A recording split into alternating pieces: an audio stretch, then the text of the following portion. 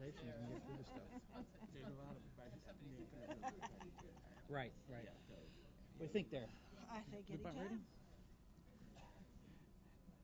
reading? Good morning. Oops, excuse me.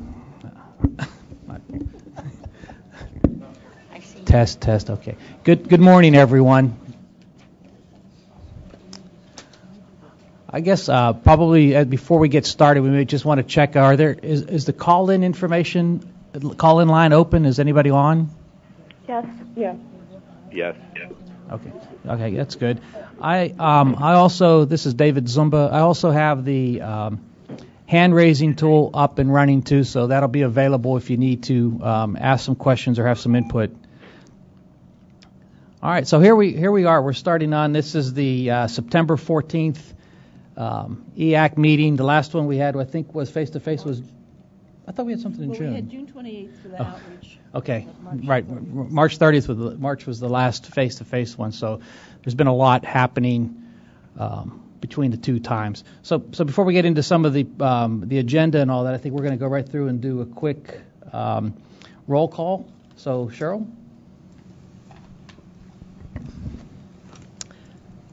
Thank you, David. Do we have people on the bridge? Yes. Marcy Rock is here. All right, let me call a roll in the room, and then I'll get to the bridge. Okay? We have Brian Daly, David Zumba, John Paul Amard, Laura Flaherty, Matt Gerst, Kevin Green, Eric Hagerson, Gunnar Hellstrom. Welcome, Gunnar, to our side of the world. Roger Hickson, Cheryl King, Chris Littlewood, Kathy McMahon, Hillary Martinson, Robert Mather,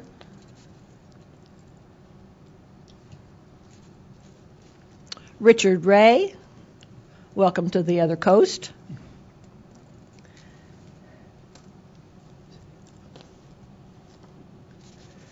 We have Al Sonnenstrahl, Karen Strauss, Mark Stern. Greg Vanderheiden is going to come in a little bit late. Christian Vogler. Norm Williams. Is there anyone in the room that I missed? Peter Musgrove is here with Brian Daly from AT&T. All right, if I can go to the bridge now. Bernard Aboba. Angel Arocho. Jim Coleman. Ronnie Cotton. Sherry Farina. I think she'll be joining us later. Mark Fletcher. Brad Hodges. Brendan Casper. Marta Kinder.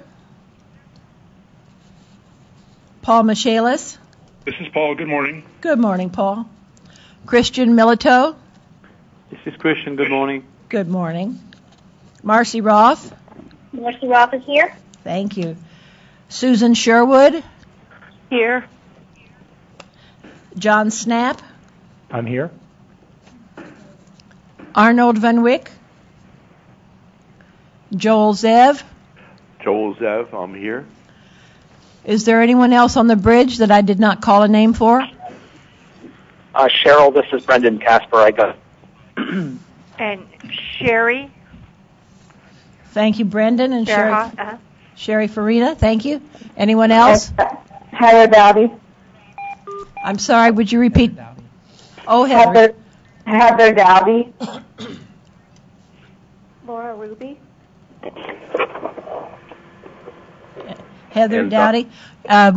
Heather, would you advise the group with whom you're associated? I've forgotten your company name. Motorola Mobility. Motorola Mobility. And Laura Ruby. And hi, Cheryl. This is Don Mitchell. I'm on as well. Hey, Don. Anyone else on the bridge? Okay, that's our attendance. Oh. Steve Swipe at the spring. Thank you. Oh, Shelley Blakeney, yes.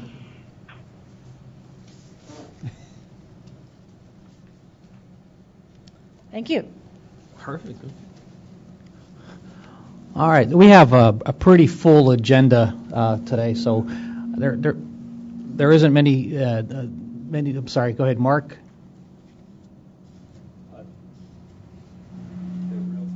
Doesn't appear to be working. The real-time captioning, we're having problems, and I'm talking about the captioning that's on the computer. It looks like it's back now. Oh. Thank you. Okay, thank you. Yeah, we can proceed. I do have another announcement. This is Cheryl. We've been advised that the Wi-Fi network will kick you off every 2 hours, whether you're using it or not. That is something that's changed internally here at the FCC. So if that happens to you, which it will if you're using the Wi-Fi network, the FCC Wi-Fi network, you just need to go back and accept your terms again, and it'll let you back in. Okay, thank you. So we want to go through the minutes last time. Okay. Why is that? Why is that? It's an increase in security measures. I don't really know any more than that. We want to go to the minutes? Richard? Yes, and did you get the minutes to review? Are there any corrections to the minutes from our previous meeting?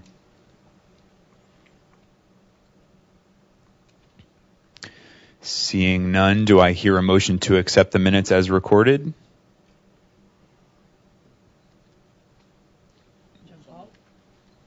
Jean-Paul. And is there a second? I see a second. Any objections? Seeing none, the motion carries.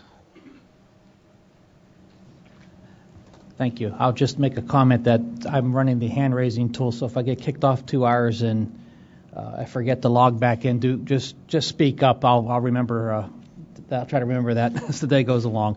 All right, we have a pretty full agenda, so we're just going to go ahead and get started on that.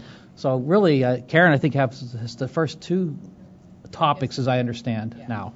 So over to Karen, please. Okay. Hi. So when I was putting together what I wanted to chat with you about, I didn't realize that you had not met in person for such a long time. So this is going to be a little bit longer than usual, but I'm going to go fast.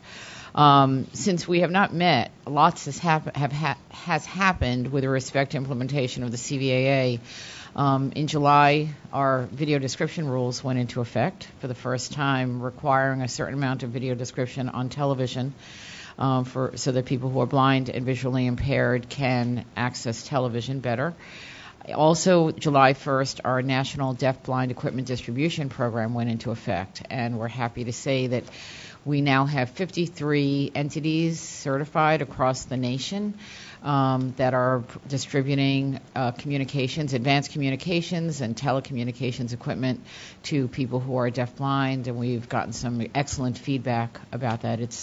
Both of these are new programs to the Commission, and we are very excited that both of them seem to have gotten off to a very good start. We know that there are some concerns about the ability of video equipment to access video description or the ability for people using that equipment to find controls to turn on video description. That's going to be the subject of a later proceeding later this year next year as well, when we start tackling video equipment accessibility issues, which I know is a little bit off point for most of you, but some of you have overlapping areas, so I thought I would mention it.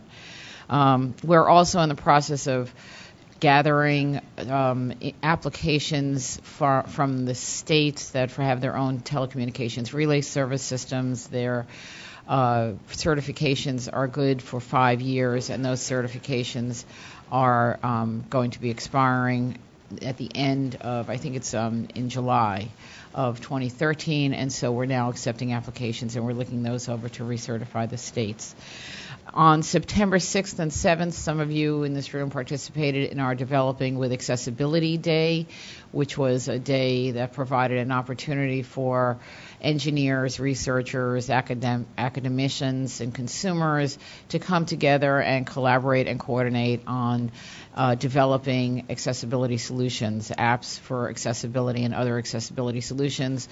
We had anywhere from around 110 to 130 people in this room at any given time, and it was very exciting because we often talk about the mandates and the regulatory efforts that we have to follow because of statutory mandates. This is our non-regulatory side, and it's put on by the Accessibility and Innovation Initiative, and it's a wonderful way for stakeholders and interested parties to come together and put together their minds to achieve solutions that are compatible, accessible, and become available to all. So that event, that developers event, actually was the second one that we held. We held one 2 years ago, but we are actually hoping to follow it up. The goal here was not to have a single day event, but to have the initiation of an ongoing dialogue between and among all the stakeholders. So we're hoping that this was a good launch of that effort. We attended numerous conferences during the summer. We continue our outreach activities to various government agencies, international entities, consumer organizations, and industry. And during the fall, we have a very busy fall ahead of us. Every 2 years, we have to file a report with Congress reporting on what we've done on the CVAA, and more importantly than what we've done is what the state of accessibility is in America. To what extent are people getting access to the advanced communications, telecommunications, etc., that the Act is designed to require? And we thank those of you who gave us very, very helpful feedback. We issued 2 public notices. We were required to issue one, but we actually issued 2. One, an initial one to get some general feedback, and the second one on our tentative findings. The final report due to Congress has to be delivered on October 8th, so we are completing that now. And it was an interesting exercise. One of the things that was kind of fun was to go over all the things that we have been able to do in the last 2 years, and we were proud to say we have met all our rulemaking deadlines. So, and thanks to all of you who I know we have kept busy and employed over the last 2 years. We have received a couple of petitions for waiver from the Advanced Communication Services rules. Many of you are aware of that. They were received by the Consumer Electronics Association, the National Cable Telecommunications Association, and the Electronic Software Association, and we are working on those. We also have upcoming another implementation date. It's for Section 718 of the rules, which covers Internet browsers on mobile handsets. So there's going to be a proceeding on that as well, actually a final order on that, on the 718 obligations as well. And finally, we are hoping to improve our accessibility clearinghouse.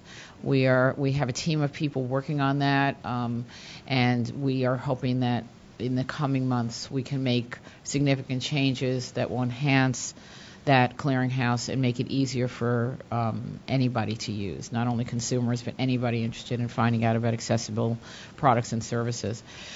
So that completes the CVAA report. Are there any questions? Okay. And then I was asked to just give a brief 2-minute explanation of what's happening on the text to the NG 911 proceeding. And there's not a whole lot to say except that we are continuing to work on it. And we are continuing to have discussions internally, as well as many visits from some of you, and are hoping that this will progress. So there's not a whole lot more to say about that other than that we are continuing to work on it. Any questions? Again, thank you all for being here. We appreciate your excellent work and your dedication to this issue.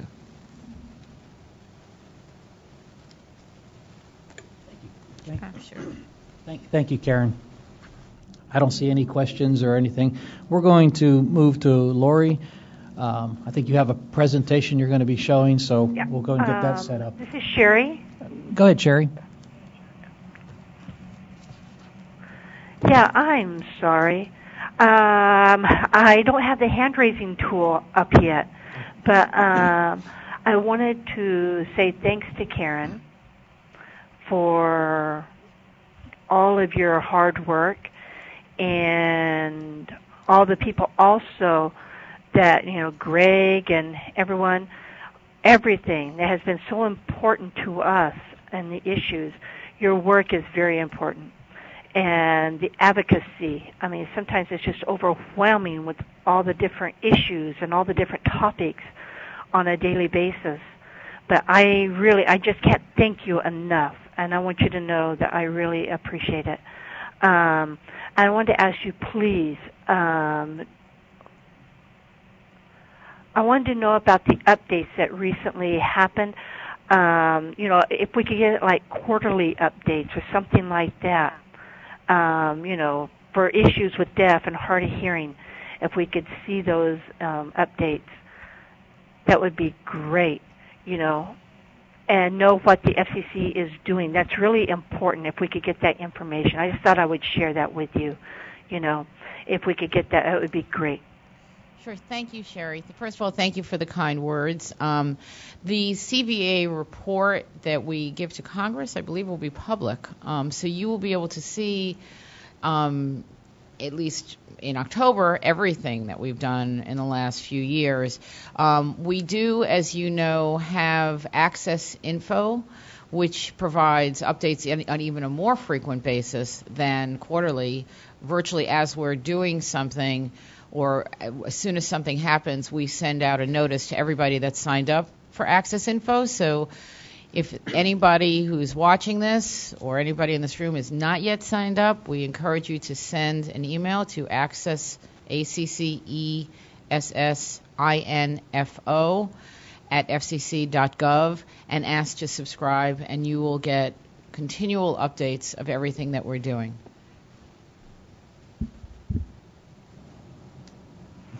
Okay, again, thank you, Karen.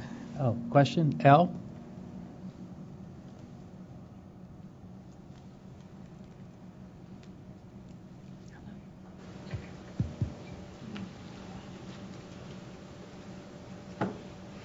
Karen, as usual, I appreciate all of the work that you've done. You mentioned the text to NG911, that there are some companies who have been in touch with you, and I got the impression that there are some delays. And I was just wondering what's causing those delays. I understand that we have come to a consensus that we want to start working as fast as possible toward those solutions, and I think that was made clear at the last meeting. So is that an issue that will be covered, I guess, by one of our reports today, by one of our subcommittees? So maybe that's something that we can discuss later. But if not, I would like to ask if you could address what those delays are. I'm not at liberty to talk about the process itself, but I can tell you that the process is moving. Rulemaking process, as you know, just takes some time, and there are issues that have to be worked out, and we want to make sure that we take into consideration all the different points of view. But by all means, this proceeding is still moving.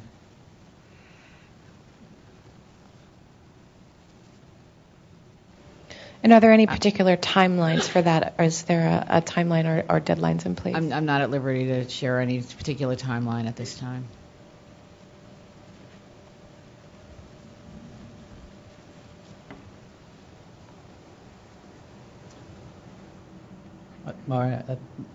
Lori, I think we're going to move forward to your presentation.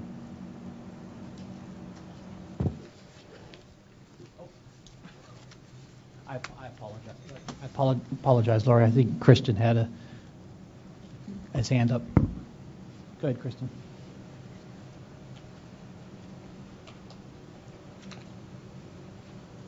First of all, I would like to thank you for all of your hard work and to reemphasize that the FCC has been doing great work and that we are very appreciative. making the EAAC meeting accessible has been one place where the FCC has really been working very hard. But I would like to add a comment that we've been struggling to set up the video conferencing.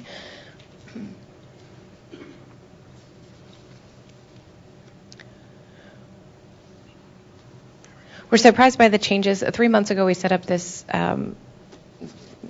this situation where the teleconferencing was working, and there have been some changes since then that have made it impossible to use the same configuration.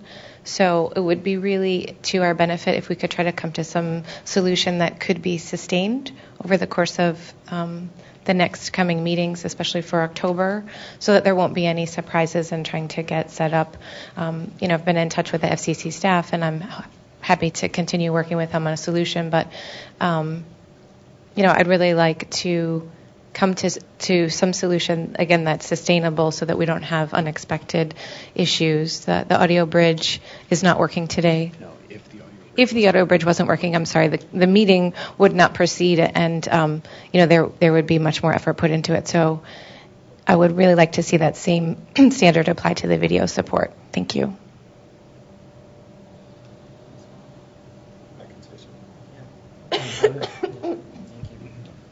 I'll be working with the IT support group to test this out, actually probably starting early next week.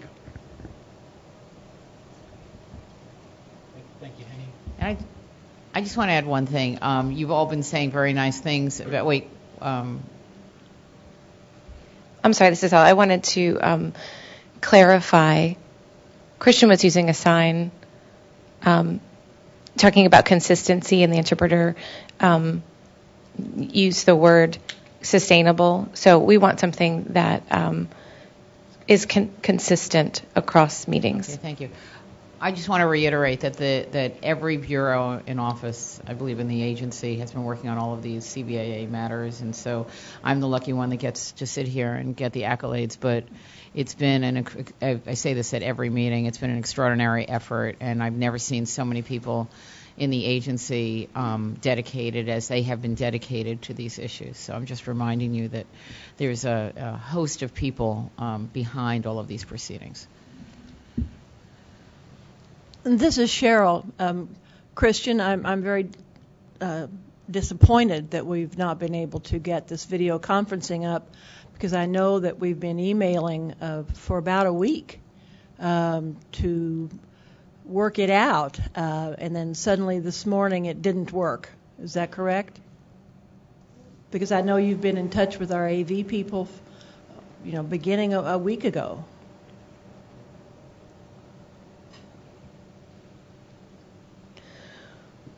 I think what happened is that the FCC network protocols have changed, and those caught us by surprise, and they were unexpected changes. Right. All right. Thank you.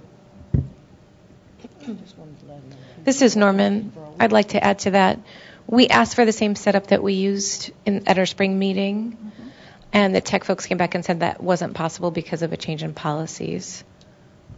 And you just found that out and this so that morning. delayed our ability to, get this set up into place today.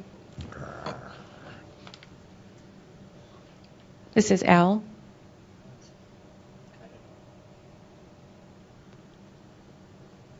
A few minutes ago, Cheryl mentioned that the Wi-Fi would be kicking folks off every 2 hours as a security measure. Will that have any impact on the setup that we're using today? I'm talking about the consistency of the network connection. I would suggest that we table this discussion for now, and during one of the breaks or lunch, have a convening of the IT issues. Just send me an email. This is a concern of mine as well, so I'll raise it with IT. But I was unaware of those issues, so please, if there are things you can't resolve, send me an email with as much detail as you can, and I'll bring it up. This is an ongoing conversation.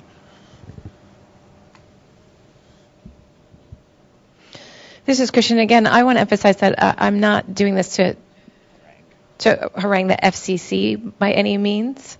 Folks were very willing to work with us, and I'm happy to have that help, but there were some issues that take time to resolve, and we didn't have the adequate time to do that. So we're going to move this discussion off of the agenda and put as much detail as possible to Henning on what you have. So now we're going to go again to Lori. Really go to Lori on the National 911 program. So, Lori, all yours. If I could have the slides, please. Good morning, and thank you for the opportunity to give you a brief update on a data set that we have been working on for a couple of years. Clearly, there has been a lot of progress in terms of access to 911 on the sending end, and I'm here to tell you a little bit about what progress has been made on the receiving end in terms of the ability of the PSAPs to move forward to an NG 911 infrastructure. So what I'll be talking about is a little bit of background, the methodology for the data set that we have been working on, how it compares with existing data sources, what it contains, and just a few of the preliminary results. I will be honest, we just received this report last week. So it is, you saw on the cover page there, it is clearly is still in draft form, but I wanted to make sure that this group had the information as soon as it was available. So first, let me give you a little bit of background. As you know, we are moving from a model of 6,000 or so PSAPs as independent operations to a new model where we have roughly 6,000 pieces of one interconnected system. That's a huge shift. So not only have folks not been used to working together, there's not a lot of data out there with regard to the status of that system as a national entity. So if you've tried to find data about 911 in general, you know that there's just not a lot out there. There's probably even less related to progress in deploying NG 911. So when we went forward with this project, we decided there were two basic needs. There was one need, for basic demographic data. For example, how many PSAPs are there? How many of each kinds of service calls do they answer? Really basic questions like that. And we also had a need to identify progress points in terms of NG 911 implementation. So this slide just depicts the process that we undertook. So the National 911 program spoke with the folks at the National Association of State 911 Administrators. There are state 911 administrators in roughly 35 states. And we asked them to come up with a list of data elements. A list of data elements that not only would be useful to them, but also would be feasible to collect. And they came back to us with that data set in 2009. So then we went to the folks who operate the National 911 Resource Center, who are under contract to us. We gave them that list of data elements, and they developed a data dictionary, and they also developed a web-based tool for the states to submit their data. And we continued to work with NASNA as we moved forward with this project. So in 2010, we finished the data dictionary. We put up the web-based tool, and we beta tested that tool while we went through the painful and tedious process of getting permission from OMB to collect the data under the terms of the Paperwork Reduction Act. So that took pretty much all of 2010. And in 2011, we went back to the states and we asked them to submit their data in earnest for an aggregate report on where they were in terms of implementing NG 911. How does this compare with what exists? For years, the National Emergency Number Association has been collecting information with regard to the status of the 911 community in terms of the service that they provide. And you see in the middle there, their national deployment profile. It contains information with regard to how many counties have no basic 911, have basic 911, have E911 either in phase 1 or phase 2. So the way we looked at this, we really did not want to be redundant in terms of the information that was already being collected by NENA, but we thought we might be able to fill some gaps, both in terms of basic demographics and in terms of specific information that would let us know where the states are in terms of implementing NG 911. So let me tell you what the data set contains. It contains what we're referring to as baseline data or basic demographic information. And that would be administrative information, information about the systems that exist at the local and state level, and fiscal information as well. And I'll get into a little bit more detail in just a minute on that. But in terms of progress benchmarks, the way NASNA broke it down was in terms of a process rather than focusing on the technical pieces that have been accomplished. So the way the database is broken down, it's broken down into planning, into procurement, installation and testing, and then issues related to transition and operations. And that procurement is broken down even further into a fairly detailed level of 23 different components that were identified that were NG 911 components. And that list was derived from both the NENA I-3 document as well as some work that had been done through the USDOT's NG 911 initiative. So there's a fair amount of detail there. So let me tell you what we have in terms of the first year of collection. So we went out to the states. We asked them we said, all right, well, you gave us this list and you said it was feasible to collect this data. So, please submit your data. And we got 28 states to submit data. And you can see there 27 were complete in terms of the data elements they submitted. One was partial. And I will tell you that we do not have the authority to compel anyone to do this. So we felt pretty good about the fact that we got 28 states to submit data just, on the basis of cajoling and pestering and encouraging them. What that represents in terms of the national landscape is about 60% of the population, about 45% of the total land area, mass area. So, give or take, somewhere around half, maybe a little bit more than half. So keep that in mind as we're talking about the data that has been collected, because that's what we're talking about. This is a little bit more detail in terms of the data that was collected on the demographics, or the administrative, the systems, and the fiscal information. And I'm not going to go into any great detail because for the purposes of this group, I think the most interest was in the amount of progress that's been made in terms of implementing NG 911.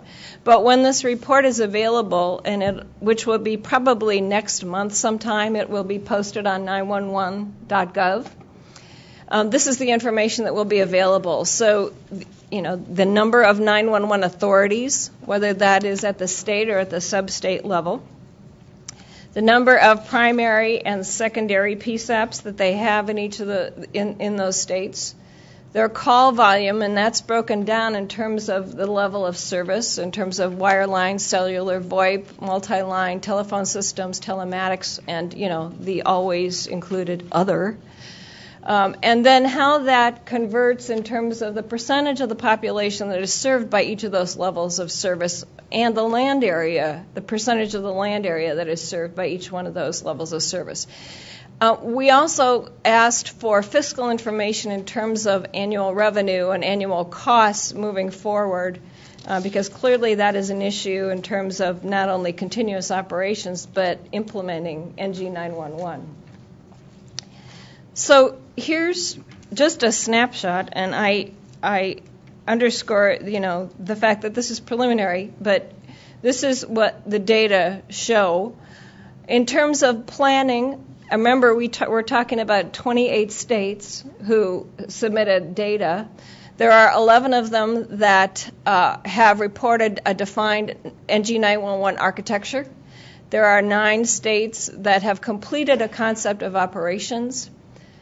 In terms of procurement, there are 10 states that have issued an RFP for components of an NG 911 system. There are 7 states where a contract has been awarded. There are 7 states where installation and testing have occurred. And then in terms of, what percentage of the population of the state might be served by an infrastructure that might be characterized as a basic NG 911 infrastructure. There is one state that said 100% of its population is served with that kind of infrastructure. Another state that is served with about half of their population served with that kind of infrastructure. Clearly, there are limitations to these data. The fact that it is a voluntary reporting mechanism obviously has an impact on the amount of data that was submitted. And we heard from the states that they have a very, very limited ability to collect data in the first place. You've heard me say this before, but a lot of these state 911 agencies have 1, maybe 2 people. They have all they can do to keep the lights on and be fully staffed, frankly. So their ability to collect data in some cases is very limited by funding, by staffing, by the fact that they may not even have a mechanism built to collect the data. They may not have the authority at the state level to collect data from the local 911 authorities. And when we embarked on this project, because it is our first foray into collecting data of any kind about 911, at a national level, at least our first experience, NASNA members were very hesitant to make their own data public, even though in many cases it already is. So we made an agreement with them that we would that the report would contain the aggregate data only and would not call out single states in terms of where they are. If you go to the online database, which is on 911.gov, we gave states the option of making their data publicly available or not. And, as you might guess, when you click on a state on that map, in some cases it's there, in some cases there's nothing. So we left that up to them. But I also wanted to mention that there are a number of other forms of information that would augment this data set. Clearly, the data that NENA has collected has huge contributions. Also, NENA has kept track of early adopters, if you will. And they survey the states on an ongoing basis. And, Roger, you tell me if I'm, not characterizing that accurately or not. I'm sure you will.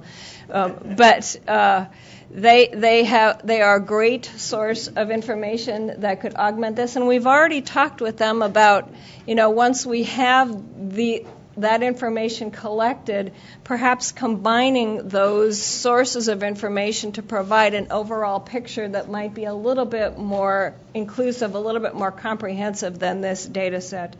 There is also an early adopter white paper that the 911 Resource Center has yet to deliver, which again surveys the states in terms of their progress. And we may be able to pick up a few additional states in terms of general information with that as well. The other source of information might be the 911 grant program, which our office administers.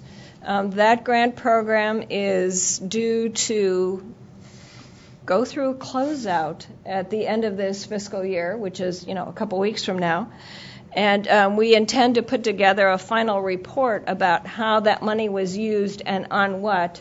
That information may also add a little bit more to the total picture of where the 911 entities are in terms of implementing NG 911.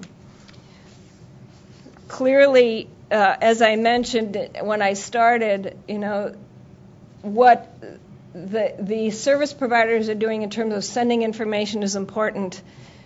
Clearly, it is just as important to figure out where the PSAPs are in terms of receiving that information. And so I offer this just to give you a little snapshot of where they are. And I'd be happy to answer any questions that you might have.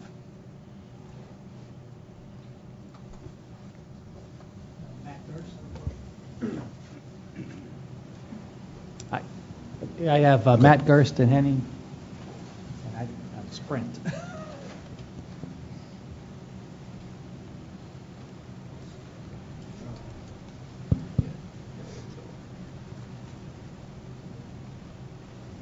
There we go. Thanks, Matt Gerst, CTI. Lori, thanks very much for this preliminary report. It's helpful information. As a body, I'm wondering what the EAC can do to sort of help with gathering some of this information. Are there any recommendations that we could make to say, we really need this data to track how NG 911 is being deployed across the states? What can we recommend maybe at the state level, at the local level to do that could be helpful in your effort? Thanks. There may be a couple of things that this group could do that might be useful in the big picture. Certainly, recommendations that you make, while there are recommendations to the FCC, we work very closely with them. I mean, frankly, we've got each other on speed dial. So we have worked very well with our partners at the FCC. So if there's a general recommendation that these data are important, that would be useful in itself. We think they are, but it's the old adage that we can say it's important, but till somebody from outside tells us that it's important, very often that doesn't happen. So whatever this group can recommend would be useful. Henning? Yes, so are you tracking, as of interest obviously to this group, beyond other, are you tracking TTY calls as well? Was that part of the statistics? No, that was not. That doesn't mean that it couldn't be. This was version 1.0 of the data set.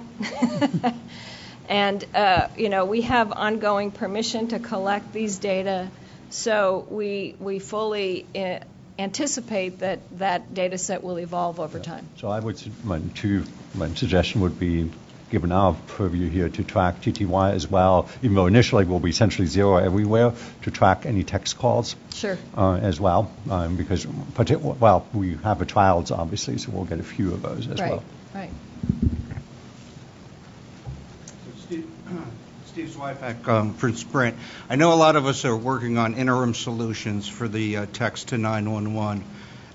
What I wanted to do, I know for next gen it's going to be fully supported, but as an interim solution, do we have any idea how many PSAPs or how many states can support receiving text into their infrastructure? No, I don't have an answer for you offhand. Okay. Is that one of the questions that has been posed to them, whether they could receive it or not? It's broken down to some extent in terms of the level of technology that they have available in their basic infrastructure. So it's indirect, but to the extent that infrastructure could support a workaround, that information might be in the database. Thank you. Mm-hmm.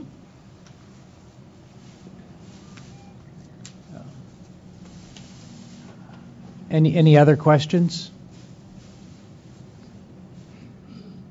No. Lori, there's no other questions. Thank you very, very much. Oh, I am. Yeah. Come on, Gunnar, you got to be faster. No, go ahead, Gunnar. I will be fast. Gunnar Hellström here. Do I need to have the camera on me as well? Okay, fine. I just want to clarify what we would like to see regarding information about accessibility calls or accessible calls. Would be good to see a division of a volume of TTY calls. There is even another form of text phone here called ASCII. And then if it's possible to also see calls coming from the VRS and TRS systems, I don't know, you may not really distinguish them. They might look like a regular voice calls, but if possible, see how much volume there are of these kinds of accessible calls. And in the future, of course, the messaging.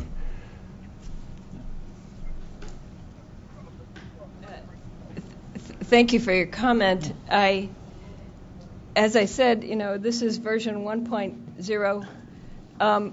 To the extent that this group might make recommendations about the utility of that kind of data, that may be helpful. Going back to what I said about most of the state operations and their limitations in terms of collecting any kind of data, whatever we can do to support them in terms of their ability to collect these data and to share them would be extremely useful.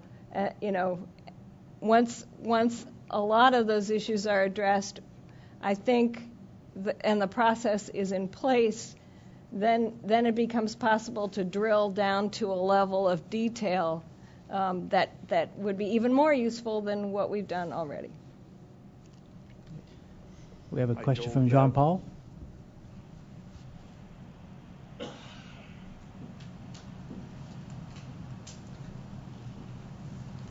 Lori, thank you for the presentation. I just have a question and a nit.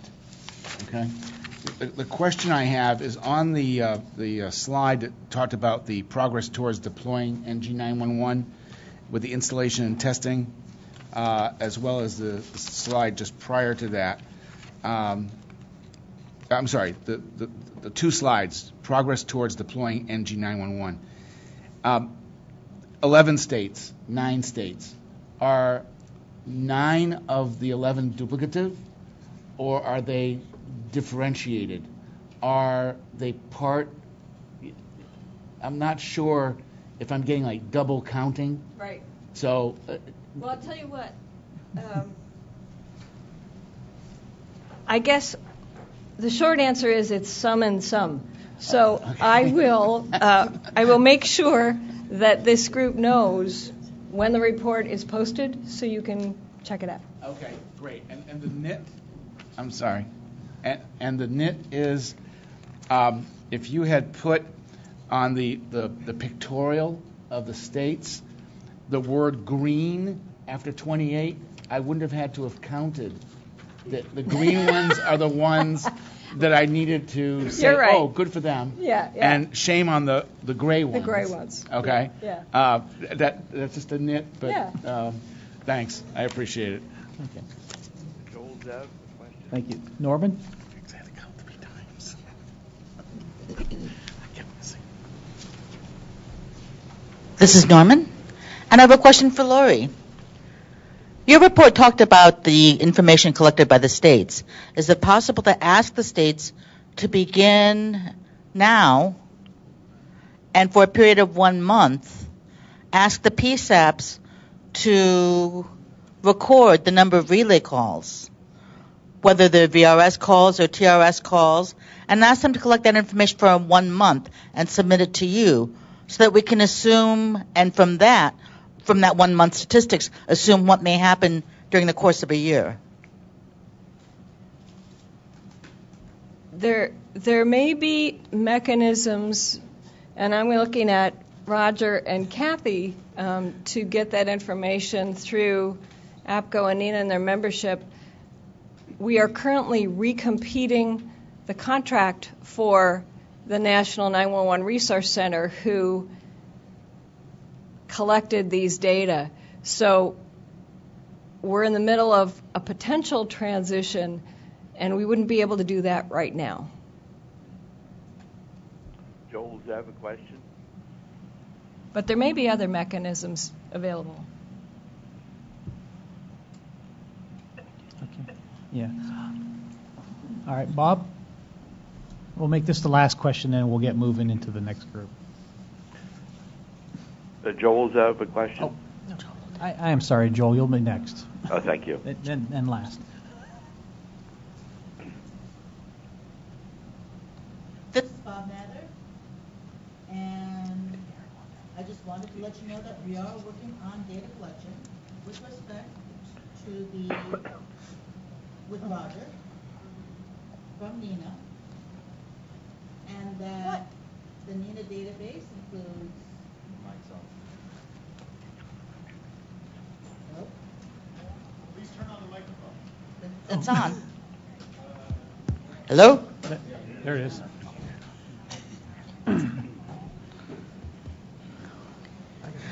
Okay.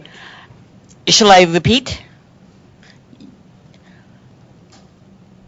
This is Bob Mather here, and NINA and I have been working together on data collection about the numbers of TSPs. We worked on that 5 years ago, and I'd be happy to provide you with the information that we had collected related to the numbers of TSPs, to the number of, based on the 2010 census, or rather, not the number of TSPs, the number of PSAPs. Thanks, Bob. Maybe, as I mentioned, our next move was to try and combine several sources of information to give a more complete picture. And if you'd be willing to be a part of that, that would be great. Wait, the last one we have is Joel. I apologize. I think the hand raising tool is finally back on again, so I think there's a couple, but we're going to cut it with Joel. Please coordinate any further comments and communication with Lori, because we've got to move on to some of the subcommittee work. So Joel, please. Yeah, Joel Zev. I really want to second Gunnar's comment regarding need for data. I know the TTY group and others, if you have access to data, we've been thinking about it and trying to gather it for a while, on how many TTY calls are actually being made to PSAPs, how many VRS calls. For transitional programming, I think it's vital that we have this. Maybe it's not as important, maybe it's more important than we're now thinking, but I think that information, and if you have access to it, would be very, very helpful. Thank you. Thank you, Joel. And thank you, Lori. And again, any additional comments, questions, and concerns, we'll move it to Lori. So we're going to stop right here for kind of the updates we had before we get into the subcommittees. And now I think we're going to get into the subcommittees, I guess is probably the next comment. Cheryl is going to be moderating this, so just a heads up. But before we get into each of the subcommittees, just kind of want to make sure everybody understands a little bit of the scope of this. There's been a lot of work that's been done by the subcommittees, and so that's, again, a small subsection of the full EAC. So we want you to bring forward your comments. I know there's some presentations. We can have some discussion about that. But there's not any intention that we're going to sign off anything as a full EAC here, because most of the people haven't had the opportunity to read the inputs and have a chance to kind of comment that. So just kind of wanted to give the heads up that this is not the sign off of the full EAC draft report. It's the idea that the subcommittees will bring forward what they have. We'll have some discussion, debate, whatever we need to do to kind of make sure it's understood. And then that will be submitted into the full EAC so that the other members of the EAC have the opportunity to comment, review, and kind of get the documents to a point where I think we're done, at some point. So we'll see how that goes, and we'll communicate where all that will be stored and sort of some of the methods for doing that. So just kind of wanted to scope that just a little bit so there aren't some misconceptions on kind of what's going to be expected here. So if I see things stray off into the idea that we're going to sign off, we're not. So on that, we're going to turn it to Cheryl and moderate, and we'll run as many of the subcommittee work up until lunchtime at noon. So Cheryl, all yours. Thank you. This is Cheryl. And also, we'd like to ask the people on the bridge if you would please mute your phone if you're not speaking. We've had a request from someone on the bridge for that. And Lori, if you would pass Kevin the remote for the slides. Kevin, take it away. Hey, thank you.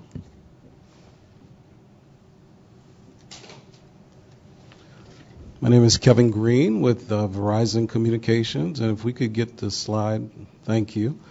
I'm the co-chair of the Timeline Alignment Subcommittee along with Don Mitchell of TCS. Don is on the phone out in Washington. He couldn't be here in person today. So we're just going to give a bit of an update of where the subcommittee is at. It's very brief, sort of just a status.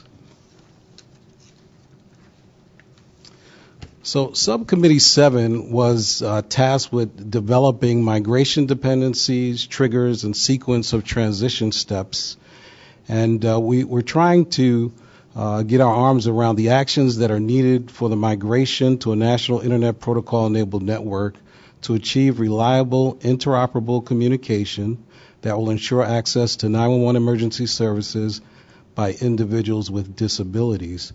So essentially what we're trying to accomplish is to come up with timelines and milestones associated with the deployment of NextGen 911. So the first thing that the group did was take a look at the EAC recommendations that you see listed there that run from the timing of requirements down to the NG 911 criteria for readiness. So we went back, we looked at the rationale, we reviewed the notes, and we've had a number of meetings since March of earlier this year.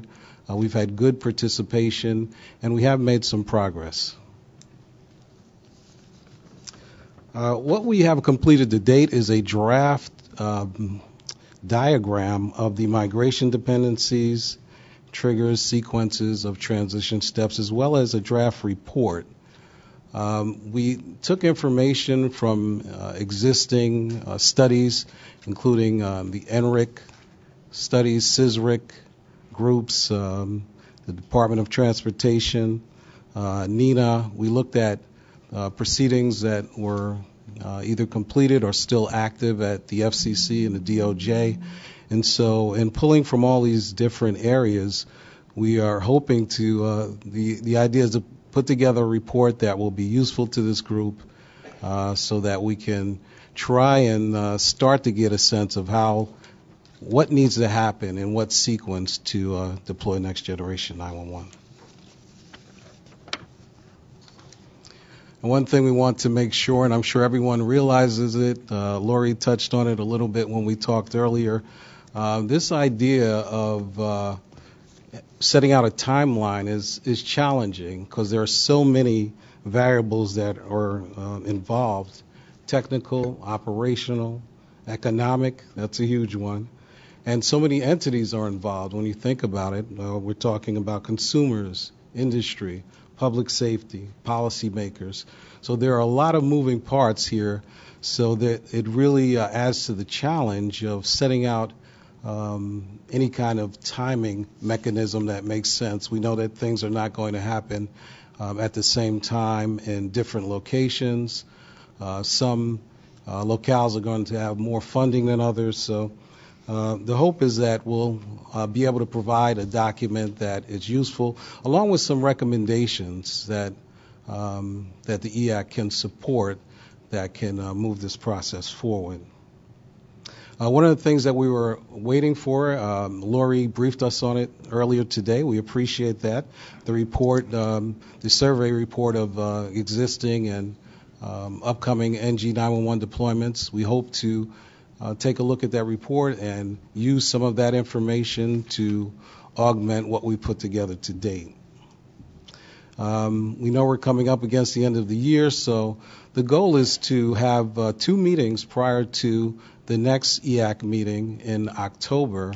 And during those meetings, we hope to formulate recommendations and have drafts so that the wider group can look at it, review the report, with everything being finalized by the November meeting.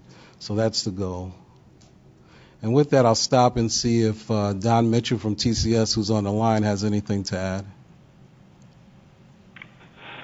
Thanks, Kevin. I think you covered it really, really well and completely. So I don't have anything to add at this point.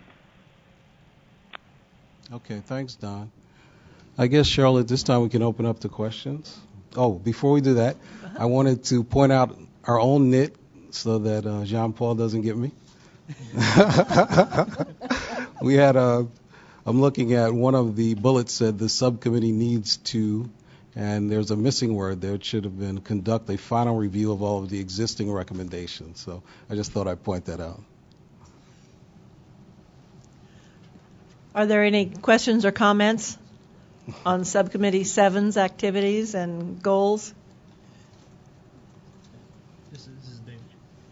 I have 2 people in the queue, and I'm not sure whether the hand-raising tool is working right or not, but I have Joel and Paul in there, so if you have questions, please go ahead, Joel, and then Paul. This is Joel. The hand-raising tool, put down your hand line, isn't working. Oh. Okay, thank you. We'll put it down. I can't put it down either. Oh. Paul? Yeah, this is Paul. Go ahead and put me down also. All right. That's the way we like This it. is just David. On the technical issue, I can't put anybody's hand down either, so I don't know what the issue is. So okay, I'll just, if somebody new shows up, just a heads up. All right, Cheryl here again. Subcommittee 6, TTY transition issues. Gunnar is in the room. Okay, I have a tool coming down to me.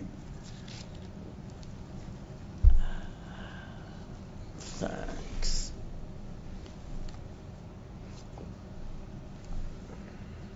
Okay. May we have the slides, please? Yeah, there we go. Gunnar Hellström from Omnitor, and Paul Michaelis from Avaya has also been chairing of this group. Paul has said that he couldn't operate since somewhere in June, so it has been me and the group trying to get into this topic and give some advice. So the TTY transition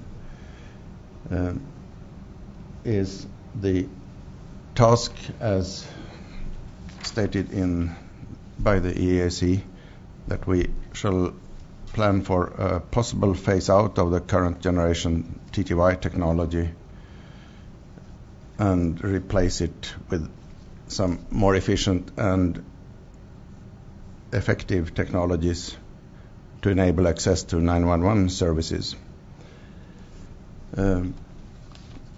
We have produced,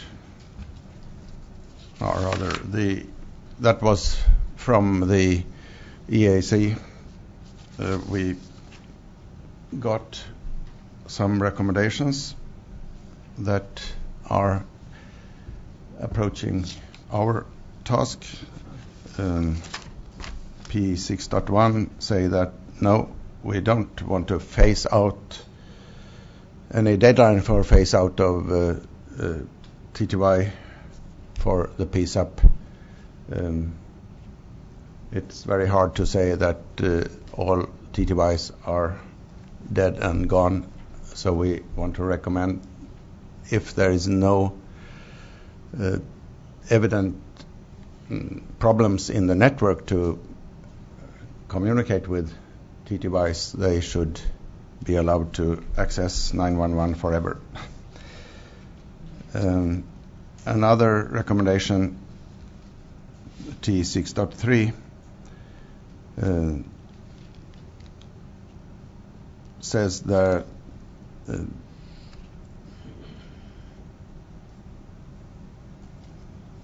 that the TTY shall be supported up to a moment when there are gateways for TTYs in the path between the TTYs and the PSAPs.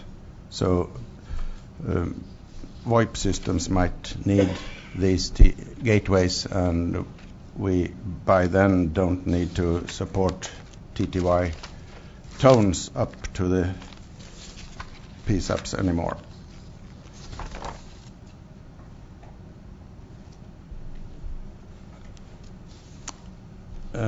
There is currently very strong regulation around TTY support, and one point recommended from the EAC was to remove the TTY requirement on systems that has a replacement for the TTY.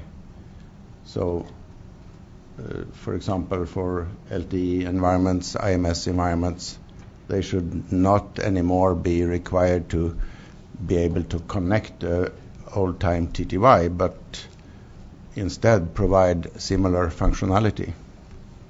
And then I really mean similar functionality that can replace all the needs of the TTY users. For example, the TTY is not only a text device, it's a combination of text and voice, which is a very important factor that we need to remember.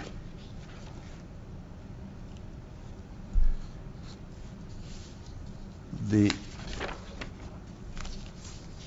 group was, as I said, it was me and Paul Michaelis and a group of members from the EAC.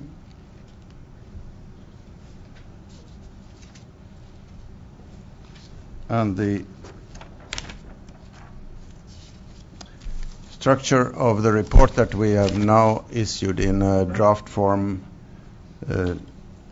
we have not entirely reviewed it internally, so it's work in progress, but it's available for all to comment on. And it contains the goals and the background that I just showed you.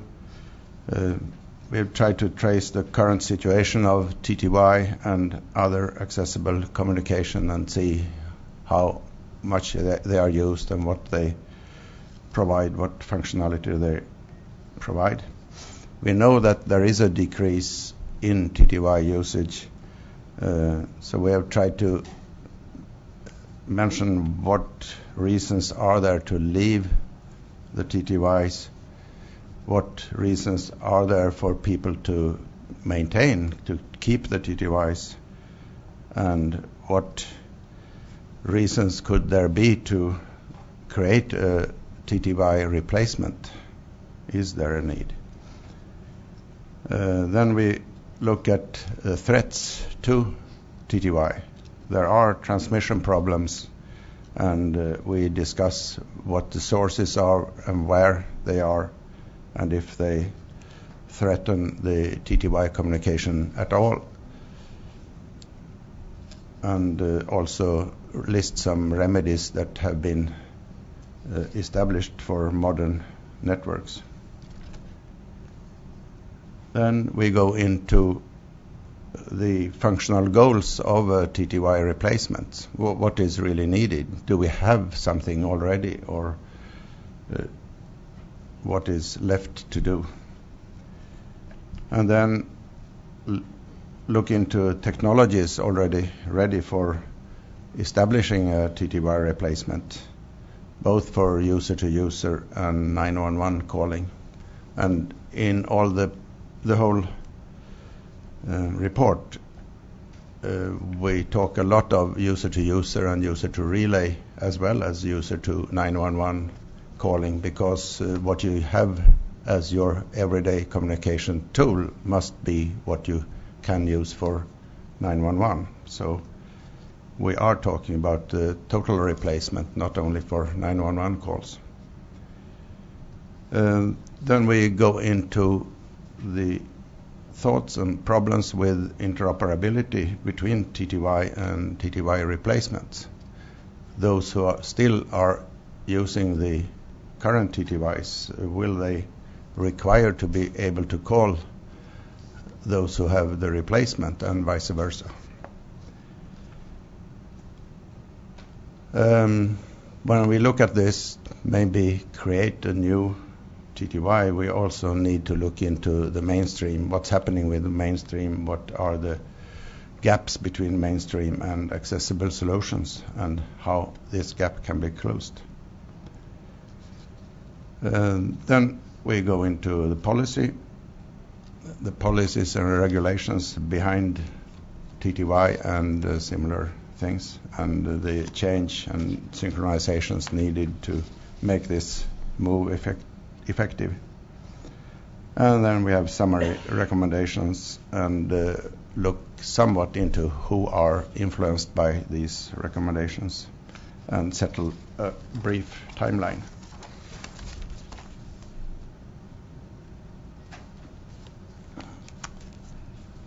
And now I just give some brief insights in what we have in the report, so I recommend to read the report and also, of course, comment on the report. The current situation is that the TTY, it enables a limited functionality of intermixed voice and real-time text function, and it's used in the telephone network, the PSTN. It has a lot of drawbacks. It's really slower than rapid typing, so rapid typists type ahead of the transmission.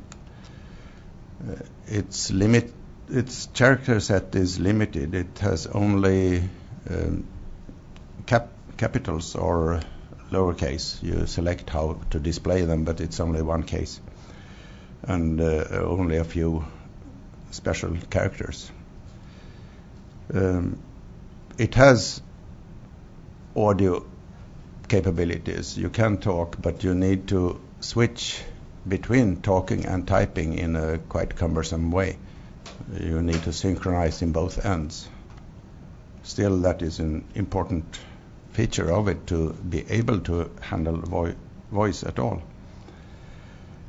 There is a wireless solution, but it never became popular because it was made so that you needed to carry a TTY and have a cable between the mobile phone and the TTY.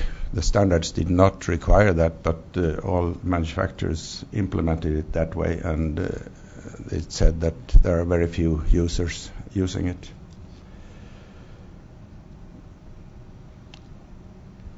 But some features are really not provided well by any other widespread solution in USA.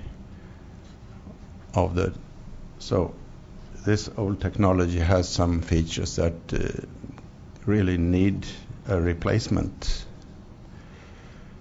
Very brief, very coarse estimation is that there are about 100,000 TTYs in some kind of use out there in USA. About 20,000 911 calls per year from TTYs. 18 million calls per year between user to user and user to relay. So it is, it's not really dead yet. It's a fairly large figure. I think it's about 12% of the accessible calls that are made still with TTY technology. And there are problems when you try to use the TTY in VoIP networks. When you try to transmit them in audio form in VoIP networks, it's a high risk that they get destroyed and corrupted or lost characters.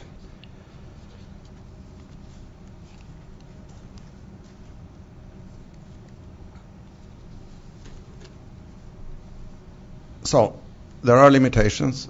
the technology is nearly bound to fixed network.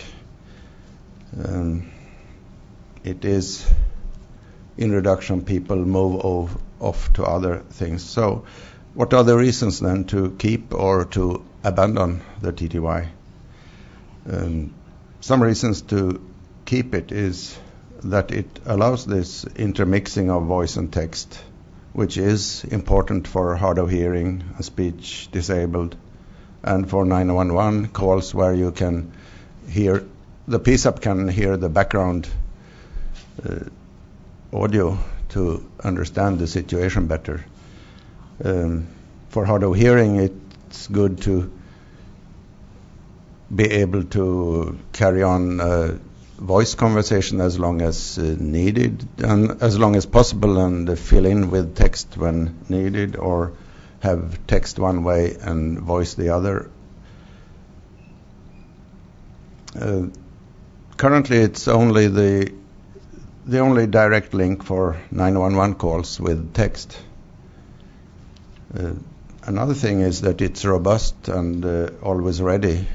It stands there, it doesn't get viruses, it is rapidly turned on, it survives many years, while if you try to replace it with a smartphone or a PC, it will be full of virus or need an upgrade of the operating system or so in a couple of months. So it is a more robust thing. People who use it may just use it because they haven't bothered to look for other solutions, and many more reasons. But reasons to abandon it is its limited mobility, I think, is the main purpose of why you don't continue using it. And while the amount of people who have it is reducing, you get fewer to call with it. When video phones came along, of course, a large part of the population who used TTYs moved over to video phones to use sign language. So those who remain are mainly hard of hearing text users who are not benefit of sign language. And now many alternatives are available, even if they do not provide the same functionality. They provide communication opportunities, so that gives less use of the TTY.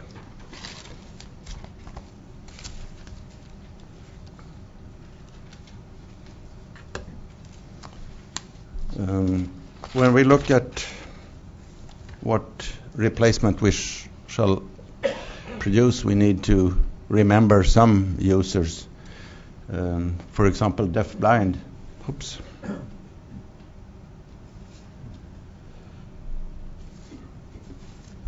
Deaf-blind users have just recently got a program supported from FCC to get equipment, and some of these equipment might be using TTY technology with assistive technology added on. So when we suggest replacements, we need to remember that there are people out there who might use TTYs, and even with very well adopted assistive technology, and they need to be informed about plans for replacements.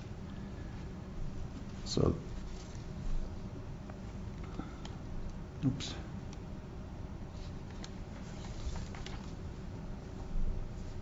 We have noticed since long that there are problems when you try to attach the TTY to a VoIP network.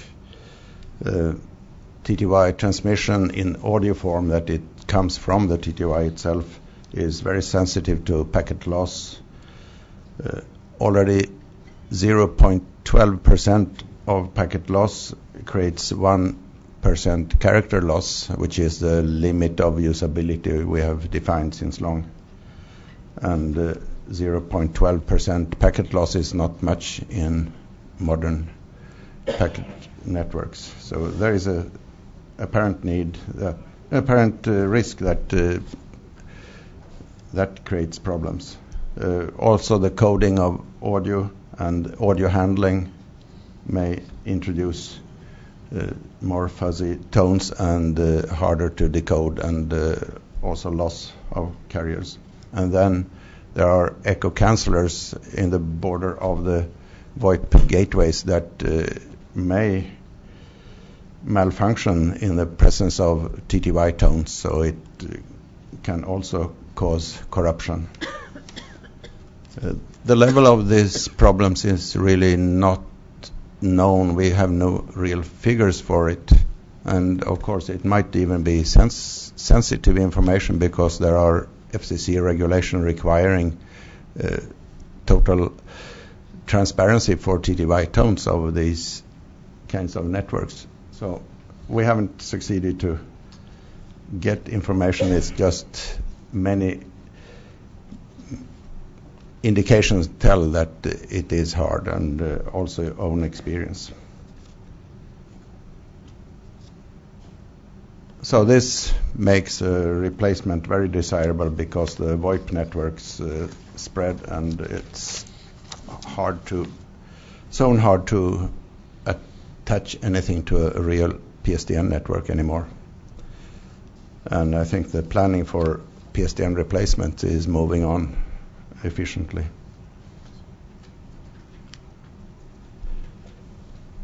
So we need to look into what can be done to replace the TTY. And then, of course, need to look into what functional requirements do we have. The text communication must be smooth and rapid. In many cases, it needs to go as rapid as speech nearly. And you cannot have time to collect messages. You need to communicate directly in real time. You need to have simultaneous voice capabilities. You need to improve on TTY. TTY is a bit cumbersome, but it's important to have the voice there, and that can be improved so that you can speak and type and read intermixed totally. The character set, of course, need to be a full character set, and even useful for some international calling. The solution need to be working in both wireless and fixed networks.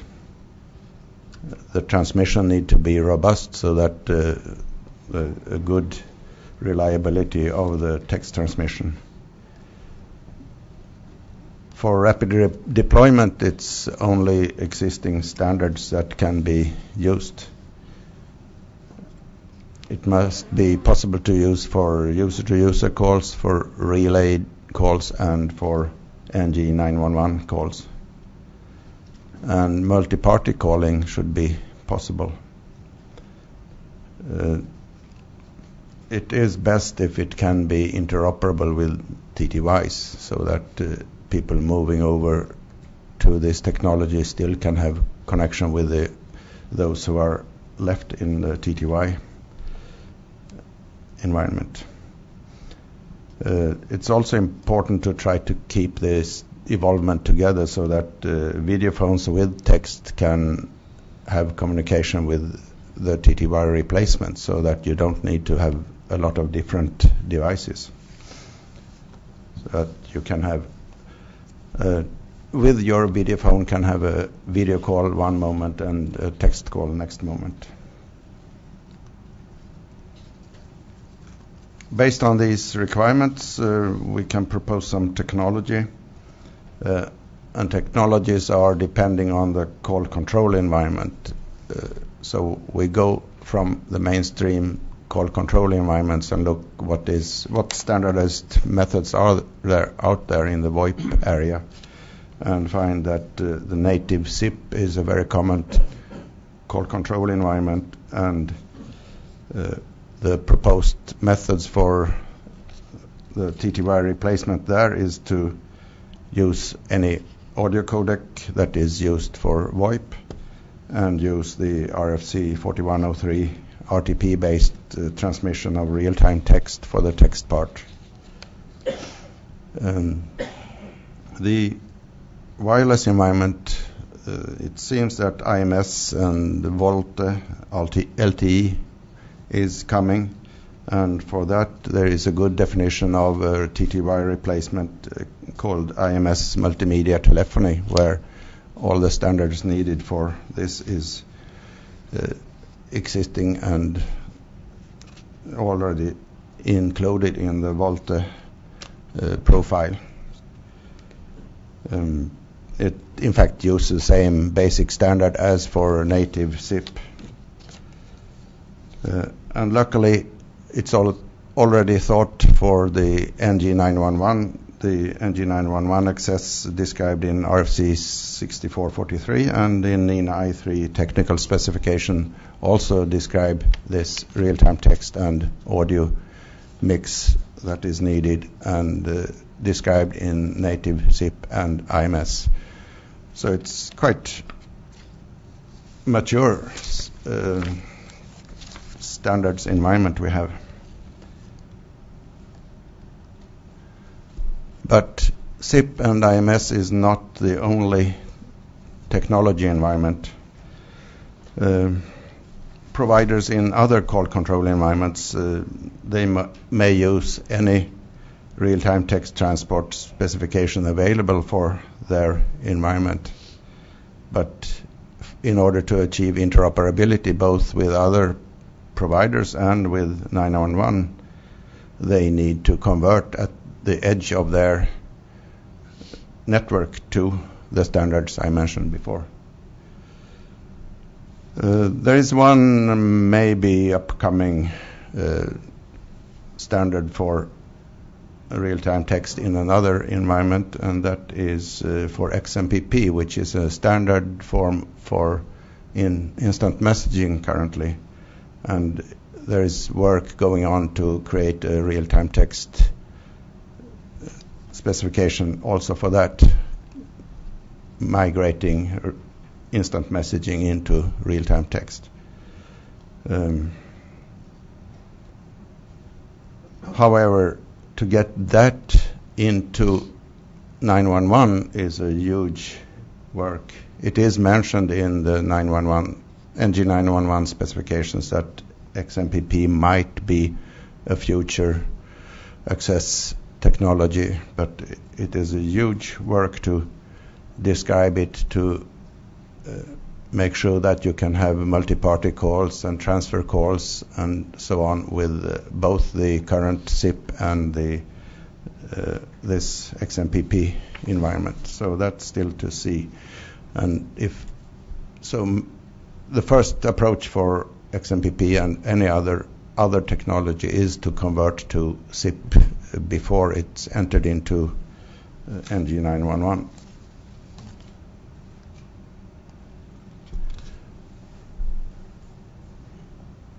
The interoperability with old TTYs, if we now create a new TTY replacement, will they need to have calls with those who are still on the old TTYs?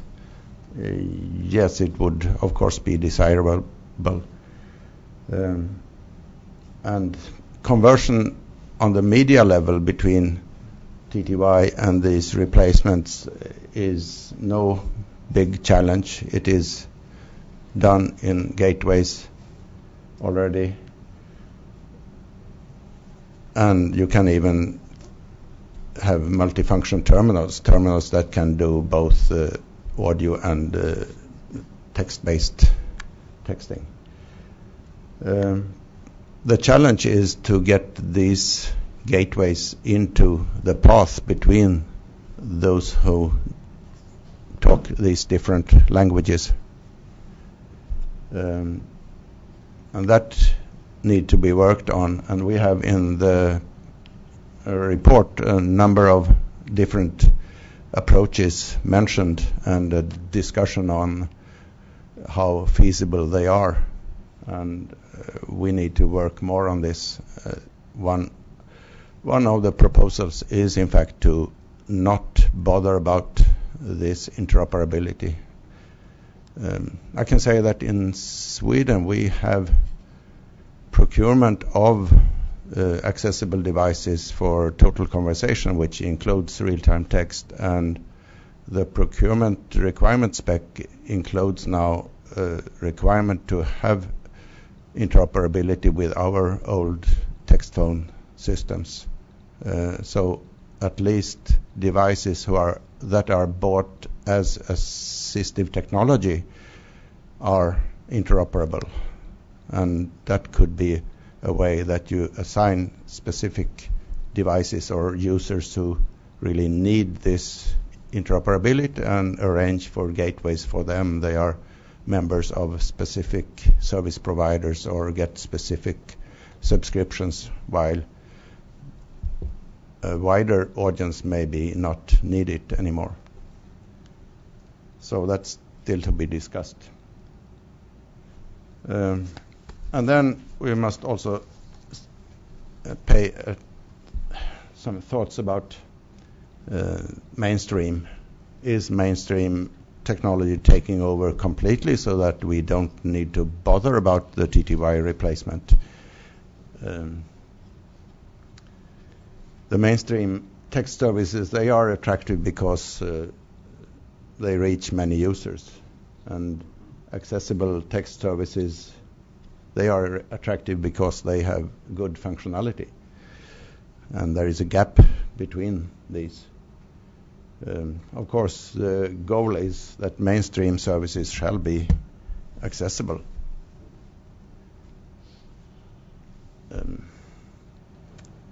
And can we make this replacement mainstream feature? Can we make it so popular so that it's picked up by the general public? That is really one important goal of this activity, to try to create something that is perceived as attractive by mainstream users. Things to remember when we try that is to base it on mainstream technology, make it attractive to mainstream users, make trials to verify this with mainstream users, and try to convince mainstream providers or make it attractive for mainstream providers to launch it. But don't just give up on these accessibility features. Don't think that the mainstream services are accessible and usable as they are, even if many users who need assistive technology and accessible systems jump on them and use them. It does not mean that they fulfill all the requirements already today.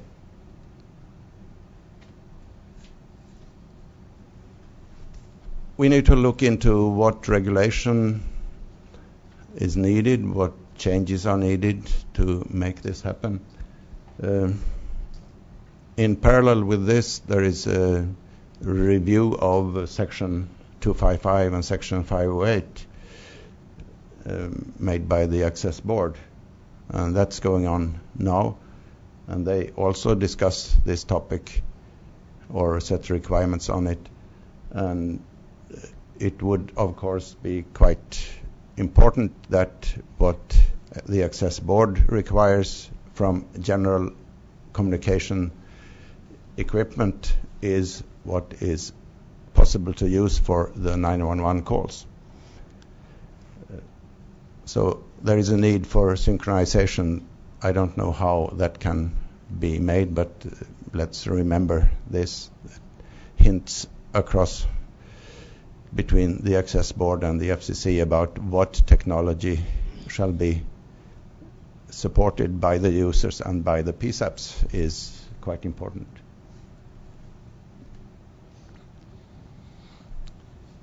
And then I already mentioned that we could plan to relax the very strict TTY requirements that I think now is valid also for interconnected VoIP services and all kinds of services shall be currently be able to connect a real TTY to them and conduct TTY tones through, which is a requirement that would be relaxed if we have native TTY replacements in new technologies.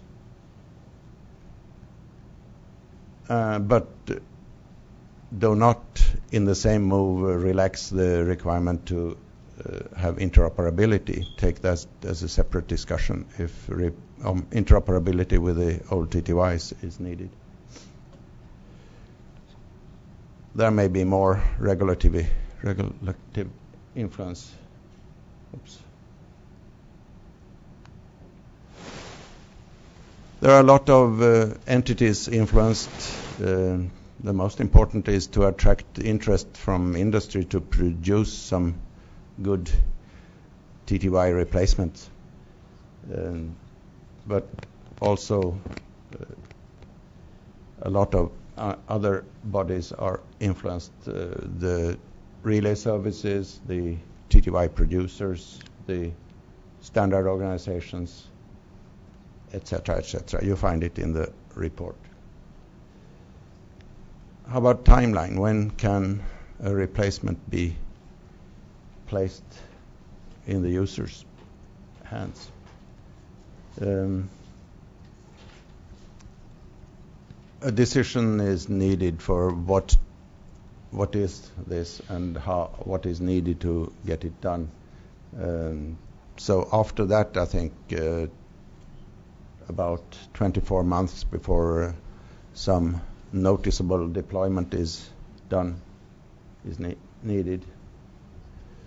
Then how long can TTYs be allowed to be out there? That's a separate issue, and we don't need to set the specific fixed deadline for TTY phase out if we don't observe any major communication problem, for example, when the PSTN closes down.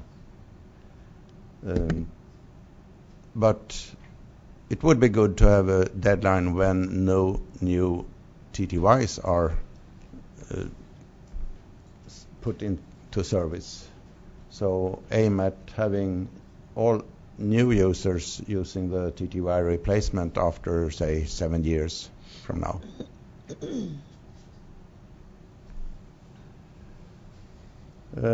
We have collected these items into a list of conclusions and recommendations at the end of the report that you can read by yourself. Maybe one of the important conclusions is that a consistent implementation of a well-defined TTY replacement with higher functionality, real-time text, simultaneous voice, and better mobility, it can fill an important need in accessible communication for user-to-user calls, relayed calls, and 911 calls. And that's a summary of the current situation in the TTY transition. Thanks. This is Cheryl. Thank you, Gunnar. Thank you to you and Paul for your work on this issue. Are there any questions? We have... Yeah, Cheryl, this is Paul Michaelis. I'd like to add a few comments to what Gunnar presented. Okay, Paul, go right ahead. Okay, I will call your attention to slide number 11 having to do with transmission problems of traditional TTY signals on VoIP networks. Avaya, in addition to manufacturing 911 systems, is a major manufacturer of contact centers. And as I'm sure you already know, many contact centers are now set up overseas in China, in India, in the Philippines. And concurrently, we're finding that many Avaya customers, especially in the financial services arena, are insisting on being able to TTY enable their contact center agents. And the contact centers that are trying to send TTY information in band overseas are having a devil of a time having reasonable character accuracy. And so we are presently in the process right now of migrating over to a real-time text capability within our IP networks. This is very definitely the way to go, and certainly the way that's going to be implemented in 911 centers, that you would have real-time text within your IP infrastructure. Concurrent with that, we're expecting to have at our PSTN gateways a mechanism that will transcode between traditional analog TTY protocols on the PSTN side of the gate and real-time text on the IP side. So again, because we're already under a lot of pressure to implement this capability in support of our non-911 contact center customers, this is almost certainly the way we're going to be proceeding with the 911 architecture recommendations. This is Cheryl. Thank you, Paul. Greg Vanderheiden? One of the key points, of course, is we'd all like to see the TTYs get replaced even by the IP-based, but not everybody's on IP. And so when you have the people out on the edges where they're still on the PSTN, how are they going to be able to call to all their colleagues and friends and services that are going over to IP? And one way, of course, is to have a gateway such as that was described. It's really great news, by the way, Paul, to hear that work that's going on. But as the PSTN fades, it's going to be there's going to be a lot of older gateways and stuff that are going to be there, and they're not set up to do the transcoding. So one of the interesting challenges and something that would be really good, and I'd be interested in anyone who has been thinking about this or exploring it, and that is, how do you have an arbitrary person, a farmer, somebody who's out rural, who doesn't have internet and it's not there? How are they going to call in with a TTY, and how is that TTY going to find something that can do the transcoding? Because obviously the TTYs don't work on the IP infrastructure we're building. And so anybody who has any ideas or thoughts on that here in the committee, or anybody listening in our studio audience, that would be really great to hear from them, because we're going to get to the point, not very near future, where we can actually talk about, just pushing the PSTN out to the edges, and then the TTYs, of course, will still be stuck out there because nothing but TTYs works on the PSTN. And so how can we, and as these things end up being scattered around, it's going to be hard. So how can we concentrate them? How can we get that connection back? That's going to be a key point that we're going to have to figure out how to do. Thank you. This is Cheryl. I know that the FCC is looking into the transition from PSTN to the IP networks, and that's certainly an issue that we need to raise to that group as well. So help me keep in mind to do that. This is Marcy. I don't have the hand-raising feature. I apologize, but I did want to jump in really quickly and say... I'm sorry, who is this, please? It's Marcy Roth. Oh, Marcy, yes, go ahead. Thanks. I just want to make sure that we're also ever mindful of the fact that during a disaster situation, the TTY landline connection might be the only connection that works. And just the same as we're telling people who have connected telephones, wired telephones, that they should, make sure to always have one wired telephone in their house.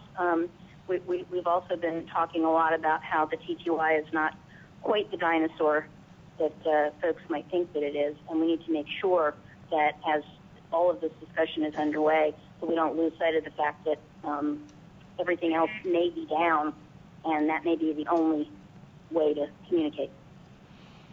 This is Cheryl. Yes, thank you. Battery-powered TTYs on the PSTN could be very important, especially in those rural areas that we've spoken of. Christian and Al, quickly, please, because then we're going to move to lunch. Hello? All right. I asked Gunnar a question yesterday. How do we make sure that the gateways are able to receive TTY calls and convert them? That was my question. Because the TTYs do not have a handshake. and it's hard to recognize when the TTY transfer is being made. So that is my question. How would the gateway know when to start the transcoding of the TTY? And I've not had an answer yet. So maybe the PSAPs would control that. But that's something to consider. If it happens, we would still have a general operating problem with a TTY calling to a person at a 911 center. This is Paul Michaelis. I can describe how our gateways work in that regard. Thank you. And we implemented this several years ago. It turns out that TTY tones, from a computational standpoint, are easy to distinguish from voice. Our gateways, upon detection of TTY tone, convert automatically to TTY transmission mode. We're very fortunate that even though the Baldo format TTYs do not have a handshake tone, the tones are easy to distinguish from voice automatically, and we move automatically to a T2I transmission mode upon detection of just the very start of a T2I transmission. Thank you. Al, did you have a follow-up? Thank you. Al Sonnenthal. We mentioned the use of TTYs in the rural and agricultural areas, and also for emergency situations with the weather outages, power outages. But also, please do not forget people who are deaf-blind. That is the only access for people who are deaf-blind. That's their lifeline. Norm, quick follow-up.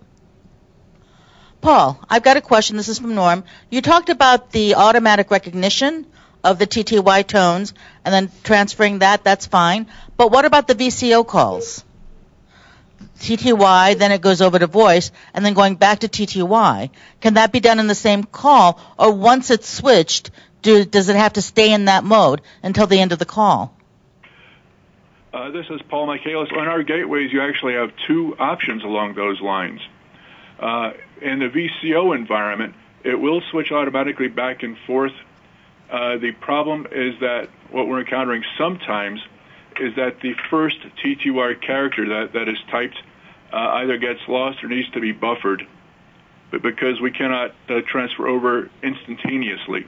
We actually have to hear the initial start tone of that character to switch over the transmission mode on our IP side of the gate.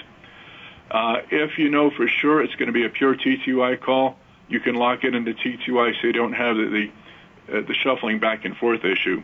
But in a VCO environment, or more particularly if you expect that the person who's going to be transmitting to you will be intermixing voice and text, then we have to switch on the fly based on our detection of voice energy versus TTY tones. This is Cheryl. Just to clarify for people in the room that may not be familiar with VCO, that's voice carryover. It's very popular in telecommunications relay service, where a person may be able to speak with their voice and they receive the reply from a voice person in a text. So it's the voice carryover.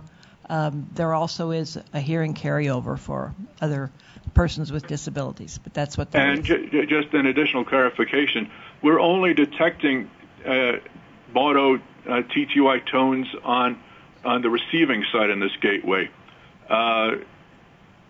Switching one mode to another is automatic on the IP side of the gate due to the different type of packet header that's going to be transmitted to the gateway. So it's simply a matter of detecting what's coming in on the receiving side. And it's only in that case where we have to concern ourselves with intermixing of voice and text. Greg Vanderheiden, you have a follow-up? Paul, if people got used to just tapping the spacebar twice when they started talking, that would solve that problem, correct? So whenever I began typing, I'd go tap, tap, and then type. It separate my text from whatever the person was typing before anyway, and give you the character you need to get going, right? That's correct. And in fact, if you sent me TTY and then pause and then send me TTY again, my gateway is still in TTY mode. It's only if you intermix voice and text and you're transmitting to me that I have to worry about switching my IP transmission mode. Okay, Richard, and then we're going to go to lunch. Richard here. I'd like to clarify about tapping the space bar. We cannot force that as a requirement, pressing the space bar, and that's just a piece of information, a cautionary note, that there may be a problem. Perhaps the operator may view that as a silent call. That call may be handled as a silent call and process it that way, and not necessarily as a TTY call. Okay. This is Cheryl. Thank you all. Let's go to lunch, and we'll be back in an hour at 1:20.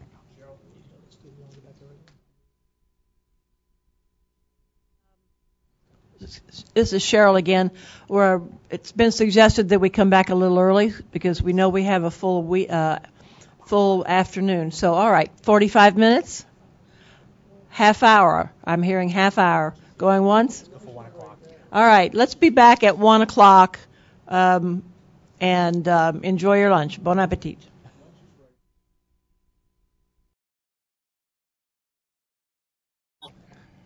If not, let's move a little faster. Yeah.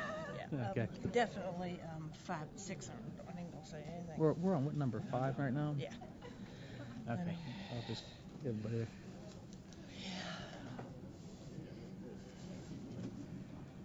All right. Thank you, everyone, for coming back. So we're going to get started now. I want to make sure is the phone line open?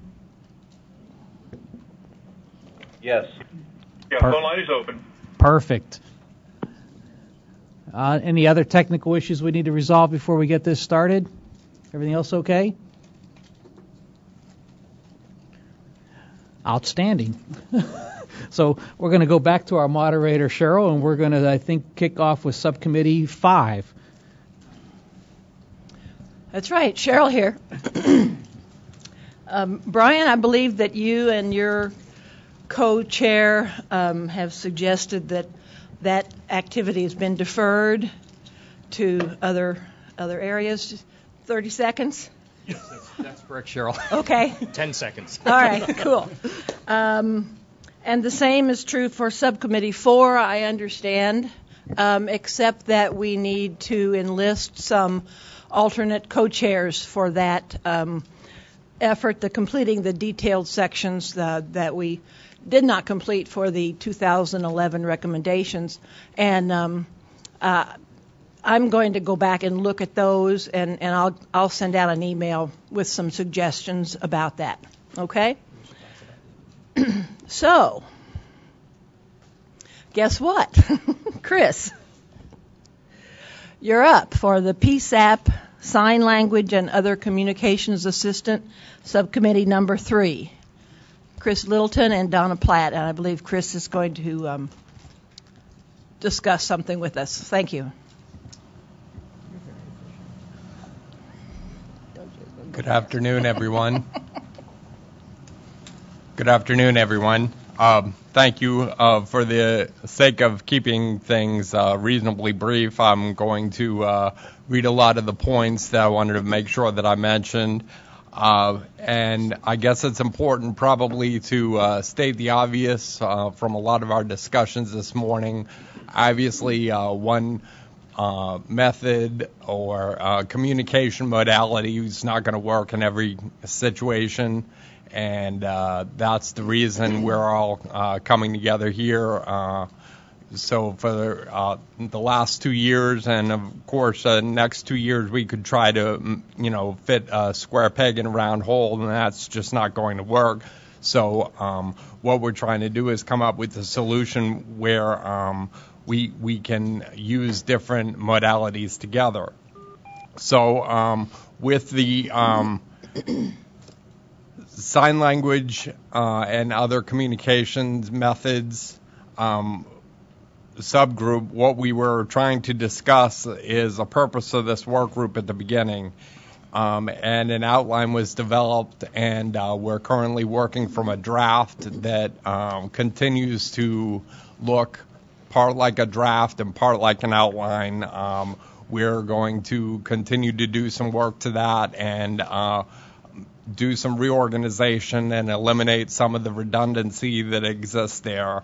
Part of the situation is because so many members of the subgroup have been busy with other subgroups and things like that.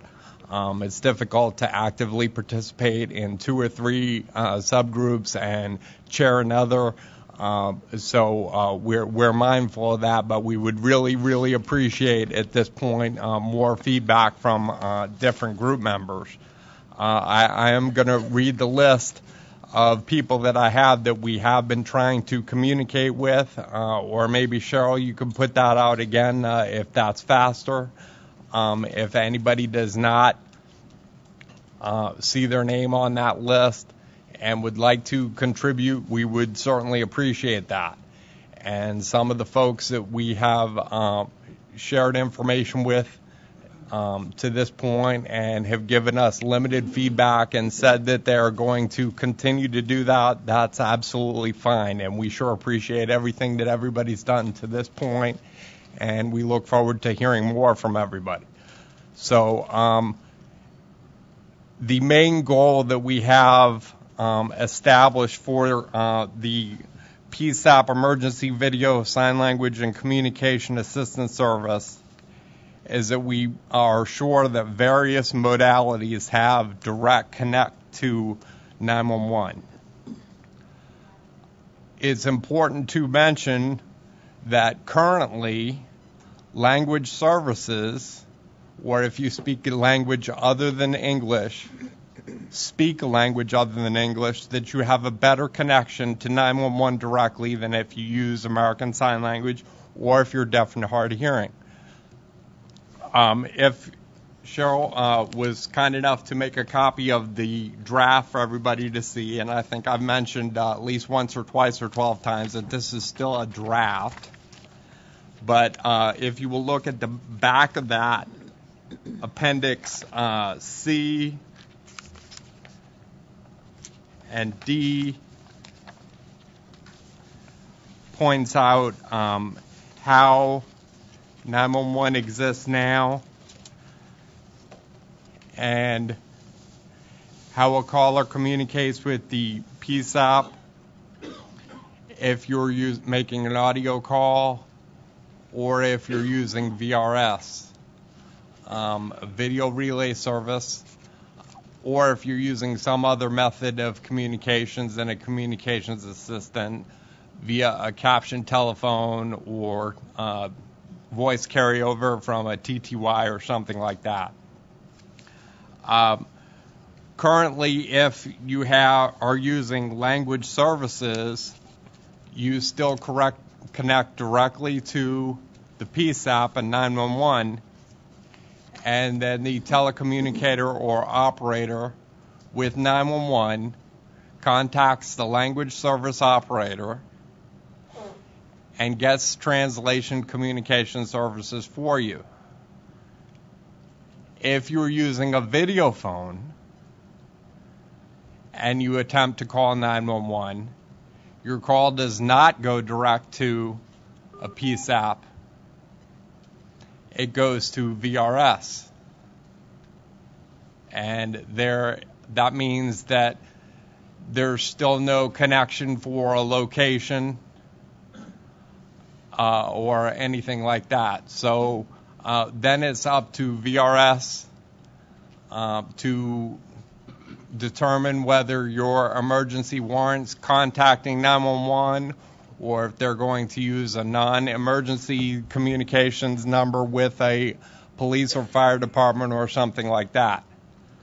So our goal, this is just one example, our goal is to offer different communication modalities where video phones, video, text, pictures, or images can all be connected direct from the caller to the PSAP, so that the location and other vital information is handled by a 911 operator that has proper training.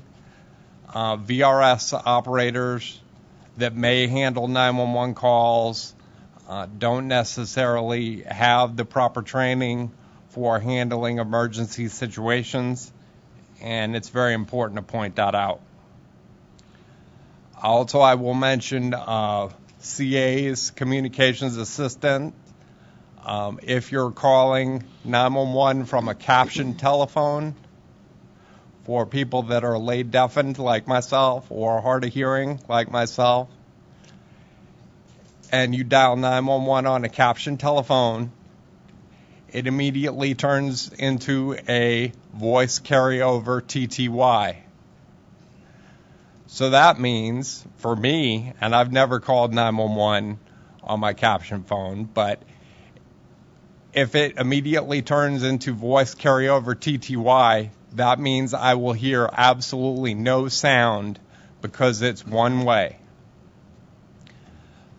So I can usually tell if there's a voice on the other end or something like that, but that won't happen. Then the call is routed to state telecommunications relay service, and they do the communication and make the determination to call 911 from there. So again, it becomes indirect and not direct. So again, our goal is to make sure that these various modalities have direct connections to 911. And make the improvement at least in the same way that language services for people that speak languages other than English get the direct connection. So like I said before, the draft that you have before you, I'll let everybody take a look at that and make comments, if you will, to Cheryl and then to our subgroup or however we want to make that work. And we certainly appreciate any input that everybody can give us. And we will also share an updated draft or outline or a finalized document when we receive more feedback and input from other individuals. I feel very confident giving information as a person that is hard of hearing or lay deafened related to communications with a captioned telephone, limited information because I am a VRS user and a video phone user, but I do not want to make recommendations for the needs of people that use ASL as their first language. So Donna Platt, my co-chair, has done an excellent job in filling the blanks and making sure that the appropriate recommendations are there. But I know she agrees with me. We talk at least several times a week, either on video phone or through email. And I know she agrees with me that we want feedback from many, many other people. So I can't say that enough. So we can make the updates to everything as appropriate. But I think that everybody can see related to the information before you how the difference for language services and people that are deaf or hard of hearing, that's a big difference that needs to be more equal, in my opinion, for different users, and that's why one method of communication won't work. This is Cheryl. Thank you, Chris, and thank you and Donna for your work. I would like to just support Chris's plea for more input. Unfortunately, in this room, we have ourselves set up with the deaf folks on one side and the carriers on the other side, but out of necessity because of the sign language interpreters for both the deaf and hard of hearing in the committee and also for those deaf and hard of hearing who may be in the audience. But this work product that this subcommittee is doing is very, very important to the NG 911 world that we're going into. We have a unique opportunity in this advisory committee to be on the forefront of helping this NG 911 roll out and be available and accessible to all. So I charge the deaf and the hard of hearing and the persons with speech disabilities on the committee to take a look at it both from your personal perspective and also your business perspective. And I've certainly charged and asked the other folks on the committee to look at this document from your perspectives, because we need you to help us see, help the subcommittee see, and help the advisory committee see what aspects might be missing that need to be spoken to or addressed, or dialogue begun to how we're going to make this happen. And again, this is a subcommittee that's purely in the NG 911 world. We know what the world looks like today at the PSAP for the deaf and the hard of hearing and people with speech disabilities. And we want to make sure that the NG 911 evolution is compatible with and interoperable with modes of communication used by people with disabilities. Chris, you have a follow-up? This is Chris again. Thank you, Cheryl. And that plea definitely does exist. But at the same time, although we encourage everybody to give us more input, we are certainly understanding to why that may not have happened. We know how busy everybody's been with various subgroups and different projects and everything. So it is not an attempt to scold anybody or beat anybody up. We just appreciate more input here forward. Did it sound like I was scolding? I really wasn't. I was begging. Okay. And a little begging on my part, too, believe me. But at the same time, I would like to say a little bit more about what you mentioned related to perspective and how important that is. We want to make sure all perspectives are included. Donna is very good about looking at the perspective related to ASL users and video phone users. I do that as well. I also look at it from a perspective of a caption phone user or someone that's hard of hearing that uses IP relay and text only. And fortunately, another subcommittee is handling Direct 911 through text, and we're happy to see that moving forward as well. The last thing I'll say is we've kind of looked at this, that NG 911 is not going into place this year. We know that some testing is going into place later this year, and it's going to be slow going, to say the least, and it's going to take quite some time before that happens. So although we count on some various perspectives for system requirements to come up, we also are more or less looking back to our discussions from last year related to blue skies as far as what we would like to see, and for us to limit whatever technology exists today is probably a little foolish, because we are already able to combine video communication and text communication in our everyday lives. So we would certainly hope that through NG 911, when it is implemented, that we are able to do that as well. So we would at least like to work to move in that direction, and appreciate everybody's thoughts on that. Thank you.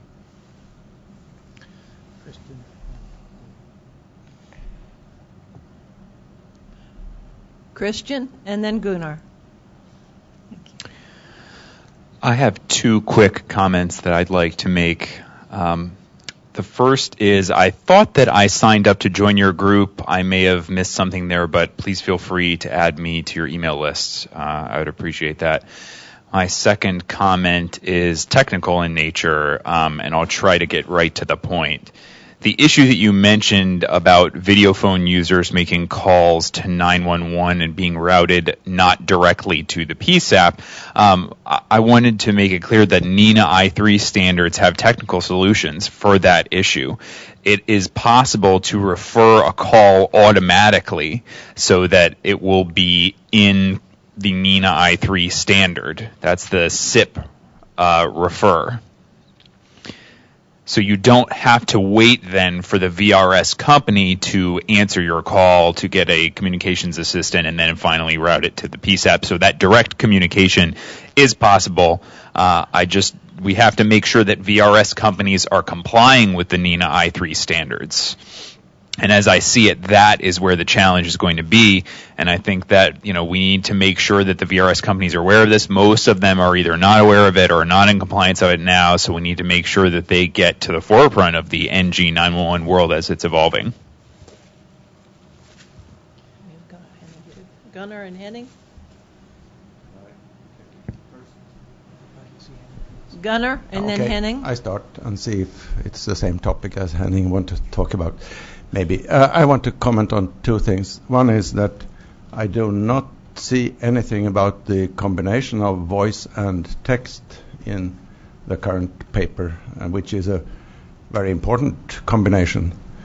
The interpreters want to have text together with video. I said video and text. That wasn't my intention. Video and text is an important combination. You occasionally want to convey something that needs exact spelling, and it's much easier to convey it through texting than through finger spelling. Same as for voice users, it's much easier to type than to spell out something of exact spelling. So total conversation should be here. Next thing is that I don't think that the NENA specification for including relay services in calls are sufficient. It is a great risk that calls were, as clarified in this document, it's a risk that calls are taken without being noticed that they are 911 calls taking the old traditional route to the relay service, even if you have a good wireless environment where you would be able to handle 911 calls with proper emergency call handling. I have inspired to some work in 3GPP SA1 for this purpose, to try to get the interest for providing an indication of need for modality support, we call it there, already from the terminal, so that the terminal can make a proper 911 call and also include the information that sign language interpretation is needed, or text one way or text both ways is needed in this call. And I hope that this work item will fly in 3GPP and that it will come back into our documents and be something to implement in, at least in IMS services in the future. Thank you, Gunnar. Be sure and put that in an email to the subcommittee chairs. Can we go to Henning first, Chris, or do you want to insert something? If I could just quickly respond to the comments that are already on the floor, I would appreciate that. First of all, what Christian said, and we are definitely aware of the NENA standards. And like you said, one of the bigger or more daunting tasks is making sure that the VRS companies comply with those standards. And making sure that the proper training is occurring for any of the people that are handling 911 calls, and that there are still some cases, I believe, and correct me if I'm wrong, where the VRS are receiving the calls before it's directly connected to PSAP. Also, Gunnar and I fortunately had a discussion earlier in the day about some of what he just mentioned, and we will be in touch to continue to make updates to the draft as it exists for our subcommittee. So thank you. Henning? For the VRS more on a forward-looking basis, there's a effort ongoing within the SIP forum. I think Christian is aware of that. And that would include the basic IF3 capabilities. Indeed, if you look at our VRS notice of proposed rulemaking for future VRS standards, we explicitly call out IF3-related key capabilities as something to be supported, which will make it much easier. It won't be sufficient by itself, but it will make it much easier to do total conversation directly in a variety of configurations in the future. Christian, follow up?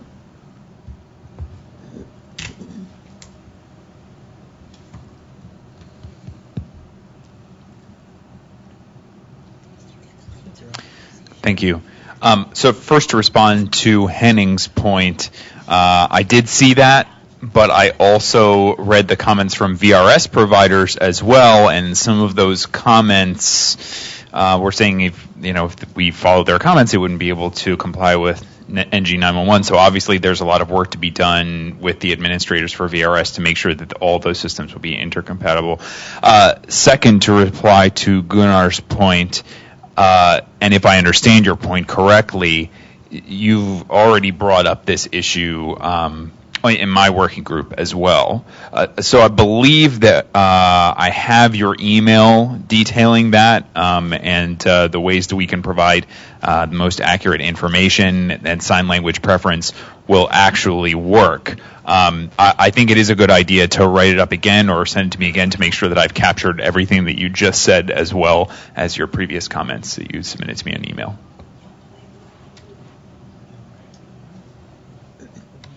Okay, thank you. Cheryl here.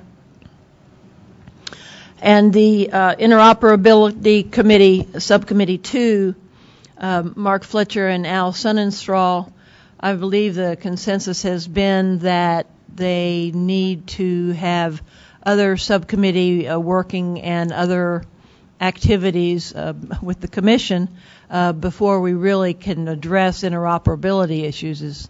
Is that clear? Correct, Al? Okay, all righty.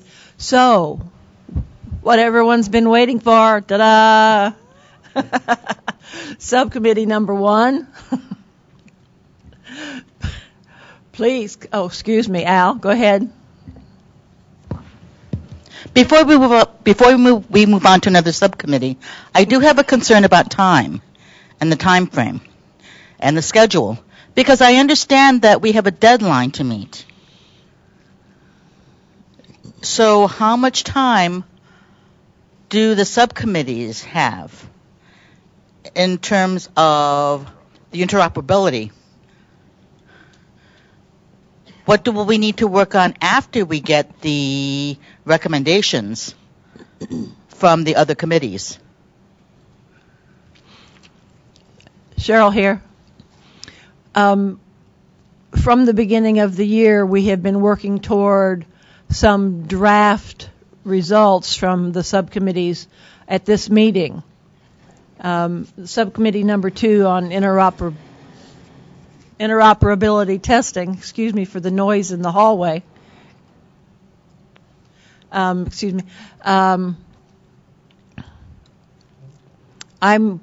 parroting what I've heard from you and Mark, Al, that you needed more data in order to complete your work. And so, as the data becomes available, we will look to the subcommittee to make meaningful follow-up to that. Okay. All right. Thank you. Christian? Excuse me.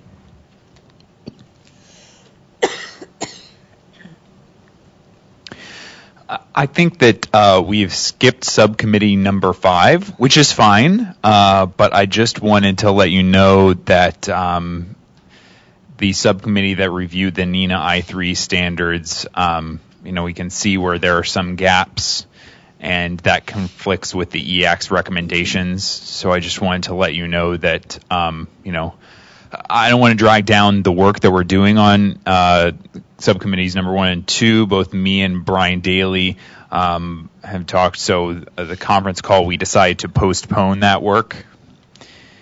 And then subcommittee number 1 will have less of a burden on them. We certainly want to continue the work. It's important. We don't want to lose sight of it.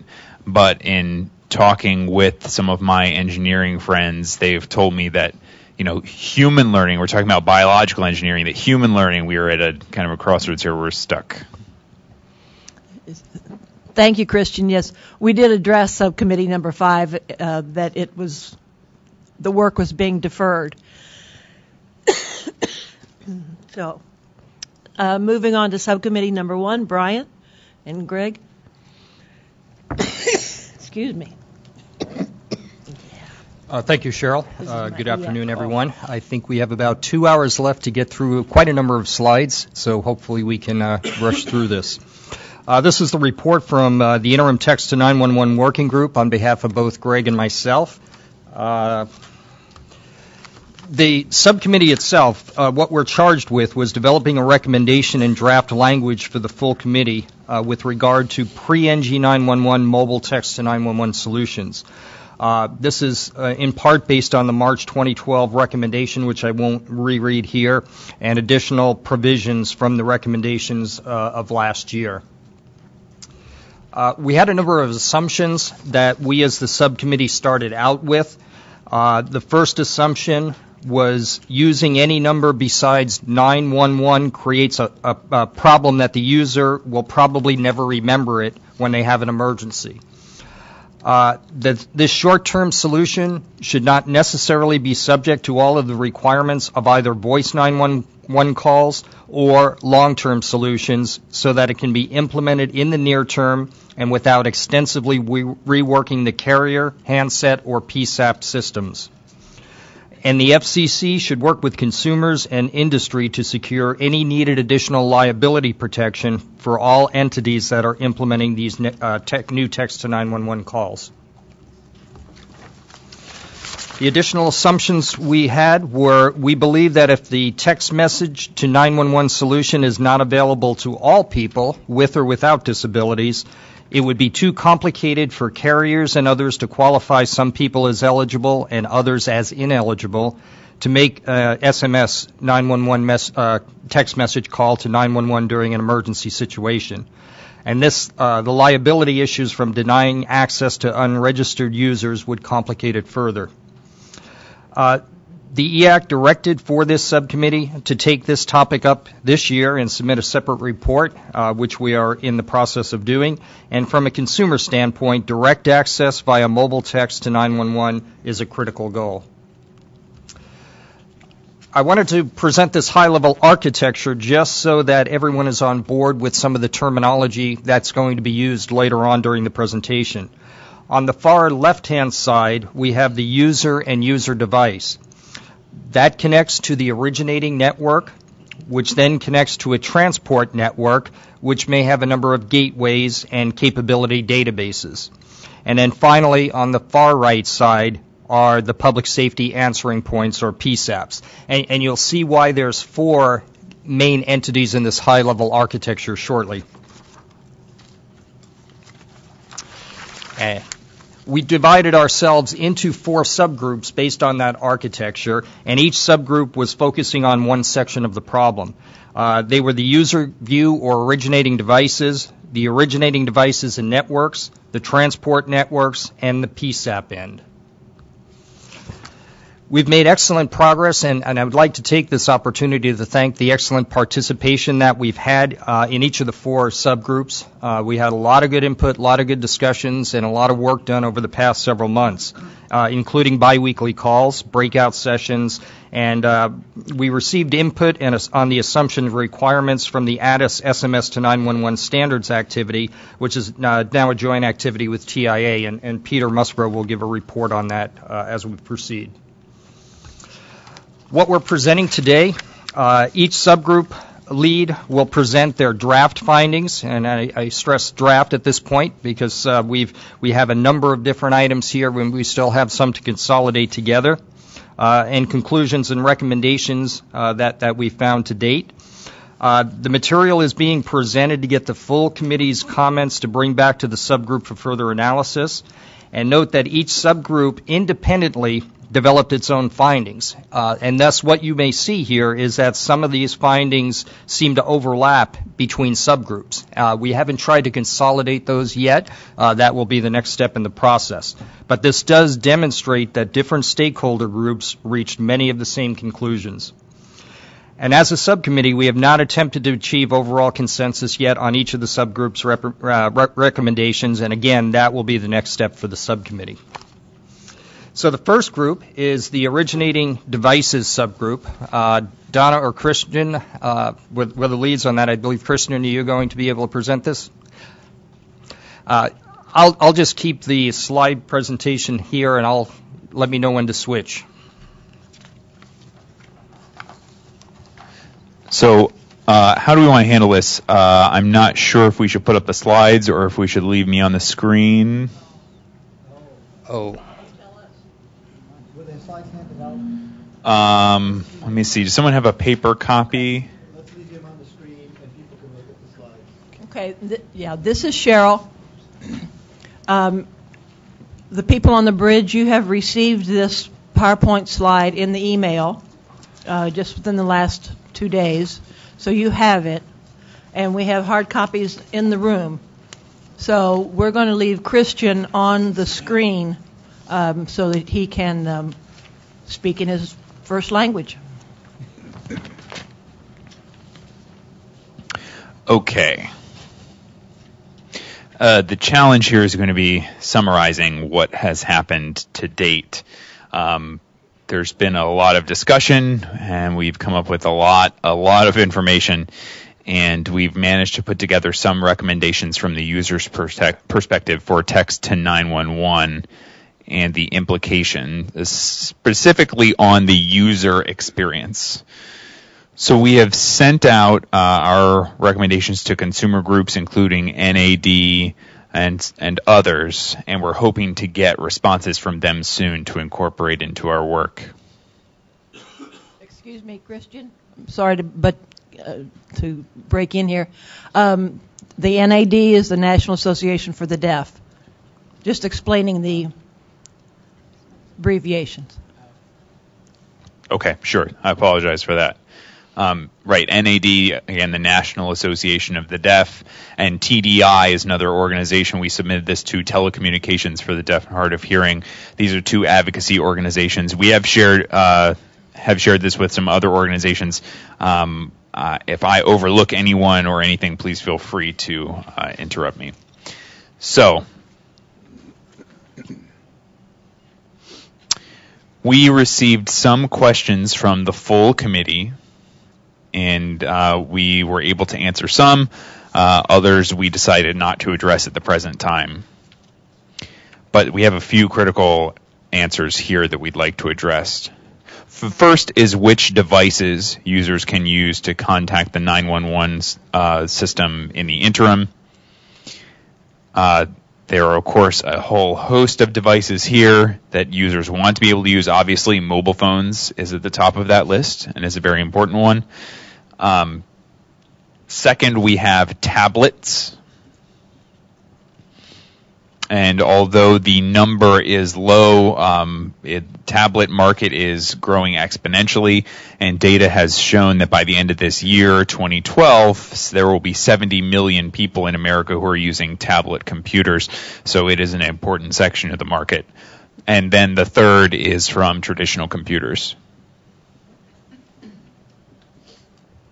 As we look at the different text options, and again, I'm going to emphasize here that we're focusing on SMS, but we also want to think about the long-term solutions and other options to be made available. We want to ensure that we have organization as a priority. So we were organizing this in terms of SMS first.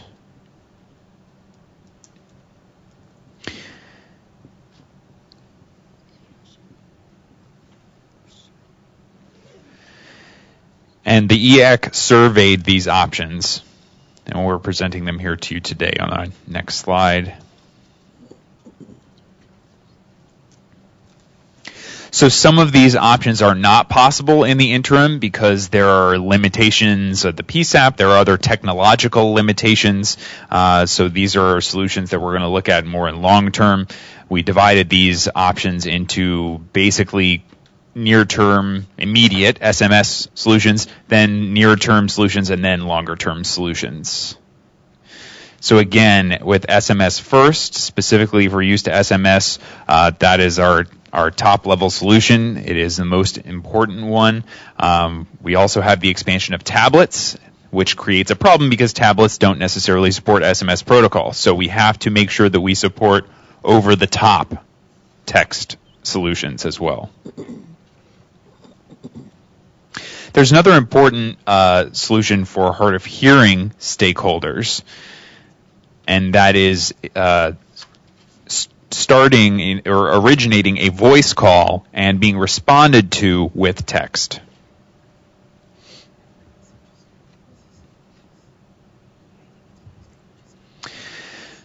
After SMS is implemented, we want to also make sure that we provide support for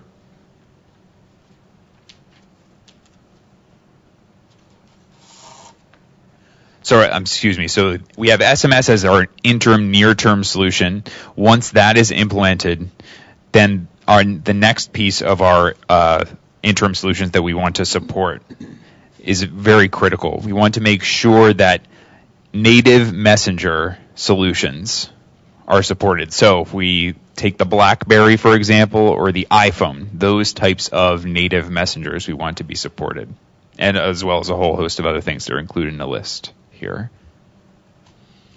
Again, some of these solutions are not going to be possible in the near term because the PSAPs will have problems supporting them until they convert over fully to the NG 911 system, and then a whole host of others on that list are going to be available, and I'm not going to go into that in great detail at this moment. We have 12 total recommendations. The first, again, emphasizes that we will expect access to 911, text-based access to 911, without question. Our second recommendation is the order of implementation. And the order is as follows: SMS, over-the-top, native instant messaging applications, and then real-time text. Now, recommendations 2 through 12 focus only on SMS.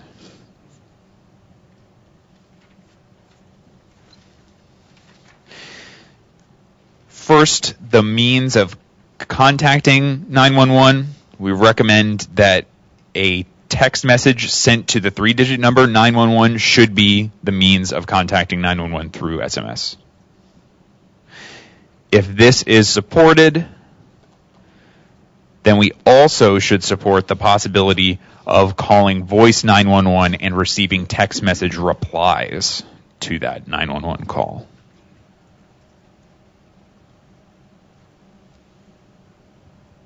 We also recommend not to require user registration for this service.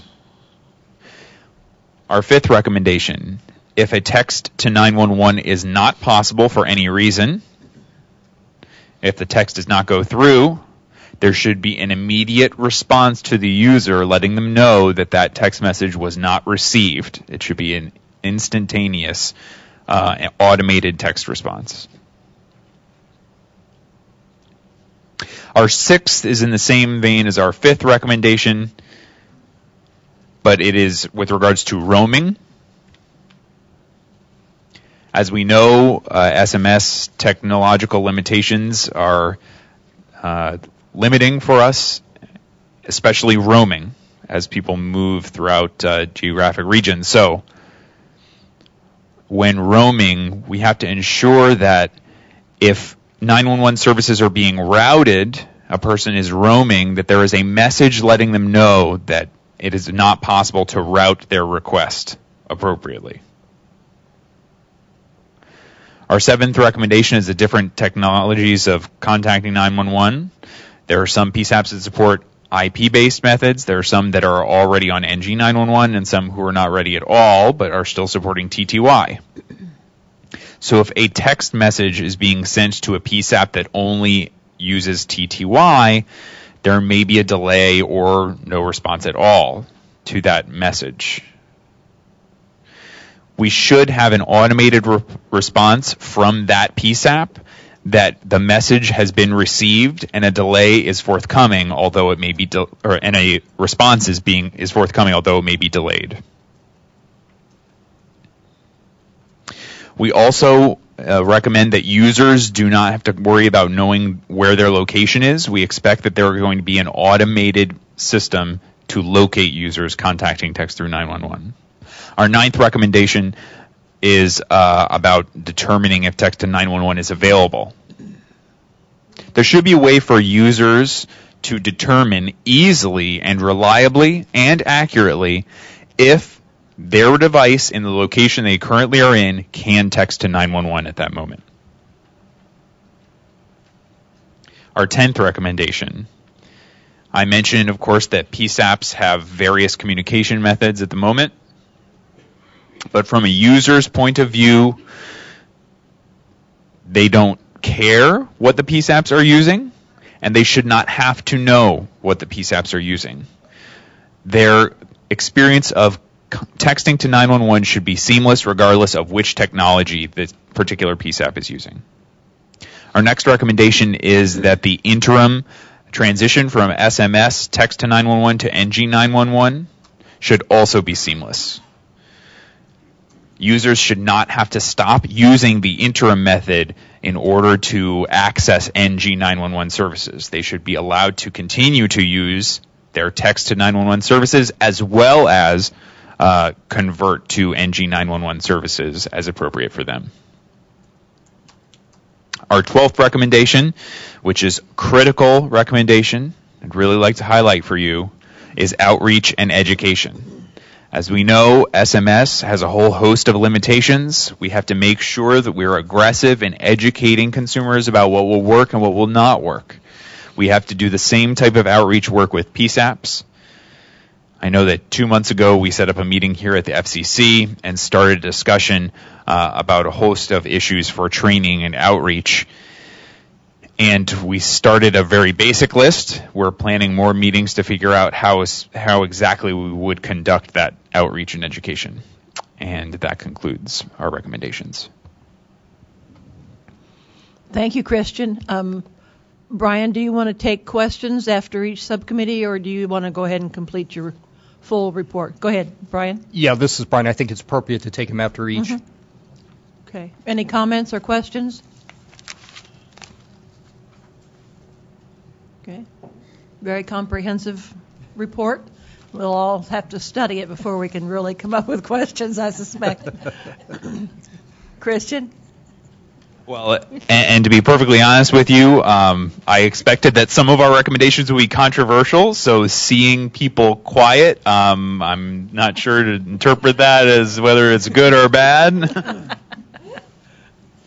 Al is saying maybe they should stay quiet. All right. Christian, I agree with you on that, Al. All right, then, Brian. Yes, this is Brian Daly. If we could have the slides back up, please. Thank you. Oops.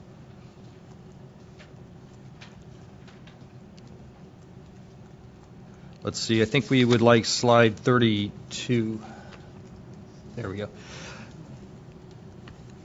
The next section is Originating Devices and Networks View. I led this subgroup, and we had a number of questions from the originating side that we were trying to tackle as we went through this. I won't proceed through each of the questions, but they're there for your reference. The draft finding number one is that a standards-based, open, interoperable solutions for text to 911 should be supported. And that we should recognize that the joint ATIS-TIA industry standards under development for wireless carrier native SMS to 911 is one such solution that is compliant with the FCC's goal to encourage the rapid deployment of text to 911. We have a number of rationale as we develop this draft conclusion. in part the recognition of a standards-based solution to encourage carriers and public safety to adopt text to 911 in a consistent and timely fashion for the public. This standards effort supports a flexible and interoperable environment for multiple wireless carrier and public safety network configurations. It will define capabilities necessary to support SMS to 911, including standardized interfaces from the originating network to the PSAP, obtaining course location for routing, and managing the text message dialogue between the originator and PSAP telecommunicator. And finally, it's an open standard available for any entity to adopt. The second draft finding is the interim text to 911 must use the existing standards-based network architectures and capabilities. Any solutions, including SMS, should be supported by the existing standard-based network architectures. And if SMS is to be utilized as the minimum technological solution, it should utilize the existing native wireless carrier SMS text capabilities. And we should recognize the capabilities and limitations of SMS as a 911 service, which have been previously documented, and encourage consumers, industry, and public safety to manage the expectations and provide liability protections to support text to 911 service accordingly. A number of rationale for that. Again, the delivery of text to 911 infrastructure should be based on the existing standards and it be standards-based. Modifications of existing wireless SMS network architecture is not technically or economically feasible because such modifications require development of new chipsets, firmware for mobile devices, revision of existing network standards and elements in the core networks. Modification efforts would take many years, by which time messaging capabilities for next generation 911 could have already been developed and deployed. And similarly for simultaneous voice and text and the delivery of associated still or video images is not technically or economically feasible as an interim solution. And enhanced capabilities should be addressed through next generation 911 standards that are under development. Draft finding number 3, interim text to 911 will only be available to U.S. wireless subscribers using capable wireless handsets. They may only be supported on service initialized and capable mobile devices for subscribers who maintain an appropriate wireless service plan that supports such text services. Text to 911 should be available on existing and new text-capable mobile devices, which have a valid two-way text messaging or data subscription which supports text to 911 at the time the user initiates a message. And further, we should recognize technical constraints which limit SMS-based text to 911 as only being available while on the subscriber's home network. And then consistent with the capabilities necessary to support text to 911 service, may not be understand what may not be technically or economically feasible. The rationale, again, on this section, SMS message services are a subscription-based service and only available on service-initialized mobile devices. And similarly, other text messaging capabilities are only available to subscribers of those services. Support on a non-service initialized mobile device is not technically feasible with the existing design, and at a minimum would require significant modifications throughout the infrastructure and devices. And support for roaming, inbound roaming or outbound roaming is problematic. Draft finding number 4, interim text to 911 messages are not equivalent to voice calls dialed to 911.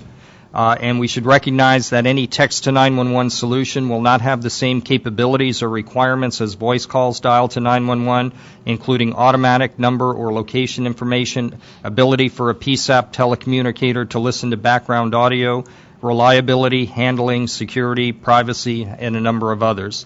And consistent with recommendation 1, having, however, a non-proprietary interoperable standards-based solution should support the capabilities necessary to support text to 911, including standardized interfaces from the originating network to the PSAP, obtaining course location for routing, and managing the text message dialogue. And draft finding number 5, managing public expectations is critical during interim text to 911. And the FCC should take a lead role and work with the wireless industry, consumers, and public safety to develop a public education program to appropriately explain the capabilities and limitations of interim text to 911 service. We should work with the wireless industry and mobile device manufacturers to identify and develop public education around wireless devices that do not support the ability to send a text message to the 3 digits 911. And as part of managing public expectations, a text originator should receive a response notifying the originator if text to 911 service is not available. The rationale on managing public expectations. Participating state and local jurisdictions must take a lead role in educating the public about the availability and limitations in their jurisdictions. Such entities should take comprehensive efforts to use available media for a period of 3 months prior to initiating service. If the text originator's text to 911 is delivered within the jurisdiction of a PSAP that supports text to 911, the PSAP must be responsible for responding to the originator's request. And if the text originator's text to 911 is sent within the jurisdiction of a PSAP that does not support the capabilities, the originator should receive a text response message that text to 911 is not available in their location and that the originator should place a voice, relay, or TTY call to 911. And again, this text response message should look to the standardization efforts that's in process. And finally, draft finding number 6, the originating network subgroup identified an overall issue which we believe should be addressed by each subgroup. A designated PSAP must demonstrate a minimum level of readiness to receive text to 911. The FCC should recognize that text to 911 should be implemented through a process whereby the PSAPs must request to receive text to 911 messages from the appropriate entity and specifically authorize service providers or their designees to deliver text to 911 messages, demonstrate the technical ability to handle the receipt of the messages in a standardized format, agree to a reasonable period of installation and testing prior to taking live calls, and demonstrate the operational ability to respond to a text to 911 message.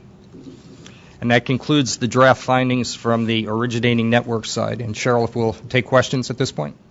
Sure. Yes, are there any questions in the room or on the bridge?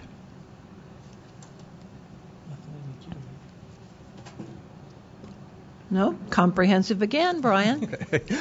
And I would like to now hand off to Gunnar or Don Mitchell for the presentation of the transport network subgroup. And I think we have slides for these. Christian? Oh.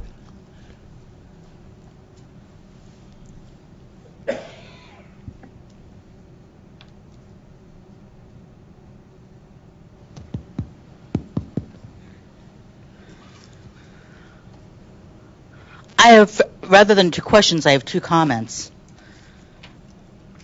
The first of which is the issue of roaming has been a challenging one to explain. When people ask me to, it's difficult to respond. And I think that if we were to decide that the original network cannot support it, then we have to make an over-the-top service that's going to be even more crucial. So I think we have to develop a mechanism for providing, to make sure that people are not left out. So at the end of SMS, what happens then is that they are put then into some kind of line or whatever to make sure that the call can progress if they're not covered by SMS. My second comment, wait a minute. Oh, right. Talking about over-the-top services. From the original network point of view, it's very different. But the user doesn't understand that. And the user may struggle to explain when I've tried to explain what is the difference between SMS and over-the-top, a lot of the people don't realize that they are using SMS or when they're using over-the-top. So I think that's another issue that we're going to have to approach or to confront in some way.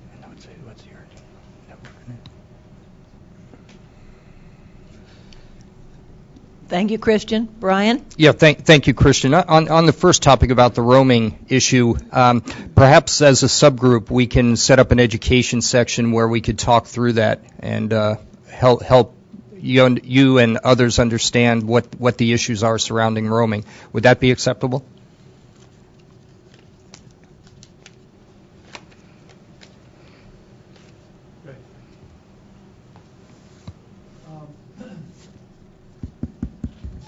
So one of the issues in here, you talked about where the 911 won't be supported, we have to work for education. And that's going to be a real problem because it's almost going to be impossible to reach people and tell them that 911 isn't going to work and then what is going to work and for them to know and things like that. It seems to me that that maybe one of the very, very first things we need to figure out how to do, and maybe we should reflect it somehow in our report here, is that they begin working with the phone manufacturers and the carriers about figuring out how to get that 911 capability into the handsets and to get it so that the SMS apps, et cetera, the native ones especially, are able to do this, even if they have to translate it into a longer one to send it because the network. Did we ever find out exactly whether it was the network or the handset? I know we kept asking the question. Did we ever get the answer? It's both? No, primarily a handset, we believe, but yeah. Okay. Then getting it into the handset. So maybe that's one of the first things we need to do because it'll take a while to bubble that through. Fortunately, people are throwing away their handsets or rolling them over pretty fast. But it seems to me that we could get all ready to do this and then find out that we didn't, get that message out or get that requirement or get that pressure out to the handsets to look at that fast enough. And they will still be blocking it from even going into the network when it is supported. Thank you. Did you want to respond? Yeah, Greg, I think you're missing the point. With the ATIS standards that are being developed, and once those standards, we have handsets and networks that are compliant to those standards, that's not the issue. It's being able to deliver that message somewhere. And I think that has to be part of the education process on whether or not that message can be delivered to a PSAP in your area that supports the ability to receive that message. And if not, they need to get a message back at the time they attempt to originate saying text is not available at this location. Try a voice TTY relay call. A follow-up question. I thought the discussion was that if the local one couldn't take it, it would go to a regional, it would go to the next appropriate, because asking somebody who's deaf to try voice isn't going to work. So that was it. And the other part of the question was, with the ATIS, et cetera, we're talking about the fact that, when these things are all set up, then it's going to be an education process. The concern I have is that there are things that take years to kind of wash through the system, like the handsets, because they get handed down and things like this. And so that if we wait a couple years or even a year or two before we begin the process of talking to handset vendors, we wait for the standards and then the standards to be approved and then for that to go and then the manufacturers begin working. So that was the only comment, was if we can proactively get the word out on some of the hardware so that it's in place when we decide to do the rest. That was the only comment. Yeah, Greg, the word's out. Let's just leave it at that. I mean, with the standards in progress, we know it. We know the issue. CTIA knows the issue. So I think we have that information, and I don't think that's the public education that we're talking about at all. I think that's not part of the issue. Sherry has a question. Go ahead, Sherry.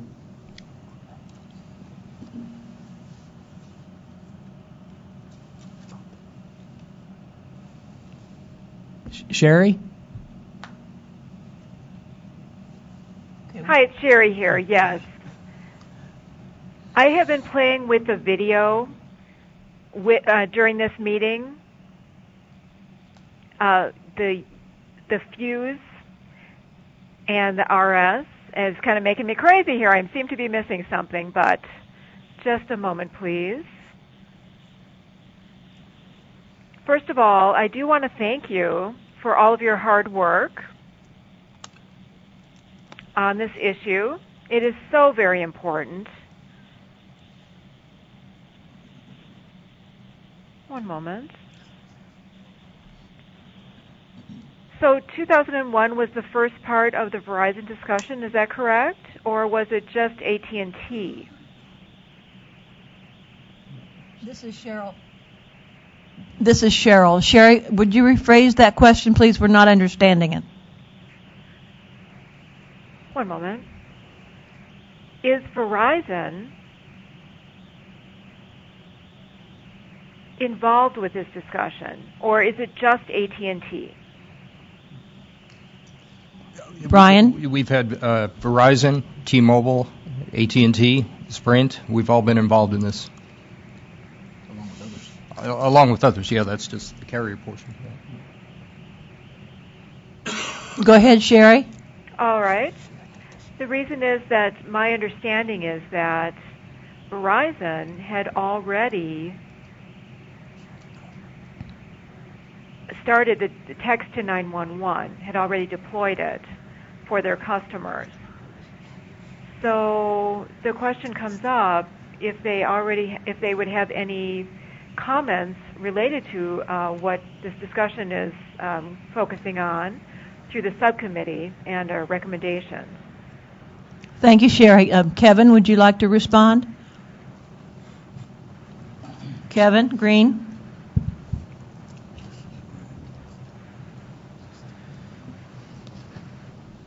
This is Kevin Green, Verizon. Hi, Sherry. Hope all is well. Verizon has deployed a couple of trials, and when the process, we did make an announcement that we were in the process of deploying a nationwide solution, but we're still working on that, and the first office application will happen a little bit later this year. So it's not completed. It's something that's still in process. This is Cheryl. Sherry, does that answer your question? Yes, Sherry here. Right. Yes, there are a number of trials. And may I add that, just a moment, please. My other question is that, well, just a moment here. I don't speak the lingo of the telephone industry, so please excuse me if I don't have the technical terminology down exactly right here. But what I'm trying to say is, what I'm trying to get at is basically the system requirements that Verizon uses currently. I'm wondering if those are the same as what we see here during this presentation. For example, the different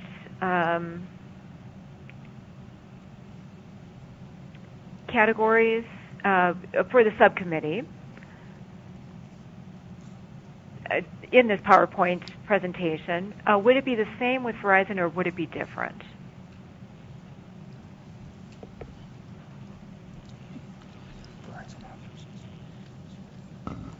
Kevin, would you like to respond? This is Kevin Green, Verizon. Sherry, we're working along with AT&T and all of the other participants. So what we're trying to do is have a framework that works for every wireless company so that there can be a nationwide service offering at some point in the future. So we are working jointly with AT&T, T-Mobile, Sprint, and others.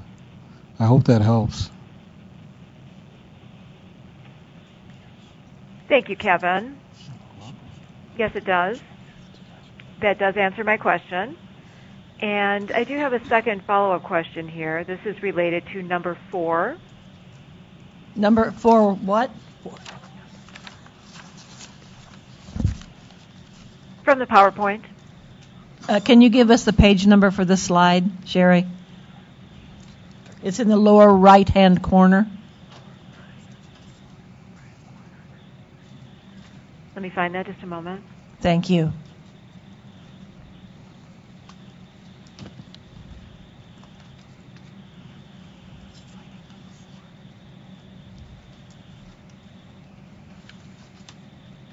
Be right with you.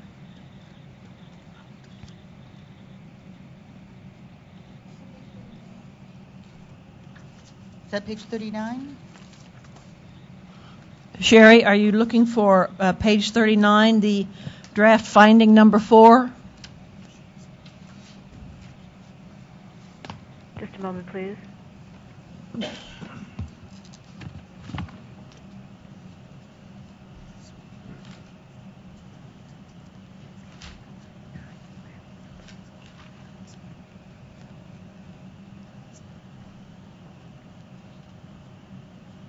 I'm sorry, I'm trying to go between two screens here. Just a moment.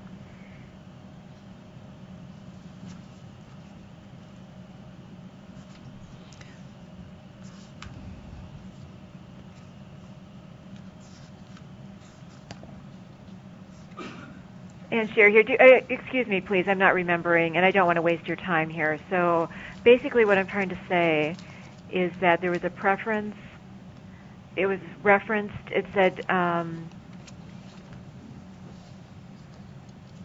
no registration required. And that was the description. I'm wondering if you could expand on that particular comment, no registration required?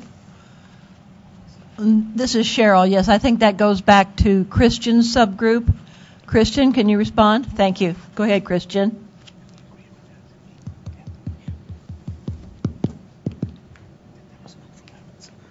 This is Christian Vogler speaking.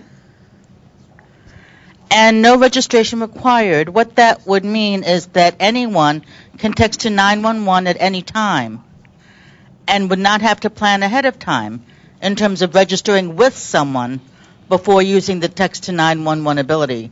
Most people don't plan for emergencies. It just happens.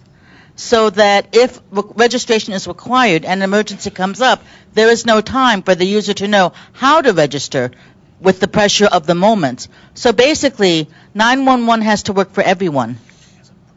Now, the second part of that says, let me give you an example. There are some companies that will work with the PSAPs, and they support the idea of putting in some information individually, so that talking about basic information, where you are, your address, whatever medical conditions you may have. So, and that information is useful for some PSAPs.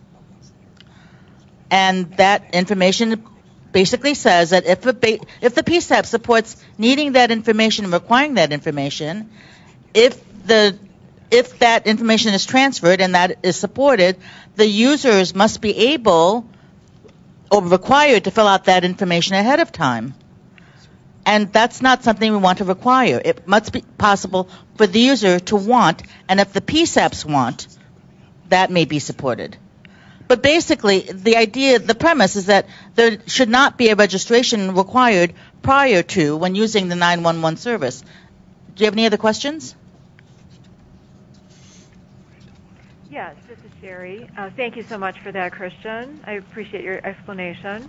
I'm wondering is it possible for people who get a phone to have that phone, the information, sent to the emergency database?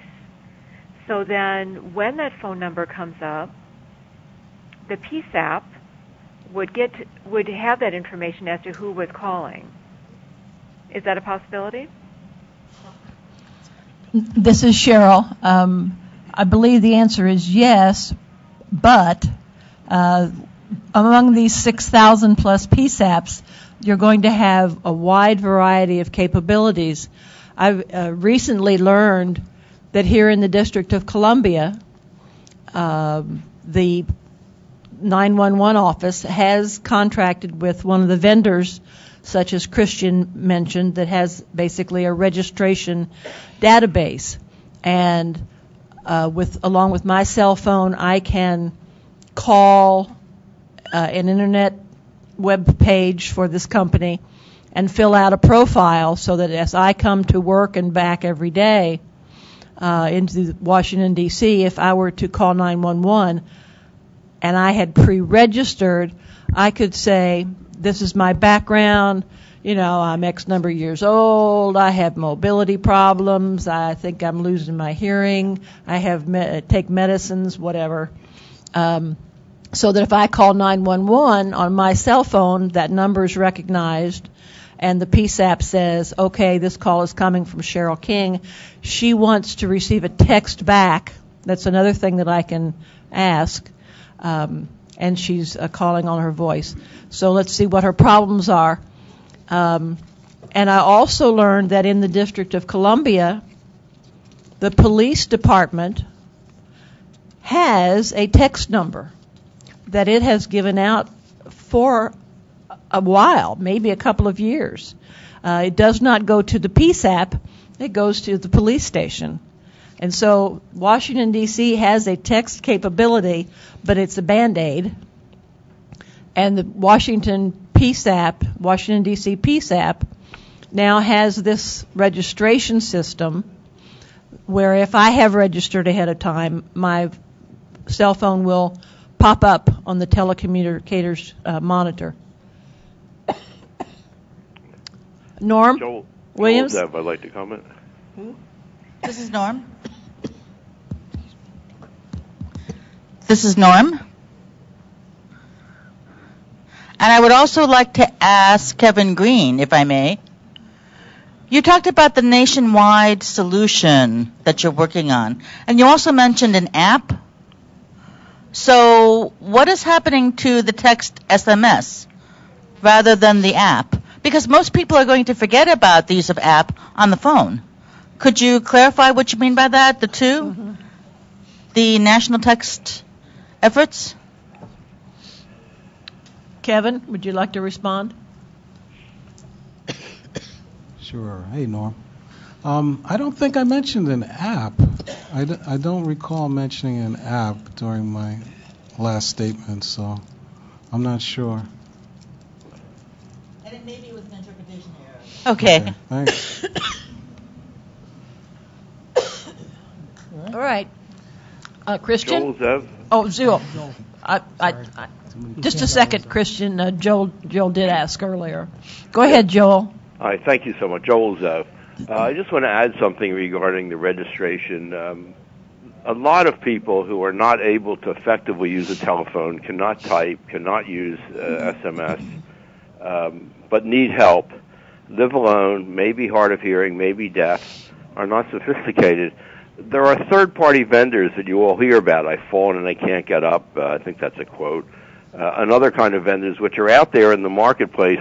But I do know that some of the local 911 centers are taking voluntary registration, similar to what you're talking about in D.C.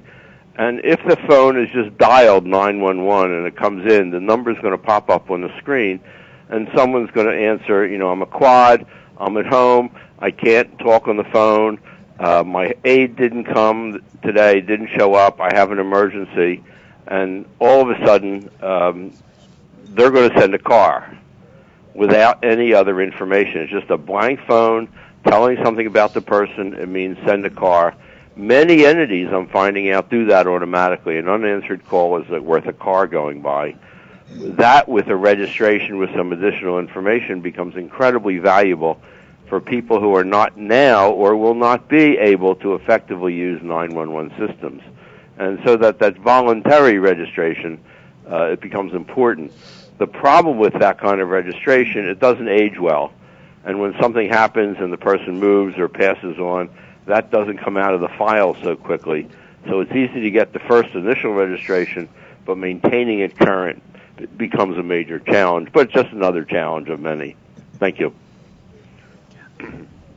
Kathy McMahon and then Christian. I'm sorry. There you go. Whoops, and now it's falling over. I just want to try to help get this discussion refocused. For everyone that's hearing information about the voluntary registration systems, they're fine, and there is a lot of value to that in some 911 centers. But all of these systems are proprietary. They cost money for the PSAP to purchase and be able to use, and not every 911 center is able to purchase those systems at this time. So I just want to make sure everyone understands that when SMS is made available to 911, we do not automatically, in all cases, have the ability to register for additional information. And registration in every case should supplement a 911 call. It should not be required to physically make the call once we get behind a national level solution. And just to clarify and amen something that Christian said, from a public safety perspective, we understand that there may be technological challenges initially to address the roaming problem. Roaming is a fact of life. That is a priority that has to get addressed in parallel with trying to deploy an SMS interim solution. It's not realistic to expect that the general public at large is going to be able to track when they are and are not roaming, especially during a call. So that really, while we do understand there's going to be some technology challenges, that is a priority that is going to have to be addressed. Okay, Christian? You don't wait for the camera? Thank you. I don't like the camera. Okay. I'd like to go back to the question that came from Sherry over the phone when she had asked originally about Verizon and working together with industry to solve that issue. This issue should apply to any vendor, really, that is a carrier and anyone that occurs between the carrier and the PSAP.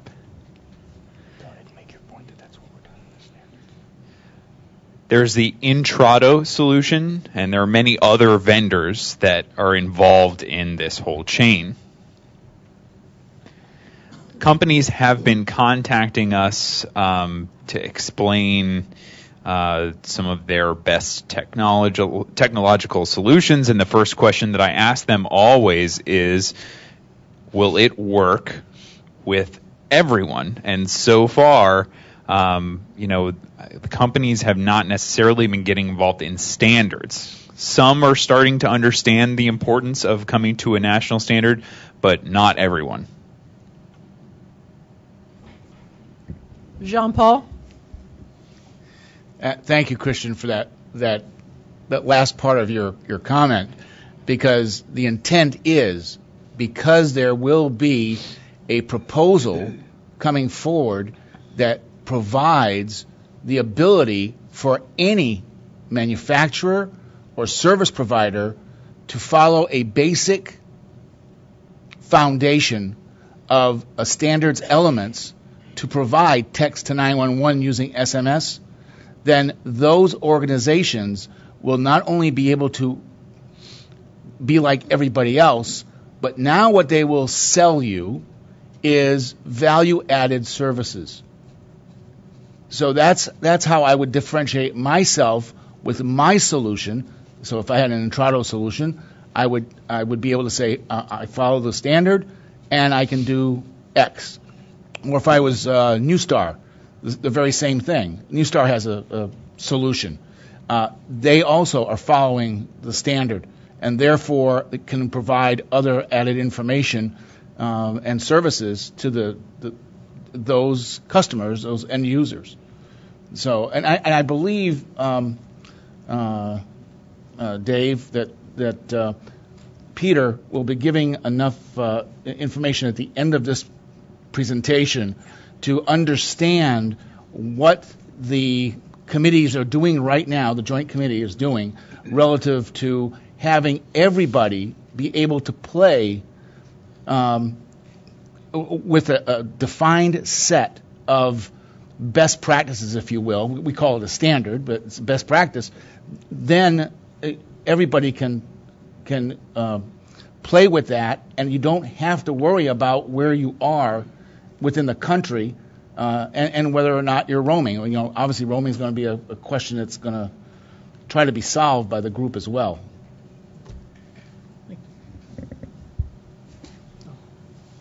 Gunnar? Yep, Gunnar here, hopefully on the camera soon.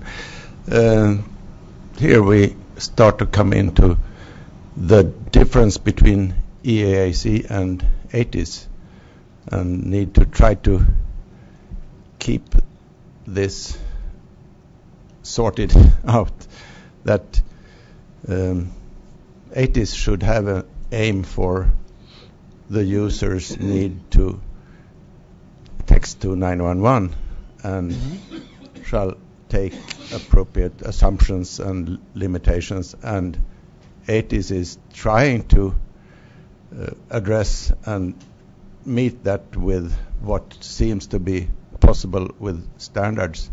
And right now ATIS have decided to go with the current 3G solutions as the first goal, and EAC need to figure if that is sufficient, or if we need to say that, oh yeah, good, ATIS is doing it for native SMS. We might also need to do it for some other text solution, and then EAC need to liaise with some other standards group possibly. But we can also say that, okay, seems that ATIS is the good companion and supplies a sufficient start, only that the architecture, the structure is standardized enough so that other solutions can come in eventually. And I think that that is what we see. But I see a little too much influence of ATIS limitations into the EAC conclusions right now. But that's because we haven't reconciled, we haven't really merged together our different subgroups into a really consistent report from this activity. This is Cheryl. Roger, and then Brian, and then let's see if we can move on. Roger?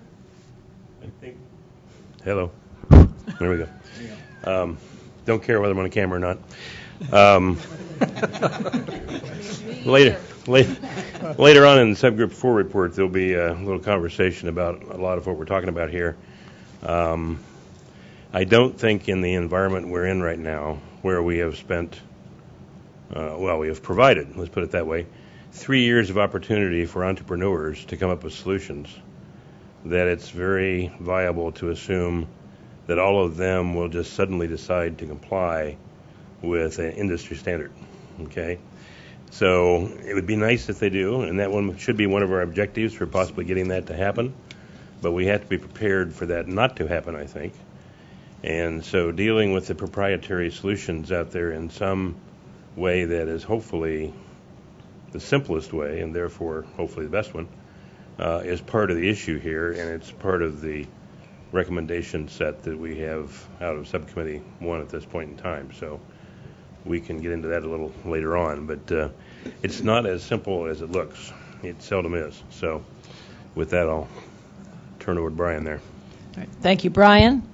Thank you. Good discussion. And I'll make one quick comment back to Gunnar, and then I'll proceed forward. We'll get to the transport network subgroup, which I think is Gunnar.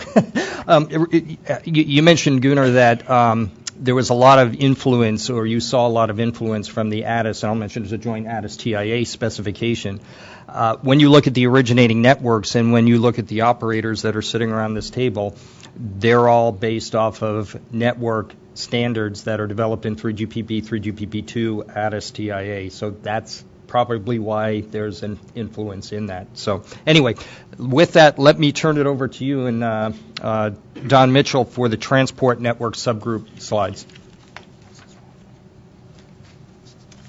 The device. Thanks.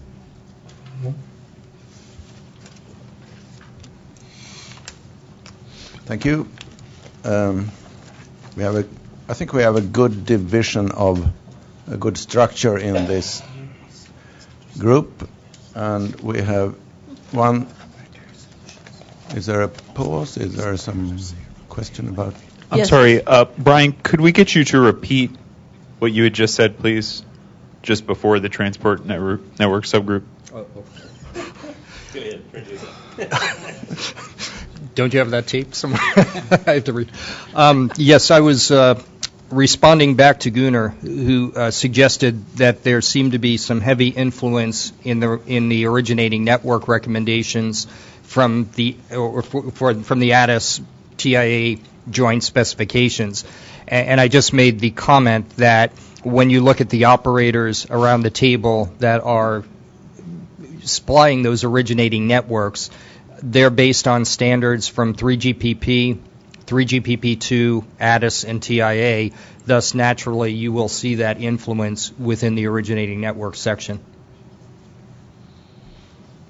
Thank you, Brian. Gunnar? Yep. Thanks. Do we still have Don on the phone? Hi, Gunnar. Yeah, this is Don. I'm on the phone. Hi. Do you mind if I present this? You can jump in and adjust or comment. Yes, please go ahead. It's probably a lot easier since you're in the room. Yeah, okay. So the transport network takes on after the originating network and makes sure that the text communication is conveyed with the PSAPs. So I think this is a good structure.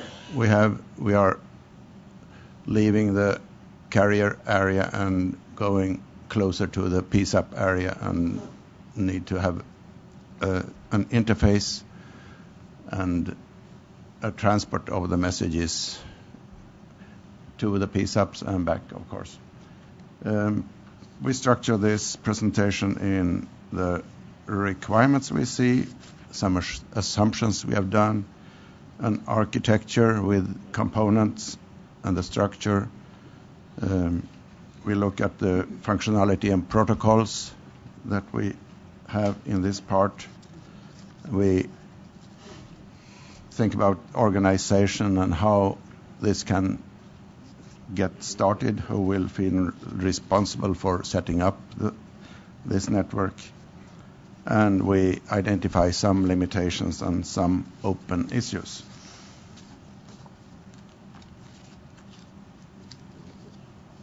On the requirements for this part, where the messages come in and are routed to the proper PSAP or back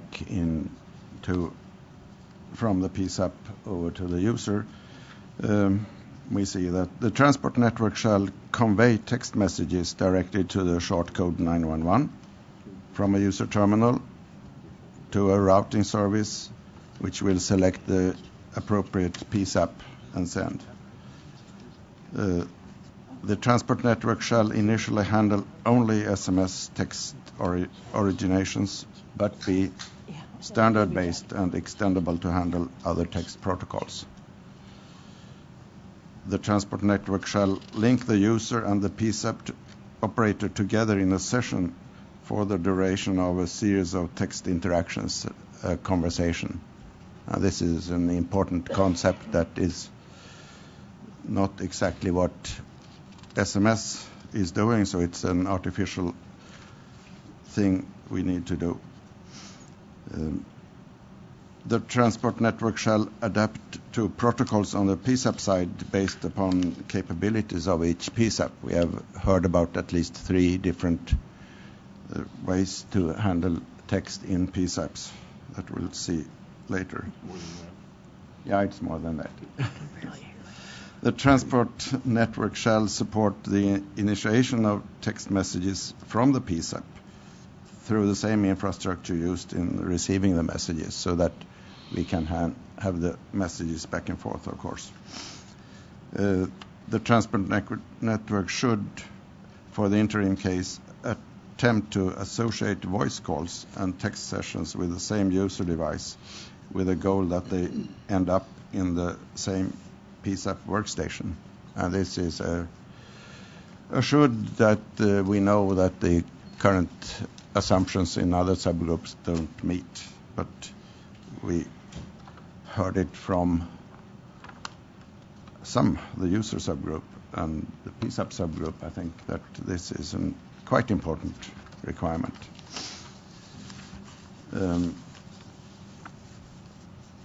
The assumptions we have made is that the communication service providers provide communication services, and they add the possibility to handle 911 within the same structure. The initially supported text is SMS, but we shall establish an architecture that can add other services in the same architecture.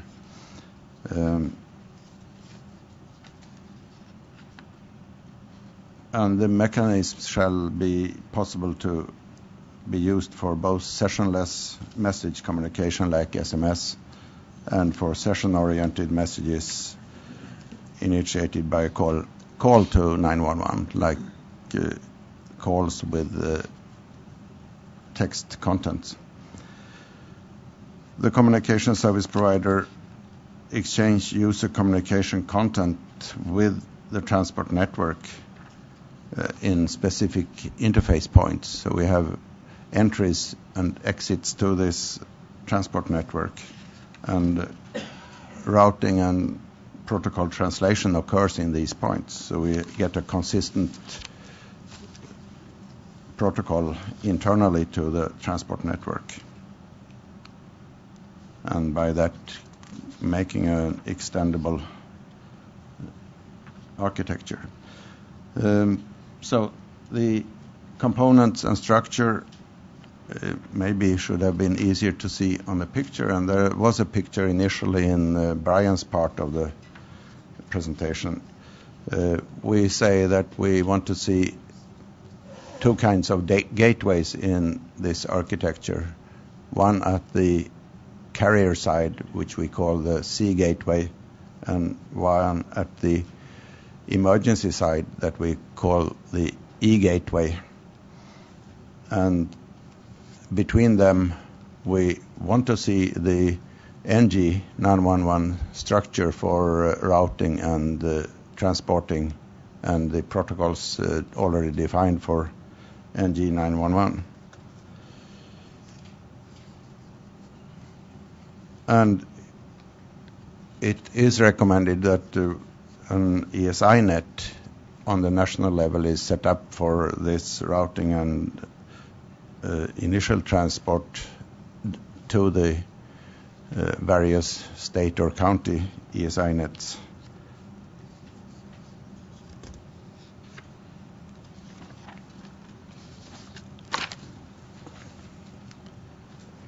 On the functionality and protocols side, we say that we have routing protocols and information needed for routing must be listed, and mainly the NG systems are used, but also, of course, when we go down to legacy PSAP interworking, we need to adapt to whatever routing procedures are used for them. We do pseudo session creation and maintenance, and we tie messages together in sessions and dissolve these sessions when appropriate, when signaled by the PSAP or when timers go out. We need to figure what transcoding issues there are around SMS. SMS don't have exactly the same character sets as all other protocols. For example, especially if we happen to translate into TTY, there is a lot of limitations that we need to discuss if it's feasible. So the main transcoding issues is in the E gateway on the emergency side. We also have figured that we need a a PSAP capability database to select what protocol to use for the conversion on the e-gateway side. And that is an interesting issue, how that can be maintained and set up.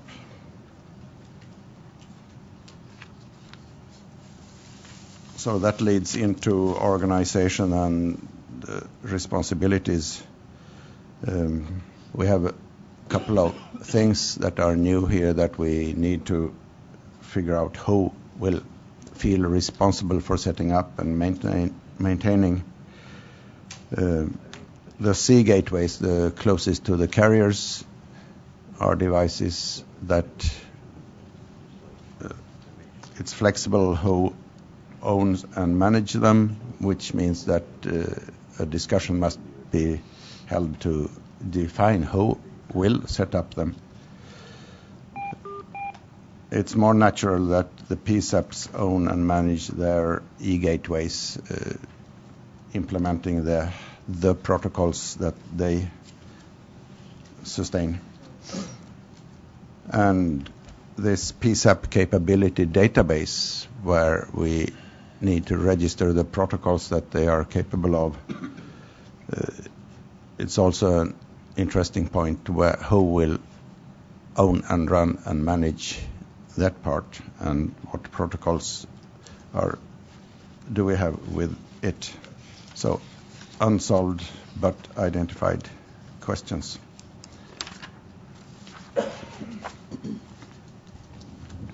So the limitations and open issues we have seen is first the roaming limitations. We just read in the other subgroups that they see roaming limitations, and we first identified in our functional specification that roaming should not disturb the 911 traffic, so that is apparently an issue.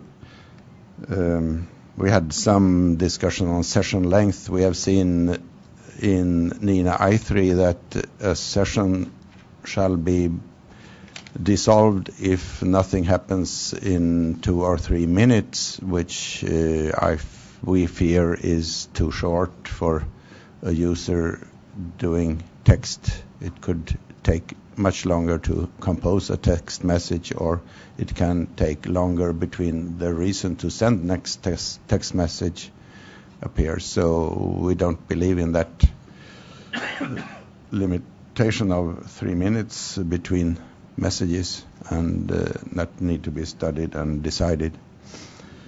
And then the functional limits of the TTY. The TTY has been said to be one way, the last resort to get into legacy PSAPs, and the limitations I told you about in the TTY transition study valid for the TTYs, the slowness, the limited character set, the inability to handle concurrent transmission in both directions, and so on, must be studied if it's really a feasible method of communicating with the PSAP for SMS.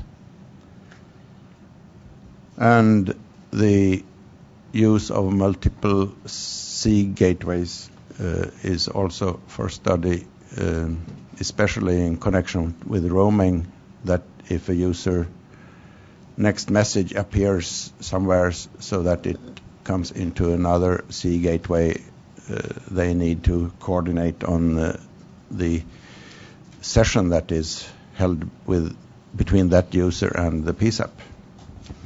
So these are things to be resolved. And that's the status of the transport group. Thanks. Thank you, Gunnar. And you, Gunnar, you can just pass that remote to your left to Roger and Kathy. Are there any questions on Gunnar's presentation before we move into the last working group of Subcommittee 1? Okay. Roger? And Kathy? Yeah, actually we're going to tag team this, so Kathy's starting. Okay. We're taking turns. Can we put the slideshow back up? Okay. And I don't know how to use this. Oh, next. Okay. Next, yeah. Next. Yeah, right. Back and forward. Oh, boy. Okay. I've been traveling too much. The PSAP subgroup was tasked with initially a set of questions that came from the larger committee. They were all very good questions. We attempted to answer them in our current draft. However, the questions did not actually cover all of the issues. So what we opted to do was we've tried to organize our thoughts into what solution we wanted to get behind as an initial priority, and then take a look at it from what we could reasonably expect the FCC to play a role in or to contribute to, what the wireless service providers or their contracted providers could reasonably be expected to do or play a role in, and then how public safety and the PSAP should play a role and what we could be expected out of them. Our draft finding number 1, should the FCC require short message service as the initial deployment priority for text to 911? Yes, they should. That's a simple answer. SMS to 911 really should be prioritized, and then in conjunction with other technologies as we move forward. Maximum integration with the PSAP call handling systems is preferable, and using the digits 911 to contact emergency services is also a priority. And it should not require a voice call prior to engaging a 911 text call. Things that we might reasonably expect the FCC to play a role in or require of them. Oh, I'm sorry. I'll read off of the side here so I don't forget to push the button. Okay. One of the first things, and I don't want to give the impression that public safety is not eager to pursue text to 911. We are. However, there's going to be a number of challenges, and what we are asking is that when the FCC, assuming the FCC does get behind a national level SMS to 911 solution, we're just asking that PSAPs not be mandated immediately to accept text to 911 calls. We want to encourage the PSAPs to do that. I'm sure a number of PSAPs will very quickly come on board to accommodate that, but we want to give it a little bit of time so that especially some of the smaller PSAPs, as Lori Flaherty mentioned, that only have 1 or 2 people working there, that those PSAPs have time to figure out a game plan for how to integrate text calls in with all the other voice calls and the many other functions that they have to perform. We'd like to facilitate a process, and Gunnar mentioned this on a national database level, a national single point of contact for PSAPs to provide text readiness and delivery preferences. And we see that the FCC could assist in playing some type of a role in helping us figure out how that might be possible. Supporting public education for the interim text to 911 solution. The actual education is, as Brian Daly mentioned, going to need to take place at state and local levels. However, we do see that the FCC could play a role in helping to encourage and facilitate some of that. Assessing the expectations also of the proprietary solutions, and this was mentioned by Sherry and a number of people. There's a lot of proprietary text solutions that have already been deployed. Some of them require, registration processes. Some of these solutions also have other innovative and creative components to them that we don't want to stifle. However, we are going to need to continue discussions once we get behind a national level SMS solution as to how these other proprietary solutions fit into the bigger picture. I'll let Roger take a turn. You can do your own slides. Yeah. The things that we identified of expectations of the wireless service providers or a contracted vendor, routing to designated 911 system or PSAP, and it's stated that way for a reason because there are options in terms of how things can work that may mean that you go on a voice channel to an E911 system and it distributes the call as compared to going directly to a PSAP. So there's a mix of direct to PSAP and via 911 system capabilities, including NG 911-like systems that are out there in some states at this point in time, as to how calls would be sent from the central text controller and delivered to the PSAP, direct or not direct in some cases. Objective is caller location equivalent to wireless phase 1, meaning cell and sector. There's discussion going on about that in Subcommittee 1 about what is immediately possible versus what is needed in actuality. In dense areas, a tower may affect 3 or 4 PSAPs.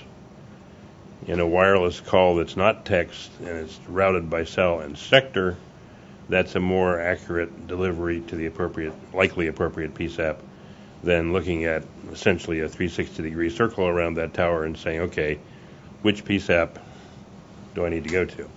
So the accuracy issue is directly related to the cell and sector matter as far as routing is concerned. Another variation of the same theme, we need an efficient process for gathering delivery preferences from the PSAPs. That may or may not be something that wireless carriers or their contracted vendor needs to do. Someone else may keep that information and they simply use that database as part of the process of setting up the routing control and delivery protocol. Obviously, we need a continuous connection between the text caller and PSAP. In SMS particularly, there is no automatic sequencing of I made a text message, response to the PSAP, send another text message back to the PSAP, response to the PSAP again. It can get mixed up in the process.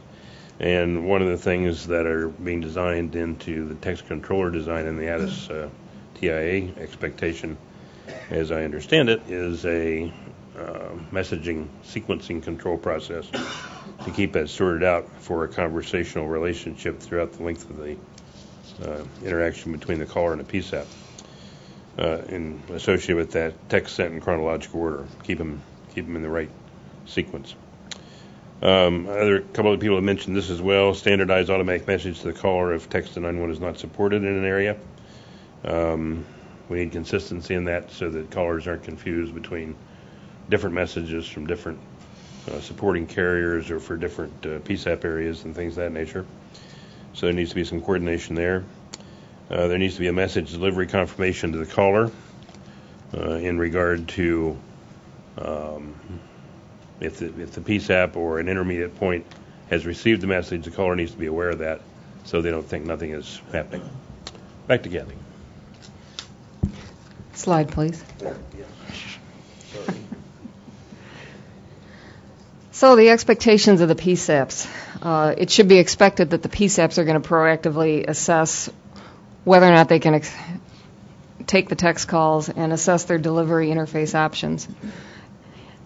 And while this may not be practical in all areas, if we end up with a region or a group of PSAPs that don't feel that individually they are able to take text, it's reasonable to ask them to consider whether or not they could implement some type of a regional approach where a dedicated PSAP may be able to accept text for several of them.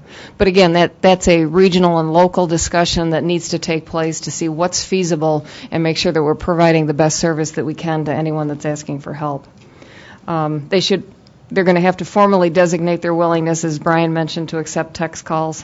This isn't something that can be assumed. They are going to have to make sure that they keep their delivery preferences up to date with their service providers or whoever the designated third-party vendor is. And then last but not least, accepting a text to 911 call is only part of the issue. Once you receive that call, as we do with voice 911 calls, you have to be able to do something meaningful with that call.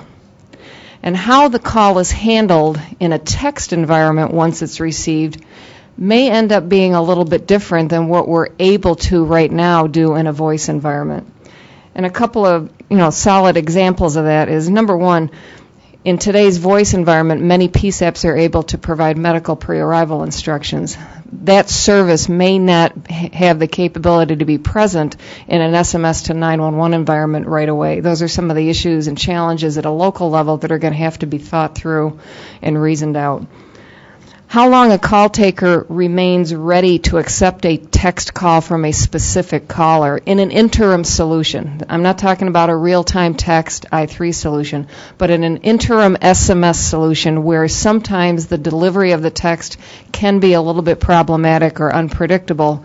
it really is going to need to be up to the local PSAPs how long a call taker waits and is expecting an answer from a caller before they place themselves ready to take another call. And in those cases, those text callers could potentially end up with a different call taker in the middle of, reporting an incident. That's not very different from the way it's handled in the voice world today. I mean, we would expect that I'd be able to get back to the same PSAP, but I can't always expect if there's a delay in between that I'm going to reach the exact same call taker. And PSAPs know how to manage those types of situations. So that will continue to be a challenge that we have to address. And it's Roger's turn. Are there different voices confusing you people? I hope not. Some additional considerations that subgroup 4 has looked at, and this first one is a big one. I've referred to it already today. There's other forms of interim text and beyond text media solutions related to 911 services that are already in place out there, some as long as 2 to 3 years. And Cheryl referred to a couple of them here in the local area that not everybody knows actually exist. I mean, there's people out there from internet-based entrepreneurs that have been out there for a couple of years selling PSAPs or communities a solution that may be text only, maybe text plus pictures, must be maybe text plus stored data that can be delivered. Their delivery methods differ between them. One particular vendor that I know of has a server in a central southern city, and when they get the call on an over-the-top application into that server, they do everything across the internet with dedicated and unique software at the PSAPs they've sold the service to. That may or may not be something that particular provider is going to say, oh, well, we now have SMS on a national basis. I'll just abandon my approach and go with that. I don't think that's probably likely, at least in the near term. So this all springs to me from the standpoint of trying to provide a consistent experience for users and a consistent experience for PSAPs. If I have bought into provider XYZ's technique for my locality, let's say it's my county, and I drive to the next county, I don't expect to see a sign at the county line that says this county uses this particular technique. I expect to be able to use my technique and end up getting to the PSAP in that area. Now, that needs to be made as seamless as possible and as invisible as possible to the user so that they get as much as they can get in that adjacent area from a text process. Now, maybe it's as simple as saying to all the providers, okay, we now have national SMS. Will you kindly put in 4 lines of code in your application that says if you can't get to where you expect to get, you automatically default to an SMS process in your handset, and it goes to the carrier's SMS process. It may be that simple. I don't even know that that's truly simple, but it may be as simple as taking that approach. There may be more complex issues. The point is, we don't know what all these things are. We don't know what the expectations are. We don't know where they live at this particular point in time. But one thing we do know is that a user moves around with a mobile handset, and they shouldn't be confounded in terms of making an emergency call by the differences in what's been done in one place versus another. So Kathy and I definitely feel that we need to, the subcommittee 1 needs to take a, sorry about that, needs to take a close look at what the options are for being able to commonalize text messaging, if you will, between the SMS solution and the other proprietary solutions already out there. If we had been doing this 3 years ago when those solutions didn't exist, the environment might look different. But the environment is what it is, so we have to deal with that, is our thinking of what part needs to take place here. We don't want to slow down SMS at all. We're going to have to do work in parallel with that in order to deal with these proprietary solutions and what the solution for the user and for the PSAP is in dealing with those. Location will always be an issue. How accurate is the location that's involved? What does that do about the routing process?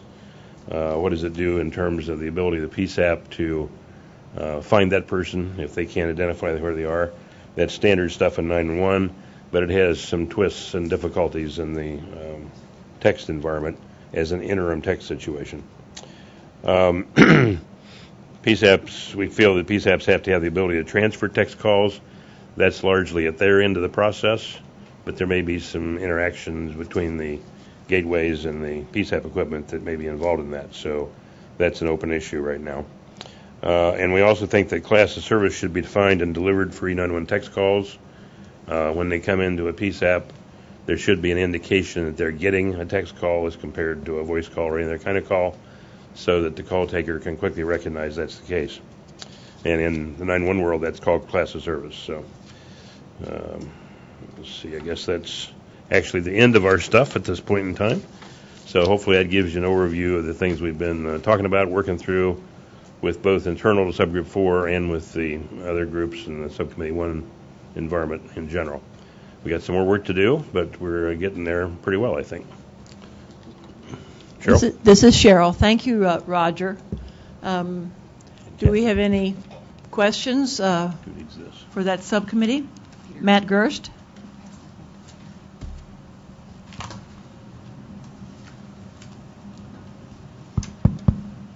Thanks, Roger and Kathy. Very helpful presentation. One of the things that I think we should keep in mind is, Roger, your last point about addressing consumer confusion or public confusion about PSAP capabilities and also different technical capabilities and how you communicate to 911, and squaring that with the recommendation number 2 that allows flexibility for the PSAPs to determine the way in which they're going to receive the technology. And I think that's a real challenge that we need to talk about in the subgroup, because if I think we've tried to find a solution that's going to be common enough that everyone can, adopt it in a time frame that will allow the public to communicate with the PSAP. There's going to be some challenges in looking at and in parallel additional technological solutions that could further complicate that issue. So I think it's just a challenge that we need to discuss, and maybe something that we can further address in the subgroup. Thanks. Hence my earlier comment about it's not really simple. So I agree, we have more work to do in squaring all those things together, yeah. Thank you. Greg Vanderheiden? One of the the things of the architecture that came out of the group, and it really talked about the section that Gunnar was talking about, is trying to make it so that there is this middle translation layer. So you have the carriers and you have the originating forms of communication. You have this sort of translating layer, and then you have all of the PSAPs. And in this translating layer, if you will, this interface layer, this gateway layer, the individual capabilities of the PSAPs is known. So if a PSAP can accept nothing but TTY, then it's known that that's all that they can handle. If you've got another one that's all the way up to NG911, then that's known. And the goal is to make it that the text can come in from the carriers. And again, here we really want to stress, as Brian talked about, staying with standards and things like this. And so by having it working with the industry standards on the carriers level to make it as easy as possible for them to reliably get this information from the handsets and through, and carriers can work with the device manufacturers to try and make that handoff. That's the first handoff, is between the device manufacturers and the carriers. Then the carriers have kind of a known interface into this translating gateway. And then they have something known. Even though there's a gazillion types of PSAPs, the carriers aren't having to deliver a gazillion or match that. Then the gateway then allows the PSAPs to come up at their own speed, not because we're being nice, but because there's absolutely no choice. They are going to come up at their own speed. They have their local, political, budgetary, all sorts of constraints that cause them to be different. But by knowing what they are, this layer can handle it. And the layer also can redirect if it fails. If it tries to go to a PSAP and the PSAP just isn't able to take it, it's sort of a dead end for the text. It can know where else to reroute. And so I think this is really the sort of the nexus. So we need to look really carefully at that gateway area. If that can work, then we have a chance, I think, of making something that will really work. And we're going to have to invest some time and money and real thought into that. There's been a lot of background work that's been done in that area. It also allows the PSAPs to have some individuality in their architecture. So there are different companies, for example, that are creating the infrastructures for the PSAPs, and we have the NG911, but all of that's coming in stages. So I really think that one of the things to be looking at and paying attention going forward is to that gateway function. Now, there's a second real benefit to that architecture, and it came from all of the work that's been going on, the hearings and the tech fairs and getting all the people together. And that is that it also allows for us to change over time the text options in a very transparent fashion, so that we can start off with SMS. If some people can do real-time text, and as that comes online, that can flow in, and the PSAPs, if they can handle it, it can be going to them. You don't have a PSAPs sitting there dealing with SMS messages if they could be dealing with something that's faster. And so this becomes kind of like the translator that helps to match the people. And I really think it's important, because one of the key things is if we try to push back and say, gee, the PSAPs have all these different forms, so the devices at the far end have got to handle all these forms, it's a non-starter. So I think that's going to be one of the really key parts of the architecture that emerged, one of the really things that we're going to have to really, really work on, because it can really work very transparently and powerfully. It's going to take some, as Roger said, it's simple and complex. It has to be done well. Thanks. Brian and then Matt. Thank you. Matt, Brian, and Christian? And then Gunnar. Okay.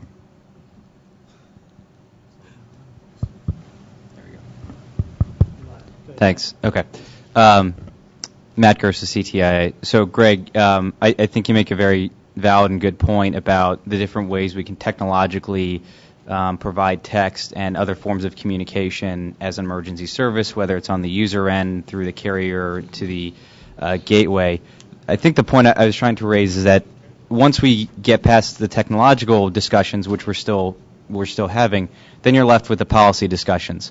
And one of the problems, you've made this reference a number of times about, well, we can, if a PSAP just can't or is not able to and not willing to accept certain form of text communication or technology, we'll just reroute it somewhere else. The problem with that is, one, as Laura was pointing out, where, but two, a lot of those decisions are made at the local policy, at the local level, at the state level. And so one of the things that I don't think we've addressed in these recommendations yet, but is addressed in the previous EAC recommendations, and something that we probably want to look at again, is encouraging some sort of centralized oversight at the state and local level of the public safety network in order to sort of encourage some sort of organized transition to these new types of services in NG. Because otherwise, if you're in a jurisdiction potentially where one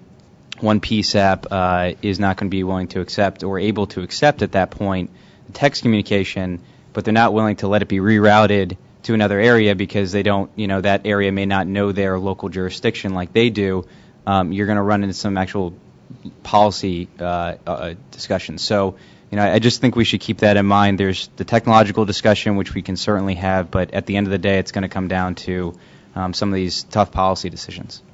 Thanks.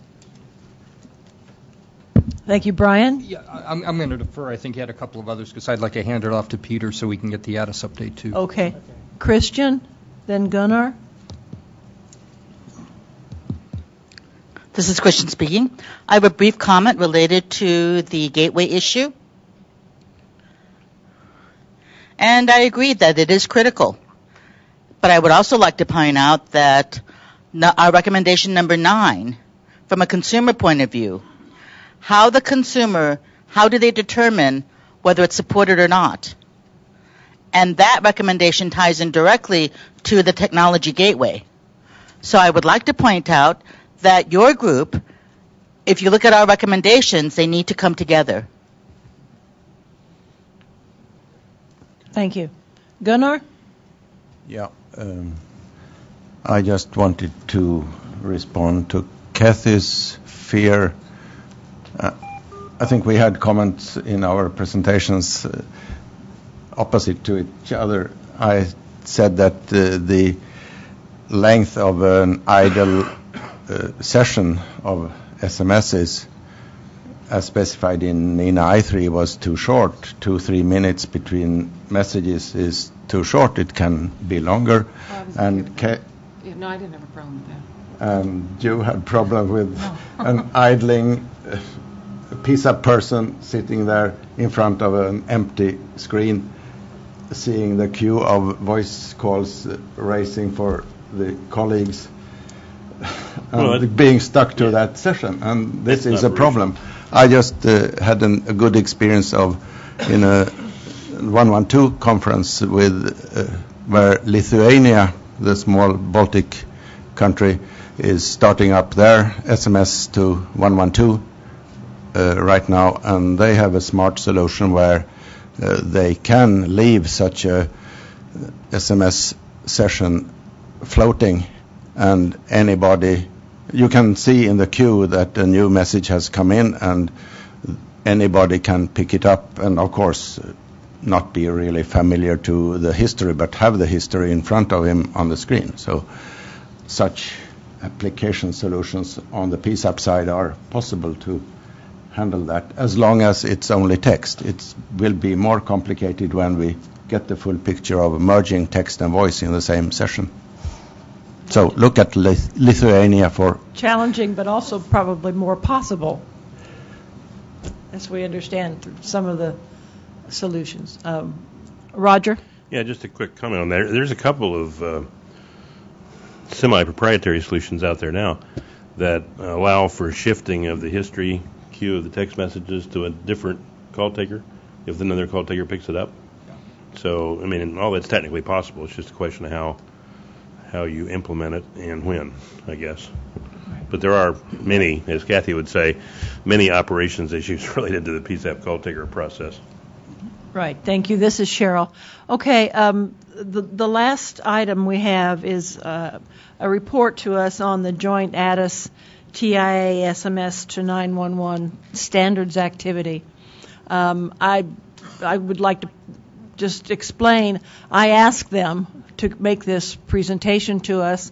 We've had ADIS and other groups before us presenting reports, etc.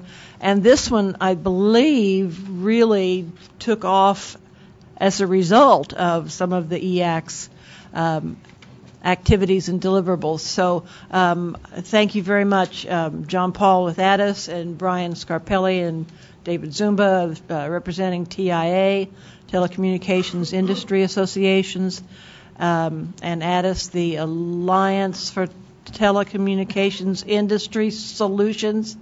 All right. So, Peter, do you have the remote?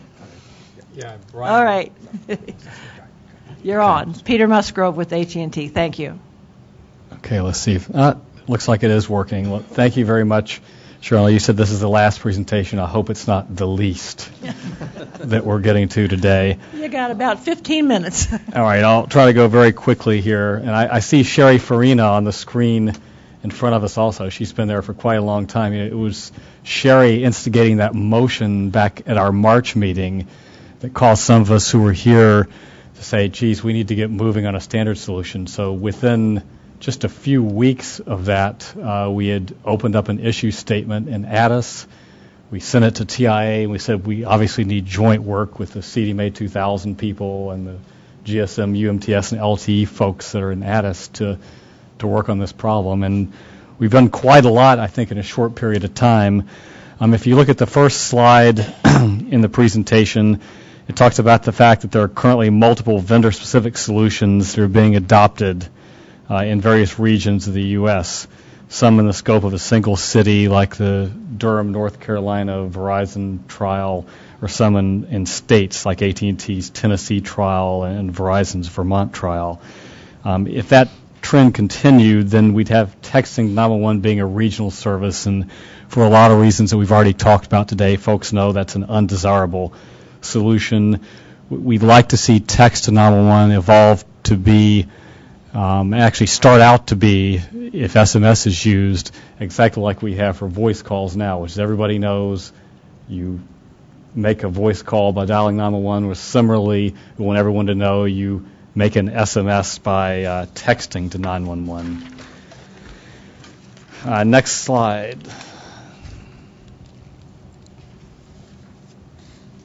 I think I went too far. Okay.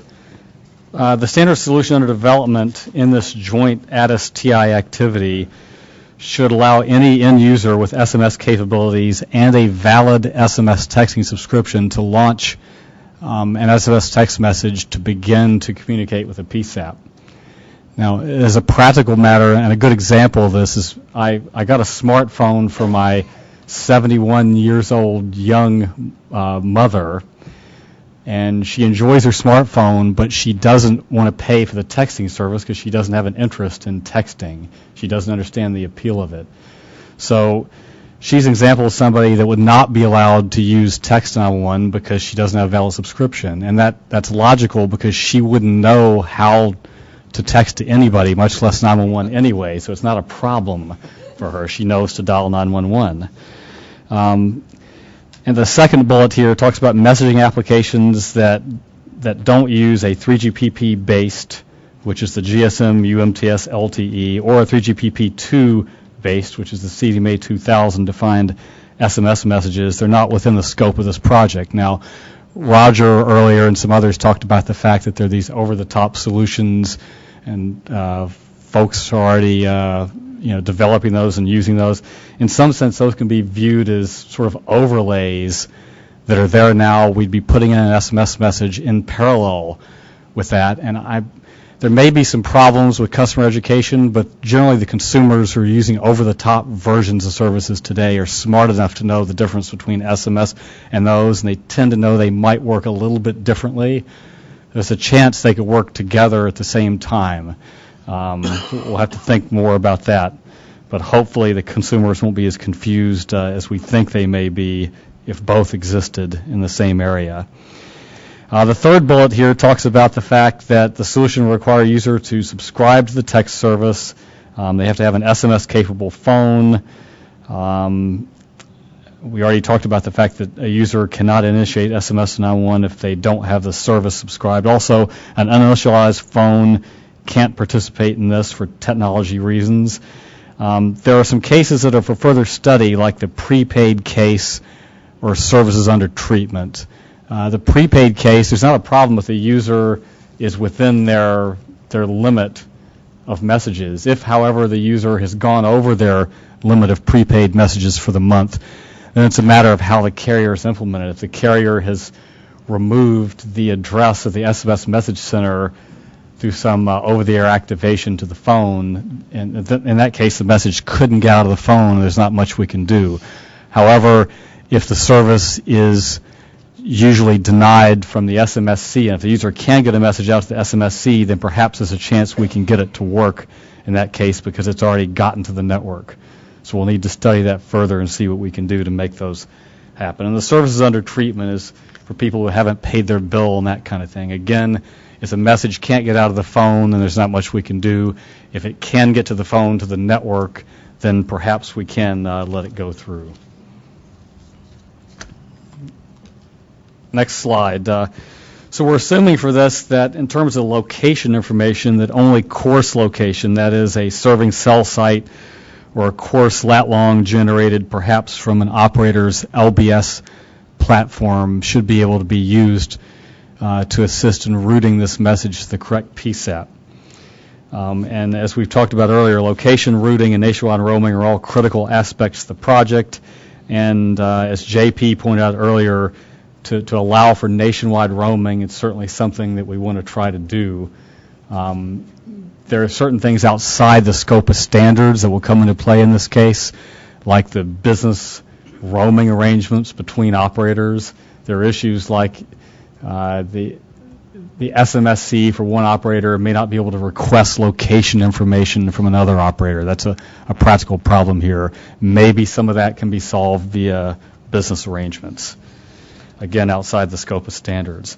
The second bullet here talks about the fact that we're assuming this solution will be available to everyone. There's no pre-registration required, so I think we don't have any problems with the previous speakers on that issue today. So the goal of the standard was to produce something that incorporates requirements, architecture, message flows, as well as protocol details to allow vendors to develop product. This should be a multi-operator, multi-vendor, and multi-PSAP nationwide solution. We've done quite a lot so far. We've developed a very extensive list of assumptions. We've developed an extensive list of requirements for both the user perspective of things as well as requirements on the network architecture. And we have a target completion date of fourth quarter 2012. We've reached so far a common architecture slide, which I'll show you in this next picture. And this is impossible to see on the diagram. I hope you have the document in front of you, either in a soft copy or in a hard copy form. But I think this diagram should hopefully make folks think very positively about sort of, number one, the impact of the migration to next generation services, because we show interaction between this TCC in the upper left. The TCC stands for Text Control Center. So this is the thing that an SMSC in the very top left would send a text message that's destined to 911 into this Text Control Center. The Text Control Center has all these interworking functions, namely location to deal with a location server, a routing IWF for dealing with a route server. The I3 interworking function goes through border control functions to an I3 ESINet, and that's where folks who are looking at the NG aspects of this should be happy, because from the get-go we have an option to go off into an I3 ESINet. And as we continue counterclockwise around, we have this dereferencing IWF, which is a term used to describe location by value or location by reference. There needs to be a dereferencing function if location by reference is used in the IETF terminology. And then we have an HTTP interworking function for dealing with what we call a transitional legacy PSAP. That will help with the web services interface entrepreneurs that are out there and have done work in this area already. We're trying to interwork with them from the get-go, so I think that's good news. And then finally, in the upper right-hand side, we have the legacy PSAP dealing with ALI information and dealing with this TTY interworking, which we've already talked about quite a bit today. So we've reached the point where we just agreed in August on this diagram. Now we have the challenge of creating further use cases as well as the message or call flows, and then going into the protocols to be used on each of these interfaces. And our goal is certainly to use as many available protocols that are out there already for each of these interfaces. You see the XT, XD, XR, etc. interfaces on here. We're trying not to develop new protocols, but use existing and even off-the-shelf ones to the extent possible. So that's a summary of where we're at in our ATIS project. We're shooting for the end of the fourth quarter for letter balloting of this document, so we have a couple more months of serious work before not a whole lot usually goes on in December, so we need to push the pedal to the metal in October and November. Thank you, Cheryl. Thank you, Peter. Brian? Yeah, thank you, Peter. One thing I would just wanted to bring up, going back to Greg's question on the importance of the gateways. I think hopefully this diagram shows that a lot of focus is being put on those gateways. And even though the left-hand side only shows an SMSC input into this, hopefully this is an architecture that can be extended beyond SMS and support other interworking functions in the TCC that will support many of these other services that are non-carrier native. Thank you. This is Cheryl. We have some questions. This is Jerry Stanshine. Jerome. It was with the FCC, and he has a couple of questions. Yeah, hi, thanks. Oh, now it works. Okay. I was just looking, not getting any depth on that slide with all the boxes, but if the PSAP-B transitional legacy PSAP is trying to get text messages through a browser window, would that be what you're talking there with the HTTP interworking function connecting to the PSAP-B? Yeah. Yeah. Yes. Now, if it's, say, the originating network provider is like, that would be like an AT&T or a Verizon Wireless. Now, if it's AT&T, would you use one TCC all the time, or?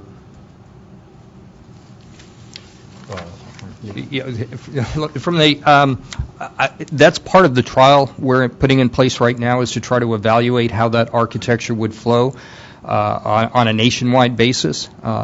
It's some lessons we'll be learning and see how we progress forward. Because my concern, just looking at the picture, was that if there's one TCC that serves AT&T and another one that serves Verizon and another one that serves T-Mobile, I picture the telecommunicator at the PSAP with multiple browser windows open to get all these messages, and I don't know that, I may not be picturing what you intend here properly, but that's the kind of thing I was concerned about there, that the operations at the PSAP itself. And we can certainly do some follow-up on this if we don't have the answers at our fingertips. Greg Vander Heiden? Yeah. I think I see a slight color shading. Brian, the originating network sort of ended before the TCCP, right? Or did you think there was a TCCP for each originating network? The originating network will interface with the TCC, right, whether AT&T it resides in AT&T's network or somewhere else. Right. But it's more like a one-to-one. The originating network ends when the SMS is delivered, right? That XT1 interface. Right. So there's a very, very light blue shade here that shows the originating network provider is only the first inch of the chart. And to avoid that problem, I think, of multiple interfaces, the architecture might have multiple originating networks going to TCCs. One of the things that was discussed, and again, this is all very up in the air, is whether or not there's like one big TCC or whether or not they're clones. It's just like a distributed, but like a server network is, so that they're all act as one coordinated system rather than being a bunch of independent things that, so that you don't have, for example, 3 TCCs all calling into one PSAP, as you were saying. That's my concern. That was what your concern was, because then you've got, like 3, the poor little PSAP, put an IP line and all of a sudden he's getting 3 windows popping up. Yeah, right.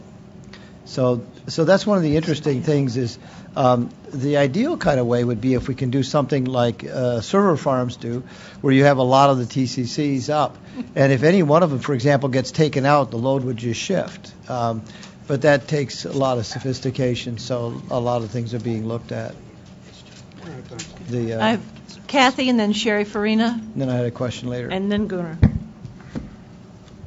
Yeah, just to echo what you were saying and representing the poor little PSAPs.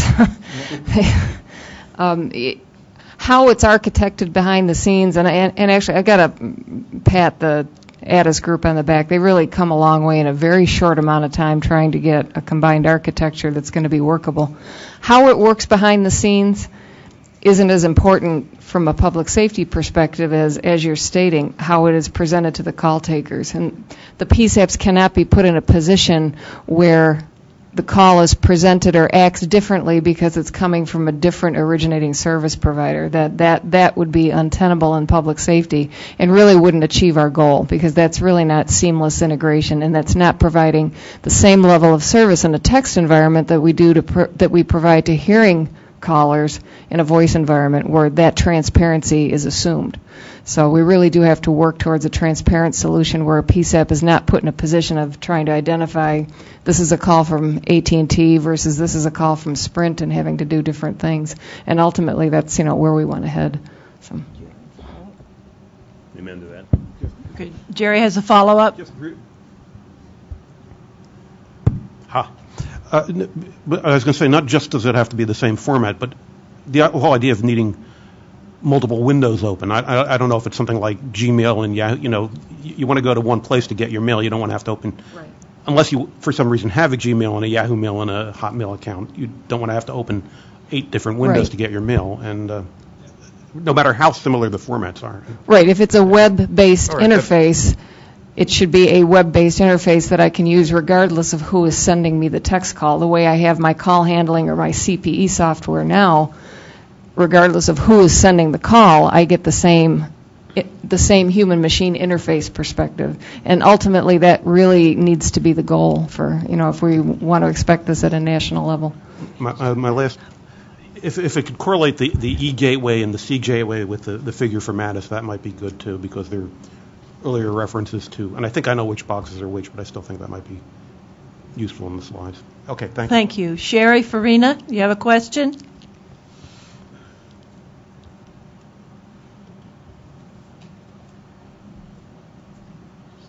One minute, please.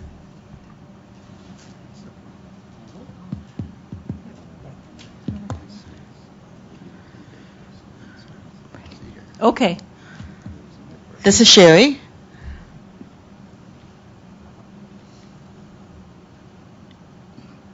I'm now on Fuse meeting that Gallaudet has installed for this EAC meeting, and I have to say this is quite cool. And if I'm seeing what the PSAPs would be seeing, and this is an example of what the PSAPs would be seeing, right? So, Cheryl, my friend, this question is for you. I'm glad Karen came back. This is a follow-up to Matt's comment related to policy. To make sure all of this translates into policy, which means that, is there already in place local policies or regional policies, or is it really the kind of policy that is under the jurisdiction of the DOJ?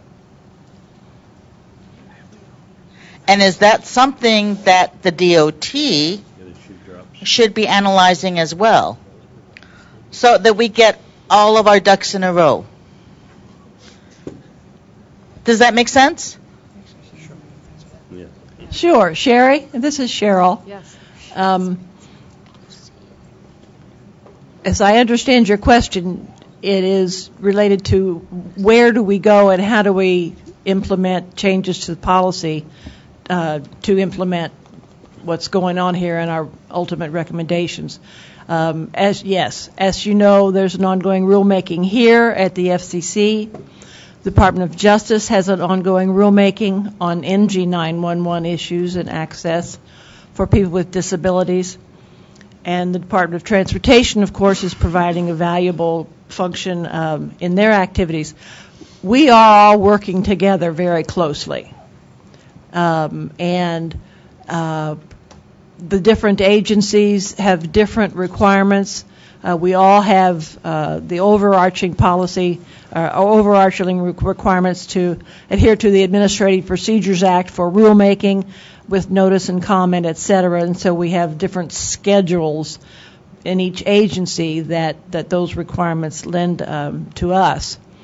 But then also with this EAC, I think you all should pat yourself on the back and pat your neighbor on his or her back, because this group has been doing remarkable things. And as Peter said to you, Sherry, your motion in March really was like a bottle rocket at the 4th of July. And so now we are taking off with that bottle rocket and moving forward. We need everyone's support, buy-in, et cetera, both individually and among ourselves and our different groups here with the EAC. But we have a very, very wonderful mix of people who are on every issue now that is coming into play. So I'm saying yes, we all keep up the good work, and I'll ask Karen if she has a follow-up. She says I did fine, so okay. Thank you. I know some of you need to be peeling off and leaving here. Richard, you had a comment?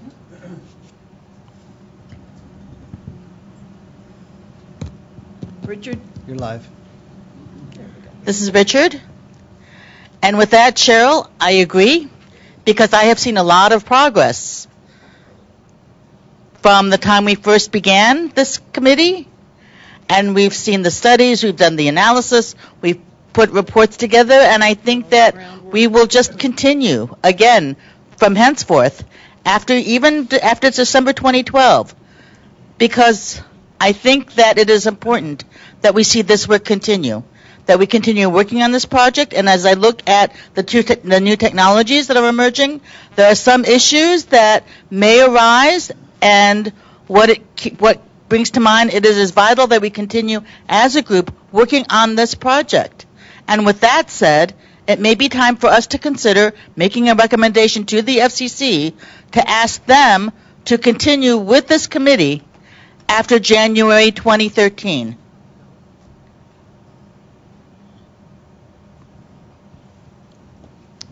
This is Cheryl. Yes, thank you.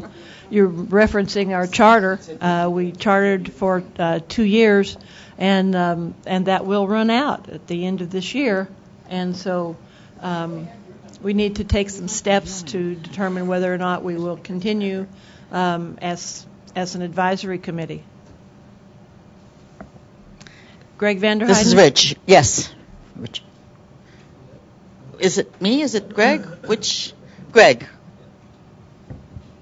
Okay, just 3 comments quickly. One of them is, again, I congratulated them before they got out the door for the great work that Addis is doing. One thing I would like to have TIA and Addis, etc., continue to look at is over time whether or not we can get past the everybody can make a 911 call, but for text you have to have a subscription. I know there's a whole bunch of barriers to that, but that'd be one thing to continue to try and look at. And I don't see that as being the most important compared to everything else that's going on here, but that's one of the key things that I think would be good to look at. And then finally, the last slide just basically talked about the fact that we're going to be bringing all of the groups together and working on a consensus in the group. And then in the October meeting, we're going to have a draft unified set of reports. And then the final interim text report will be at the November meeting, and that's the schedule we have for the committee. Thank you. Thank you, Greg. Cheryl here again. Yes, our next meeting is October 12th, the second Friday of October. And we look forward to seeing you all there. Please it's a live meeting here. And if the Gallaudet folks are willing to try again, we'll try to do our fuzz meeting again. Christian, did you have a comment? Yes, I have a question, actually. First, it's a short response about the Fuse meeting. And we will continue to work with the FCC's IT folks, and hopefully we will be resolving all those problems. My next question is with regards to how the EAC will continue its work. I remember we had that discussion over a conference call, and we were talking about looking into extending our charter. It looks at this point like that may not be possible, so I just want to see if there's a status on that. We're still contemplating it. Richard? So I guess the question is, can we extend the charter? Can we send a letter to the FCC for that purpose? I think we could consider such an action at the October meeting. Brian or Matt, do you have a comment? And then Roger and Gunnar, I think you still have a comment. Well,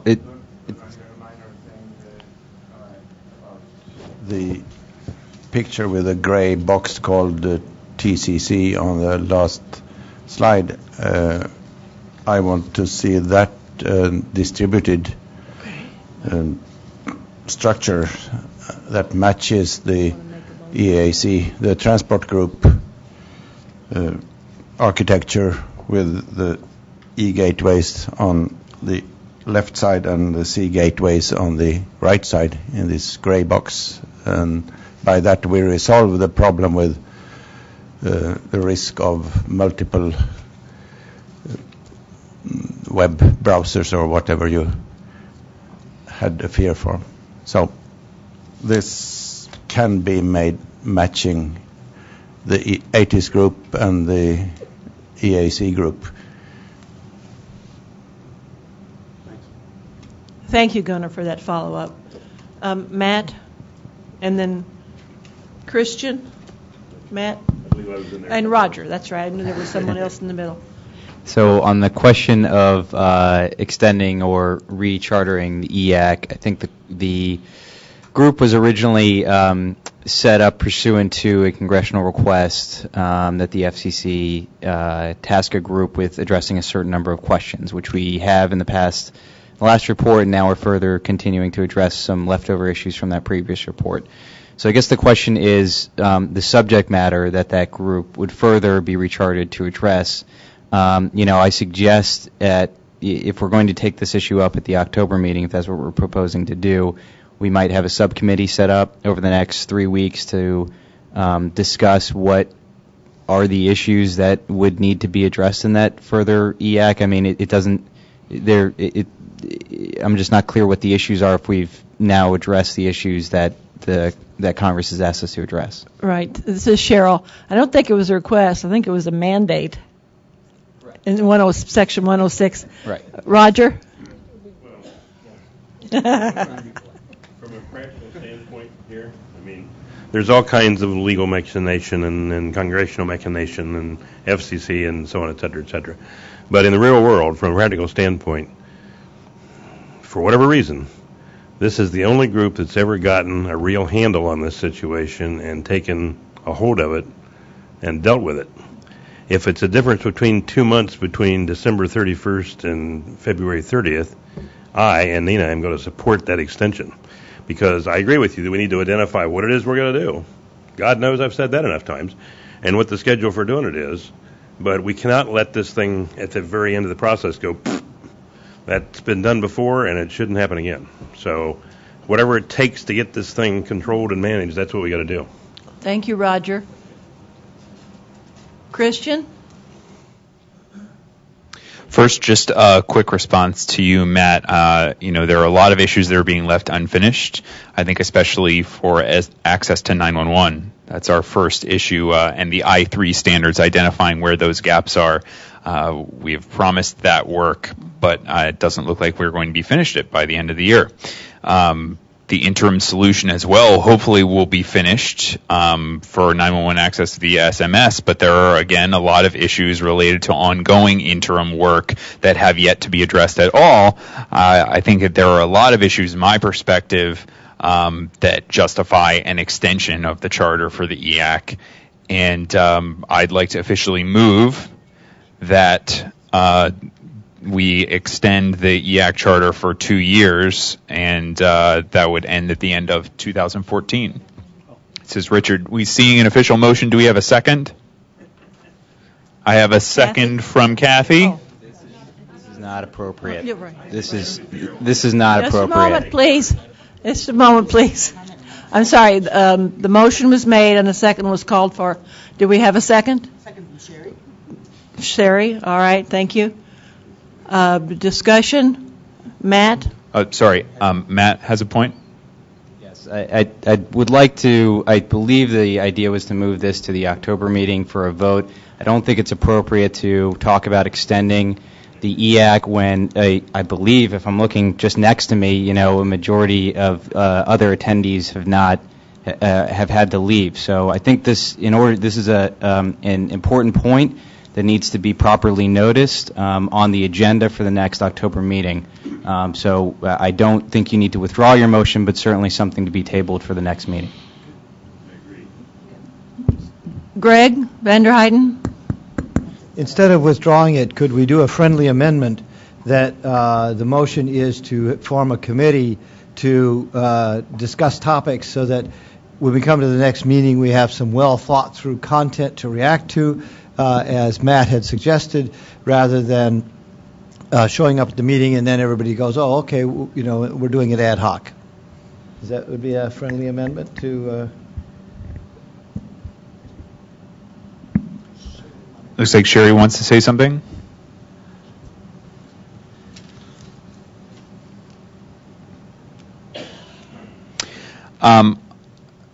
A quorum was established at the beginning of the meeting, so it does not matter that people have left the meeting. It's still valid to make motions and vote on them.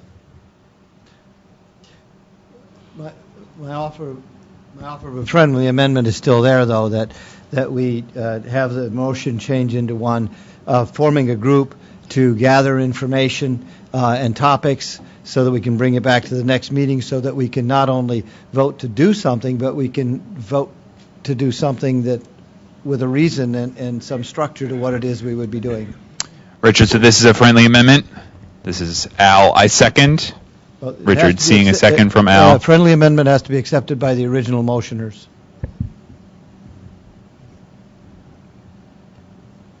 Who made the original motion? Christian. Christian, you would have to accept the amendment. So this is about the friendly amendment, Christian. Would you accept that friendly amendment to your motion? And is there any discussion on the friendly amendment? This is Al. Really, it's the person who made the motion. If the motion was made, if everyone agrees to accept the friendly amendment, there can be discussion on it, but it is not necessarily up to the person who made the motion. It is up to the person. Yeah. It is up to the person. Yes, it is up to the person. Yeah, and the seconder. Al is saying it is not up to the person who made the motion if it was seconded. No. According to Robert's Rules of Orders, at least. No, Al, I don't believe you're correct on that issue. No. Yeah. The second then makes it a motion of the body.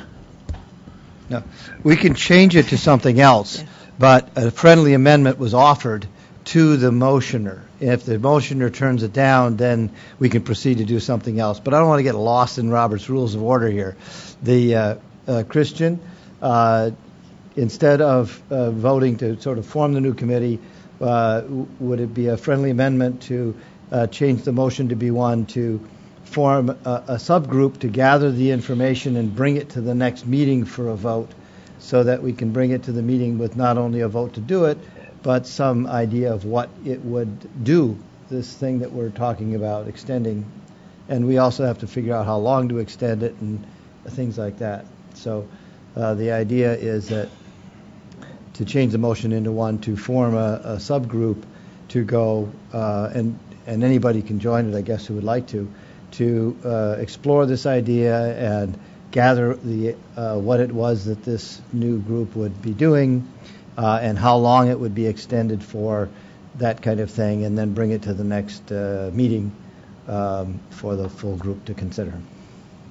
Excuse me, this is Paul Adovaya. I have a quick question for clarification. Is there still an expectation that the items that were originally assigned to us for completion this year are going to be completed this year? This is Cheryl. I do believe there's ongoing work that's needed, Paul, so the answer would be yes, there's more work to be done. And so the vote has to do with whether we extend this committee to review items beyond what was in the original assignment. And follow on toward implementation. No, this is Cheryl. I believe that the original charge still is valid. This charge is to NG 911. We have gotten diverted by the opportunity for the interim text to 911 solution, so it's taken a lot of effort, but it certainly is going to pay off in the end run. But there's still a lot of work done to identify and clarify the aspects that were given to this advisory committee in the Section 106 of the CVAA, the law. Al?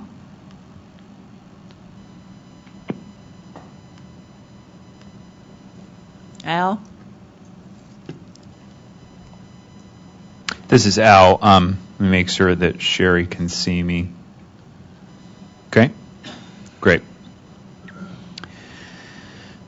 The reason why I support Greg's amendment to make our motion have more clout.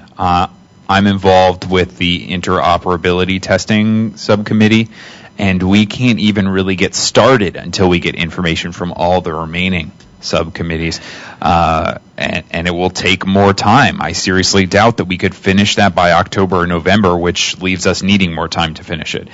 And if we have the committees between now and next month show that we did take very serious consideration and assessment about our work, what is remaining, and the justification for an extension, I think it would be very difficult for anyone to refuse that rationale. So in other words, we would be making them an offer that they couldn't refuse. Thank you. So where do we stand on the acceptance of the friendly amendment? Christian, you're the motion maker. Do you accept Greg's friendly amendment? And then Sherry asks the seconder, do you accept that?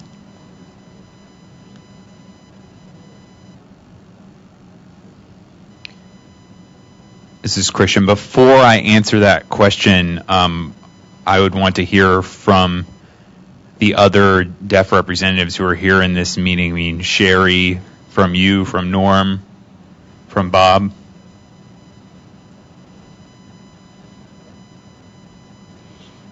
This is Cheryl. I'd be glad to suggest a break, but we're really past our time now.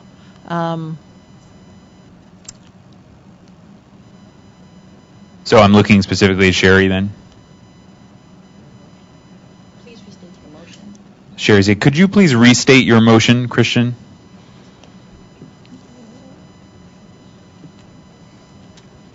We're talking about the motion to extend the charter for 2 years, and then the friendly amendment from Greg, which would say instead then that we would establish a working group, no, a committee, ad hoc, a committee to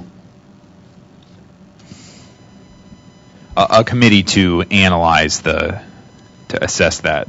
To define what it is that we would be doing during that period and how long it ought to be.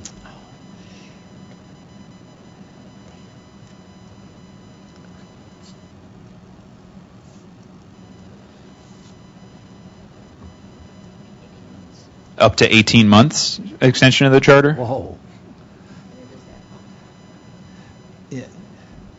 I would worry about making it too long, because if you make it 18 months long, then everything will sort of just slow down for another 18 months or something. I would rather see us, unless it has very set timelines in it. I think Roger's right. We've got a lot of momentum. It's really been nice to see this Sure, you're saying happening. then 6 months then. And putting something to another year and a half out means everything will just slow down. Everybody will go back and wait for the last 6 months again. Yeah. Sherry, I understand that. That's fine. 6 months then, in that case. Well, we can. Well, yeah. Part of the purpose. If we of the group extend was the to find total out. time, which would have then been from this most recent January to this coming January, if we add another 6 months onto it, it would make the charter a total of 18 months. Well, that's what the purpose of getting together is to have time to talk. This is Al. I think there's a little confusion here. I believe that this committee is supposed to end this coming December, correct? And we would then be asking for an extension from this December, and we're having a committee to just refer this issue to and decide how long we would then want to extend. It would be an ad hoc kind of discussion to make a recommendation specifically at our meeting next month. And if we say 6 months, and we decide that we make it 6 months now, then we may be stuck with that. Yeah. You know, we may want 1 year, we may want 2 years, but we're not sure. We want to wait until this ad hoc committee is able to have some discussions to make an informed recommendation, so we can make a wise decision at our upcoming meeting. Bob and Chris? This is Bob. I move to table this to next month and give the EAC staff an opportunity to review whether the extension would be allowed or not. This is Cheryl. I was going to say the statute required the commission to establish the advisory committee within a certain number of days. The statute does not give us an end date. We did in creating our charter, we included it for 2 years because that's been the practice at the FCC. Our consumer advocacy groups, the technical advisory groups, they're generally chartered for 2 years. And so that's why we had 2 years. But that certainly does not preclude us from extending it and going beyond that 2-year charter. Chris? Yeah, this is Chris. Well, I don't want to delay any longer, so I just wanted to say I fully agree, and Matt's point is very well taken. This whole discussion started at like 3:32, and although I support the basic concept of extending it, I think we need to make sure that it's like at the top of our agenda for the next meeting, or something that is posted in email discussion to all members after this meeting. But I don't think it's fair for us to make any kind of motion after the official ending time of the meeting that was set forth today. Thank you, Chris. This is Cheryl. So we're back to the motion and the friendly amendment. Christian, have you been persuaded? Yes, I accept the friendly amendment. Okay. Sherry, you asked the seconder, do you accept the friendly amendment? Yes. I know I can see your head shaking only because I have you on the video conference. Otherwise, you would have to speak. All right, thank you. All right, so Sherry accepted the friendly amendment. And Greg, would you repeat the friendly amendment? That we form an ad hoc group. Anyone can join who wants to plan out what the questions would be, what the duration might be, and to send that out in advance of the next meeting so that people have something to think about and consider, and you also have a chance to explore it with people at the FCC. And then we can act on it next meeting. All right. Thank you. The friendly amendment has been accepted, and the seconding person has accepted the friendly amendment. Do I have a call for the question? Greg, thank you. All right. The motion on the floor is to create an ad hoc group to investigate the extension of the charter of the EAC, and for us to take it up at the October meeting and work very hard, very fast in the meantime. All those in favor, please indicate by saying aye or raising your hand. Aye. All those against? The motion passed. Thank you. And we are adjourned. Please put your recycling away in the recycling containers near the doors. Leave your table tents. You may also leave your hard copies if you're traveling and you don't want to cart them back home. We'll be sure and recycle them. You do have them electronically. Thank you for the people on the phone and the video phone.